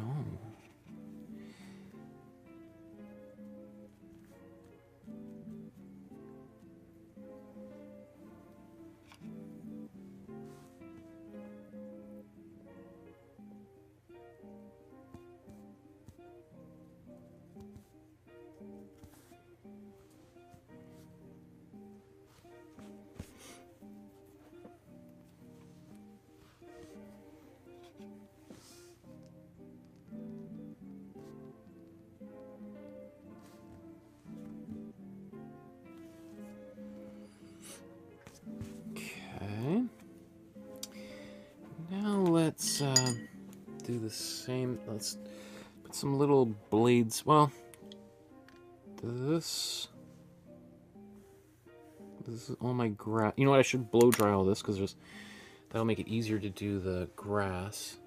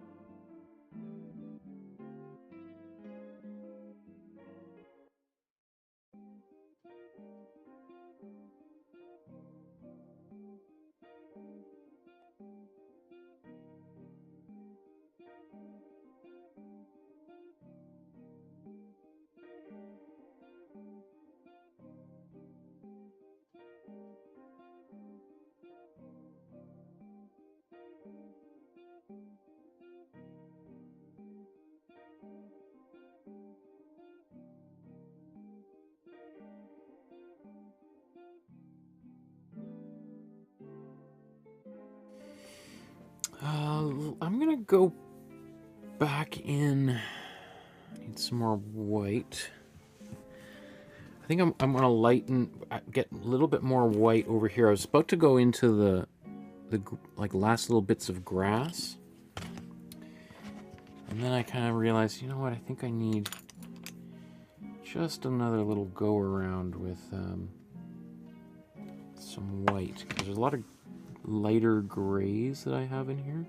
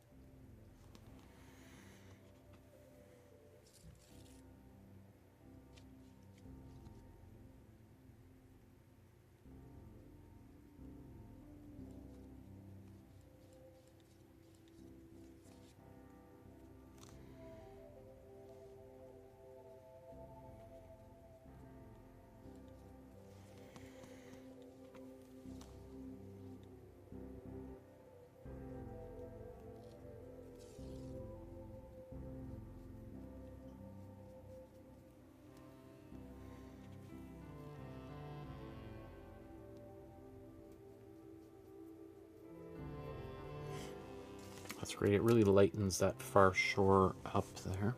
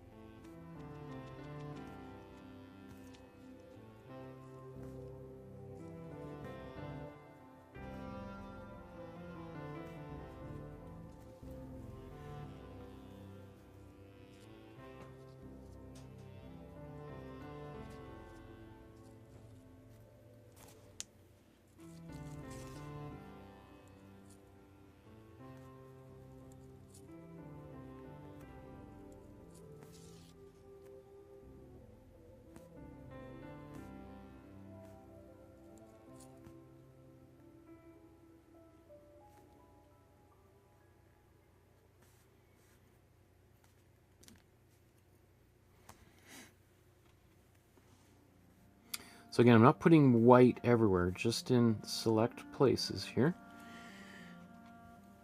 And you can see, like, keeping a little bit of the white off of this area kind of shows the cast of the light from the trees behind it in that little darker area of the water there.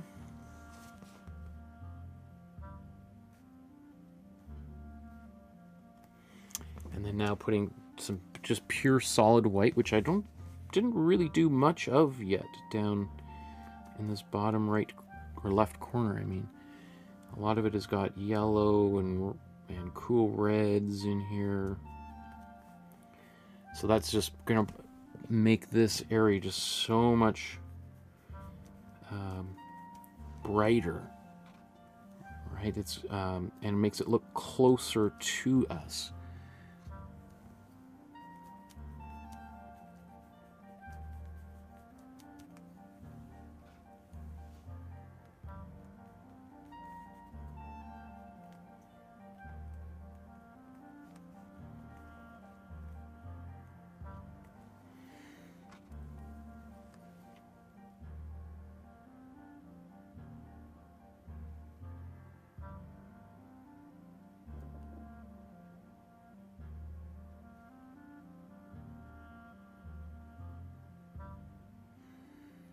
Little dapples of white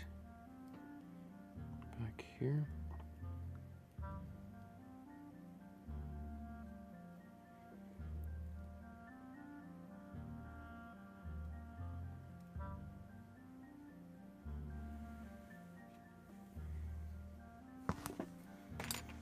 Let's go to a smaller brush.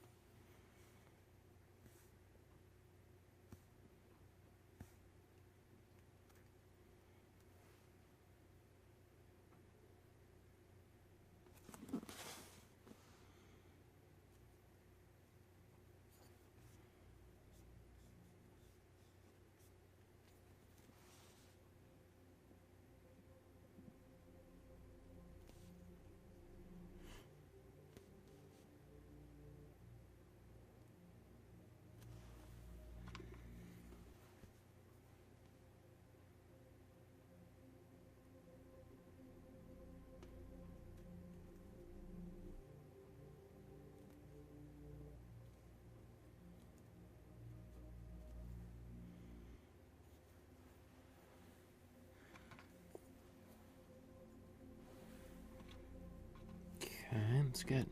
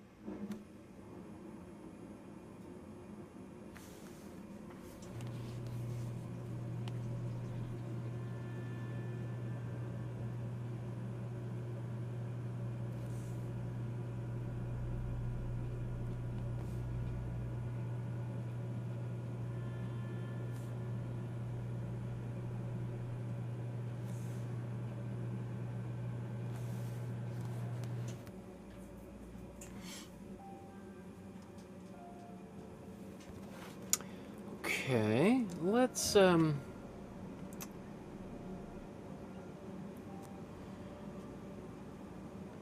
to. I think it's time to do a little bit of finishing touches here. We're getting right next to the end, so I'm going to really just a little bit of highlights in the water. Oh, in the grass, and that's the two final things that we need to do for this painting. So for the little bits of highlights on the water, taking some of my, let's see how the,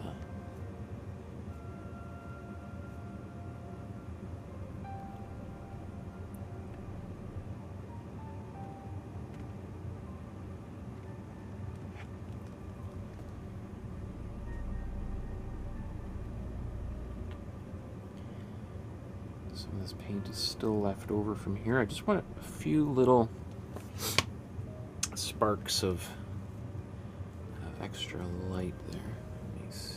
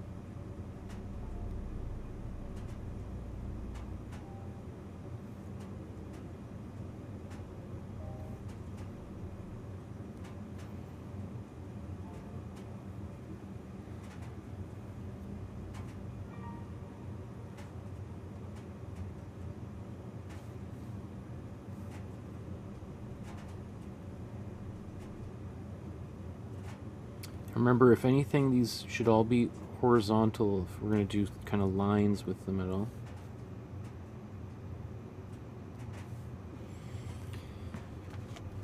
And then I'm going to take some white in my warm blue.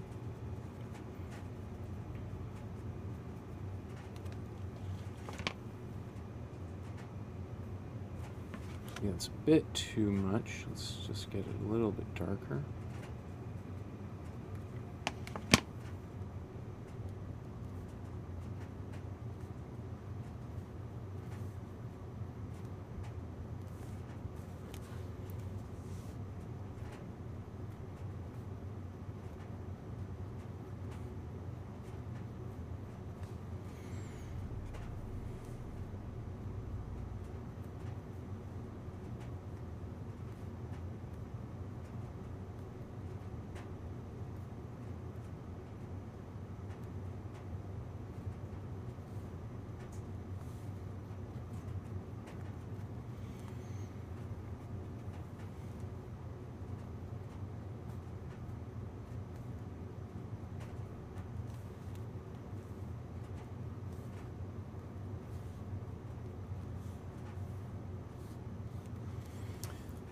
let's zoom out and see these in their totality.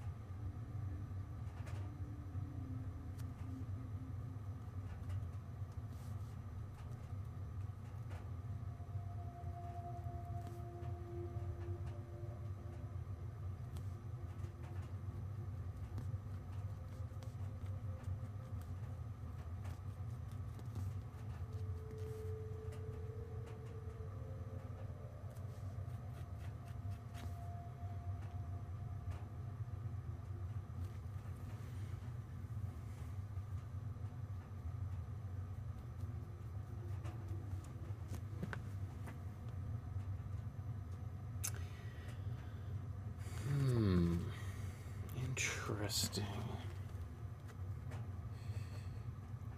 I'm not sure if this has improved the painting down here or not.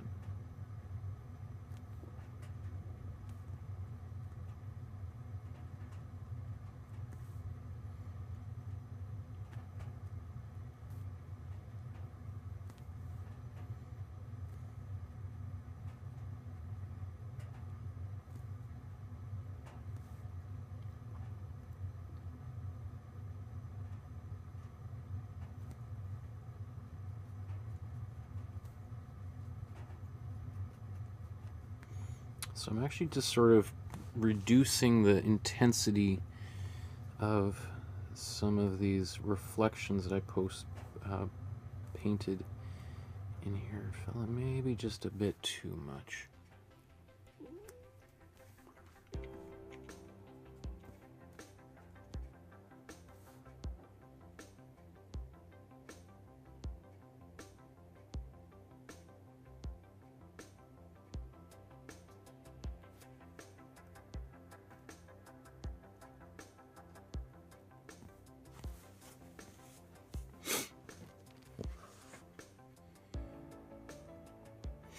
And you know, I feel like I need to go to a green again.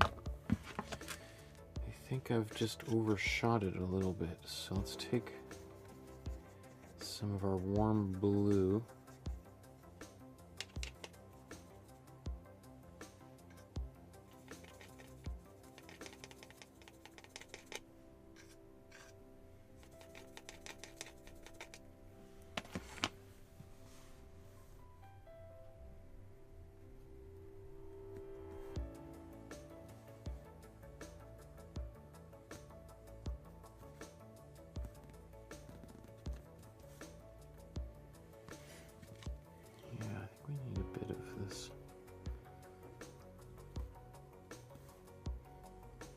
Green back in here.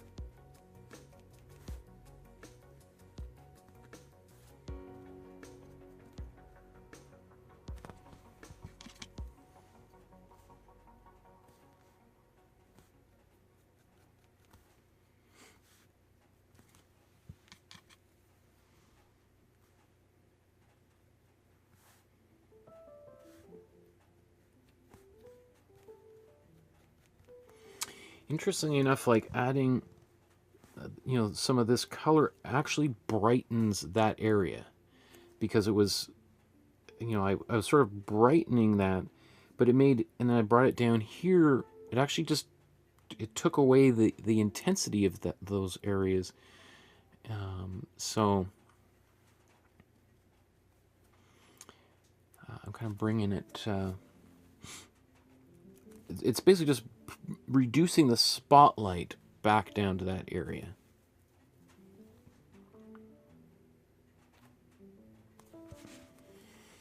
I mean, I look at it and I just see like, oh, I could just spend hours in here, which is what I'm sure he did, right? He's spending hour after hour just tinkering and tinkering and tinkering in this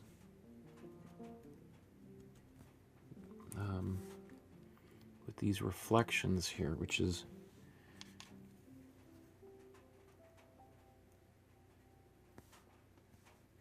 amazing.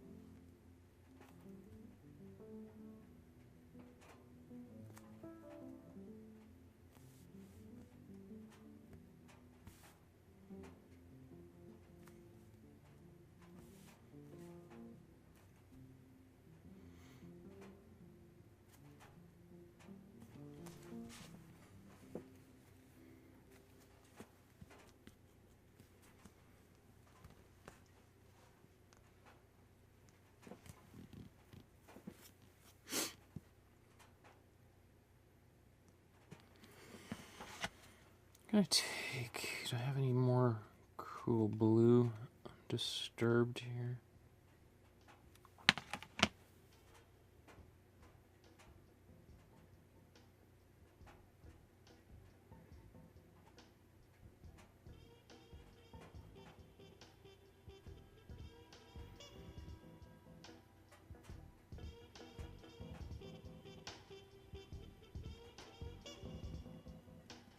So putting this cool blue back here again helps give it those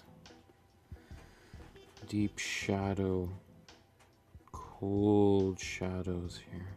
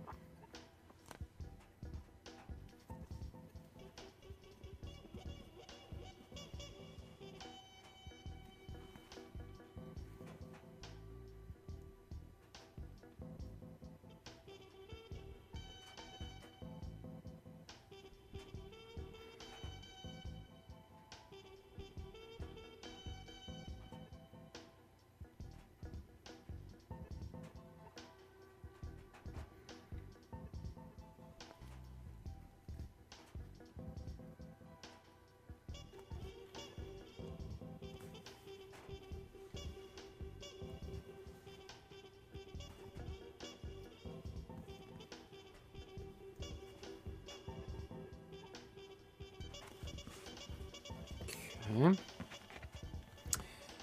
As I'm observing the painting, I see like these little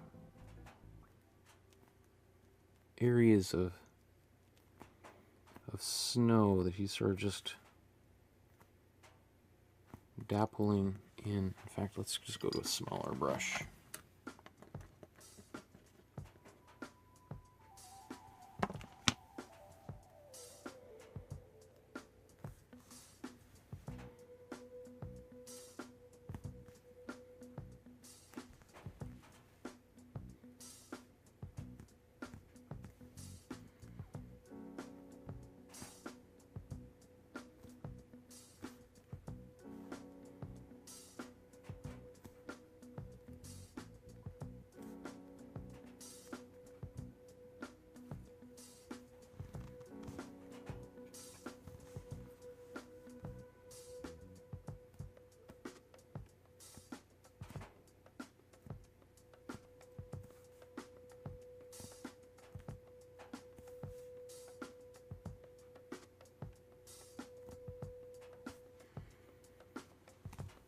That makes a big difference. All these little dots, especially in the foreground here.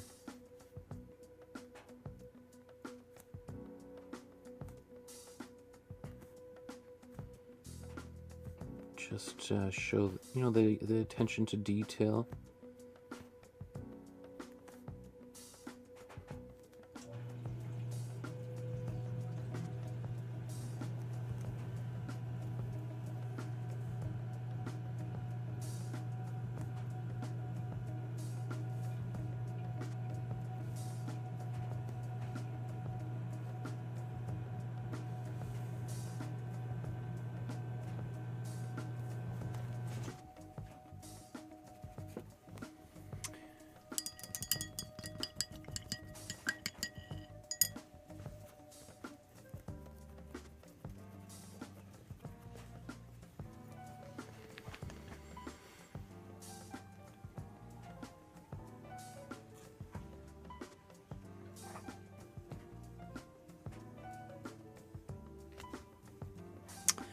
Pascal says, Canadian post-impressionism is the style, I assumed, but wondering if there's an official name branched out from another style. I don't know.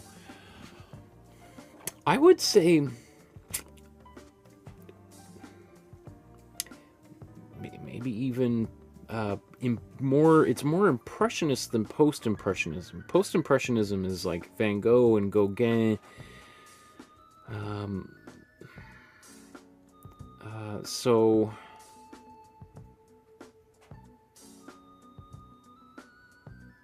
yeah, I don't know. I don't know if there's an actual name for this style. I've never thought about it.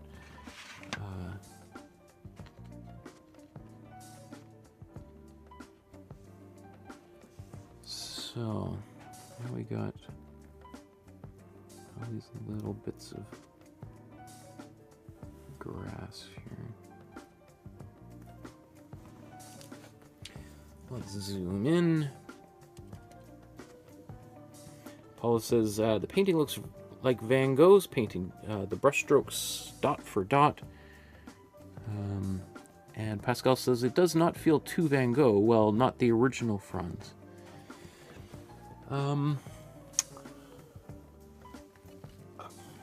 Well, I mean, Van Gogh has more than just the swirling skies that we see in the last few years of his life.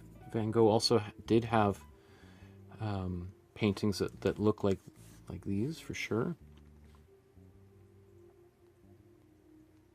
Not the most famous of them, but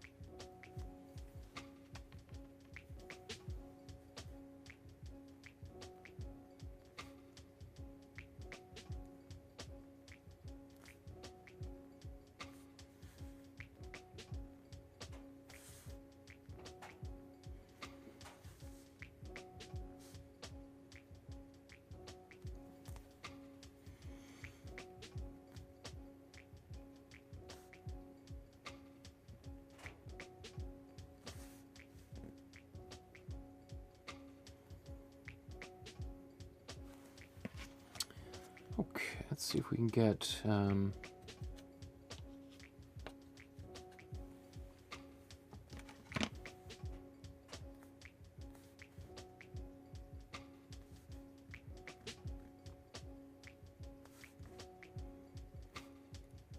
so a few different colors in there. Let's see, there's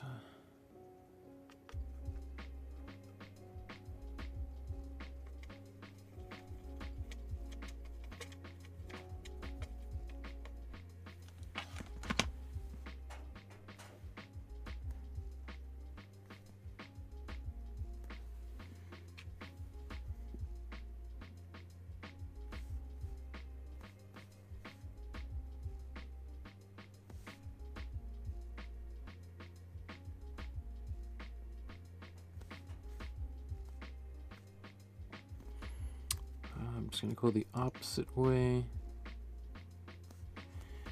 with some dark dots.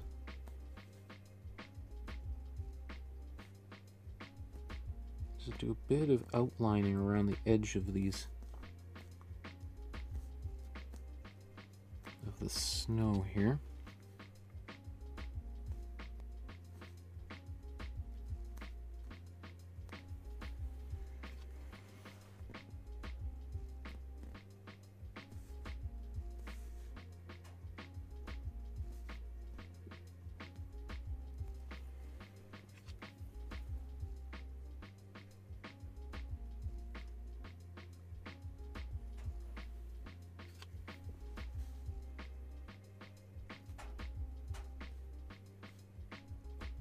And this is like a really dark, warm brown with warm blue in here. And that's just, again, going to help pull this,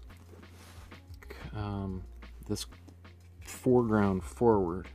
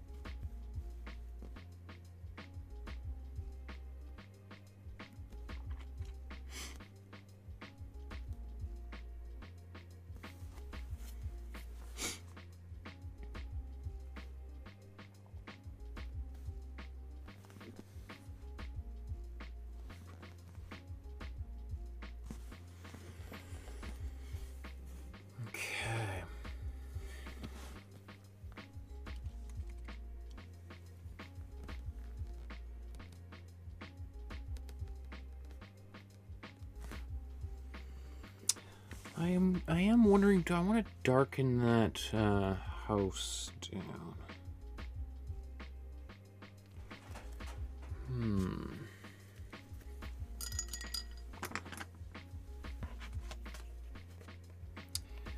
What if I take a bit of warm, let me see, I don't have much room left on here. Like black. And actually, no, I probably should use a bit more of a cooler blue back there, shouldn't I?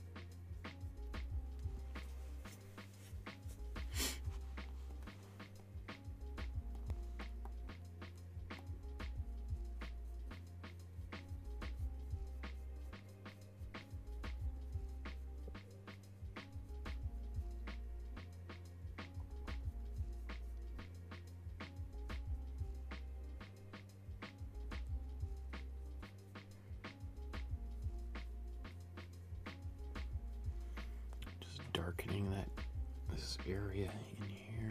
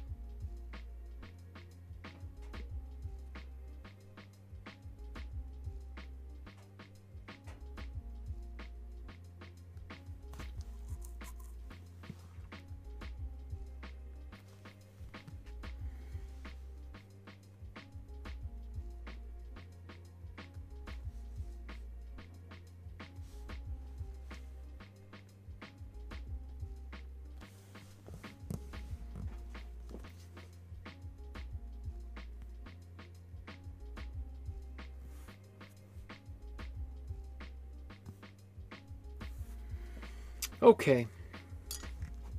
I think that's good for now. Let's do... Okay, we are at the promised land here at the end of the episode. We could spend more and more time on this, as I'm sure he spent many, many more hours than we have on this, but it's time to call it a night. The sun is down, it's getting cold in the studio, and Lolly's probably just about to go to sleep or waking up now that she's joined us. So if you're watching the video long after it recorded, or well, just other ways it could be right now you're watching, or after it's recorded. Either way, like the video, subscribe, hit the notification bell, take a photograph of the painting you made today, upload it to our Facebook group so that we can celebrate your work. I think next weekend we're going to be doing a feedback episode.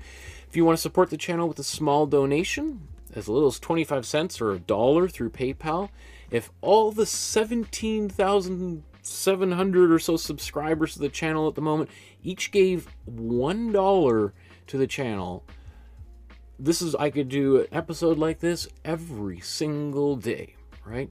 Unfortunately, I can only make it work once a week or so at this point.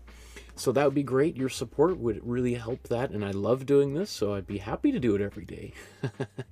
Contact me through the Facebook group or through my email on my website. I'd be happy to chat with you, or especially if you want to send a donation. So let's take a look at these paintings side by side, see how they turned out. And pretty happy. Obviously, there's more things I could just spend hours and hours working on, but I think we got the gist of it. I could probably spend another hour adding more branches in the trees here. I probably would not have put those little trees back there. The water, he's really spent a lot of time down there. Probably the majority of his time would be the branches and that water in terms of where his attention was in this painting. So let's zoom in.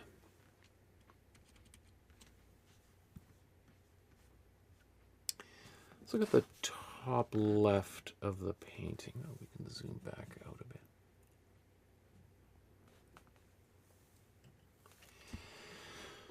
So, really, it's just again, it's the tree branches. Mine, you could see that I was going pretty quickly. he's really taking his time. Like this painting, he would have spent, you know, probably a month or more working on. So he probably, you know, he might have spent one day on that little sliver, another day, right? So slow moving, but you can see how beautiful it is. The texture, the layering of all those brush strokes, where just little slivers of the sky are coming through. Very satisfying. The barn itself, I think, has turned out okay. I like how it's just very subtle in both of our paintings, that you kind of lose the shape of it a little bit, and then you're like, oh, okay, now I see what we're looking at, right? It's that relying on people's perceptual ability to kind of make see the trees through the forest, right? Let's go over to the right. Well, let's first just take a look at this other little building. And oh, did I just notice my horizon's a little crooked? How did that happen? Okay, well, that's pretty good. I feel pretty satisfied about how that turned out. You know, there's still more trees. There's a little tree right next to it that I just took out. Not bad. You know, I wish I could spend more time really having tiny little branches there. So the other thing too is we have these trees. I don't know. I should have just eliminated them because they look strange. Looks like on the right side of the painting it's spring again. There's also little details in the background of, you know, fences and little trees on the horizon. Just don't have time for all that. Let's look down at the water now.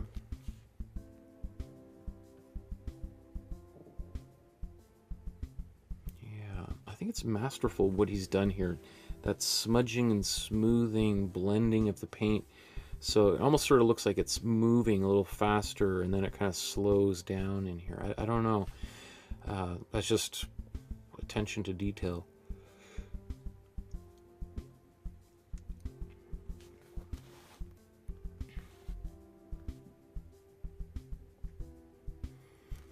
You know, this kind of exposed grass happening down there. It's like, did it just snow, or is the snow melted? It's hard to kind of tell. But pretty good for our area there anyway. And then lastly, coming back full circle onto the left here. Yeah, I mean, I love what he's done, and here we got little kind of small rolling hills kind of right up by the bank. We can really see that in his painting, not so much in mine. Down here, I'm pretty satisfied. It's very textured, but I like how that texture has turned out. So, yeah, I mean, beyond just spending a lot more time on this painting, you know, I don't think, you know, if I spend another 4 hours on it, I'd probably make it 5% better, which would be satisfying, but, you know, I could probably live with it at this stage. Okay. Well, thank you everyone for painting along with me. We'll see you guys next week. And if you haven't already, on the Facebook group, I asked maybe a couple weeks ago what paintings you would like to see us paint during this next coming year. And I've been going through it, and I'm putting a lot of those names in there. So if you haven't done so already, please go to the Facebook group and reply to that post. It says, what should we paint in 2023? And there's an easel with a question mark on it. So that's a great place to add your suggestions. Okay, everybody, we will see you again very soon. Have a great night. Thanks for watching. We'll see you all very soon. Good night. Good night.